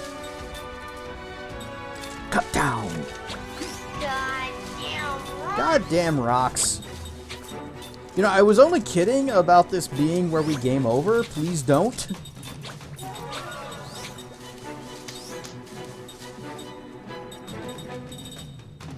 And you do have Shadow. That'd be something. Sure, do it.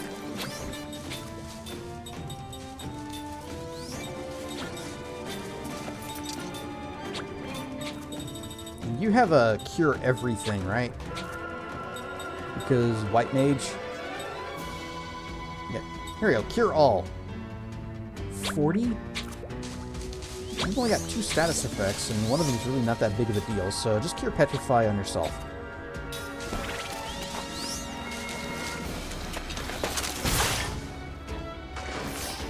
Soul Absorb.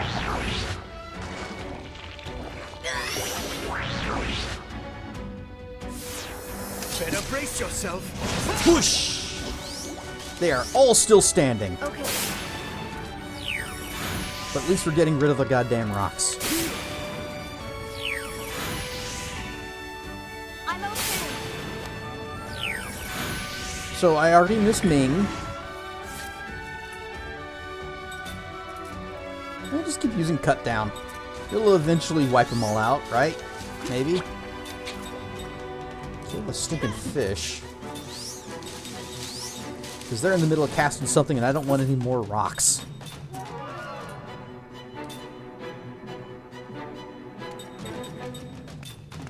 Your Petrify on Tolton. Perfect!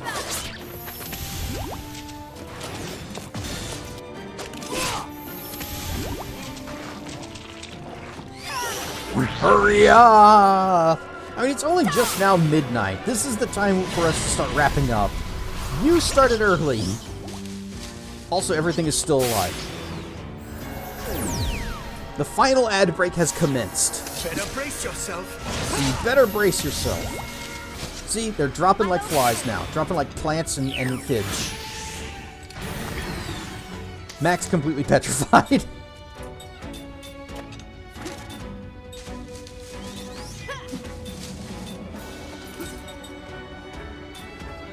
We'll just use an item. Because it'll be an instant cure. Instead of a casting time. So, whoop, there, you get the XP.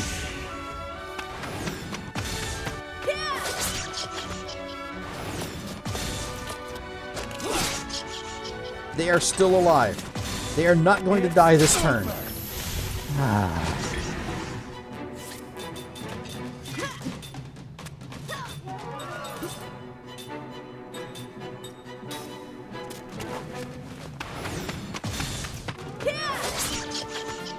Brace yourself. Ads are coming.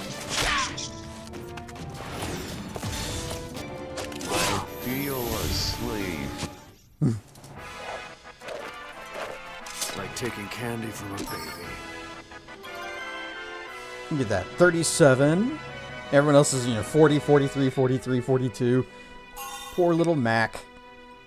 Little Mac. I guess it makes sense that Mac learned Walla. Everybody else is getting a award medal. The heck is Walla? Oh, it's wall, but voila, because it's the higher level wall. That's not the exit.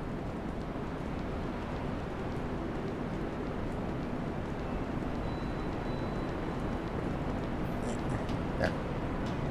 Leaving! It's because the pizza arrived here. Om nom nom. No, the Peeba! I want to go back to a town that has City of Saman. You've got a save point right there at the entrance.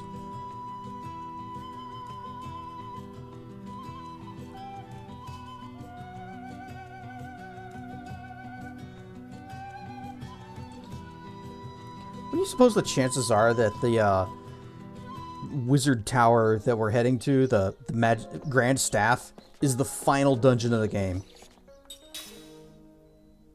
Couldn't possibly do that, right? We only just started Disc 4.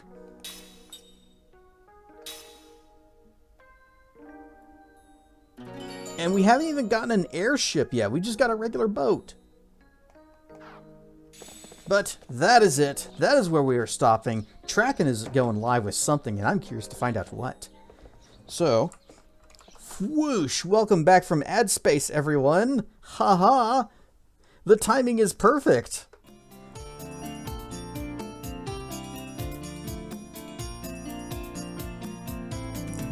Finally!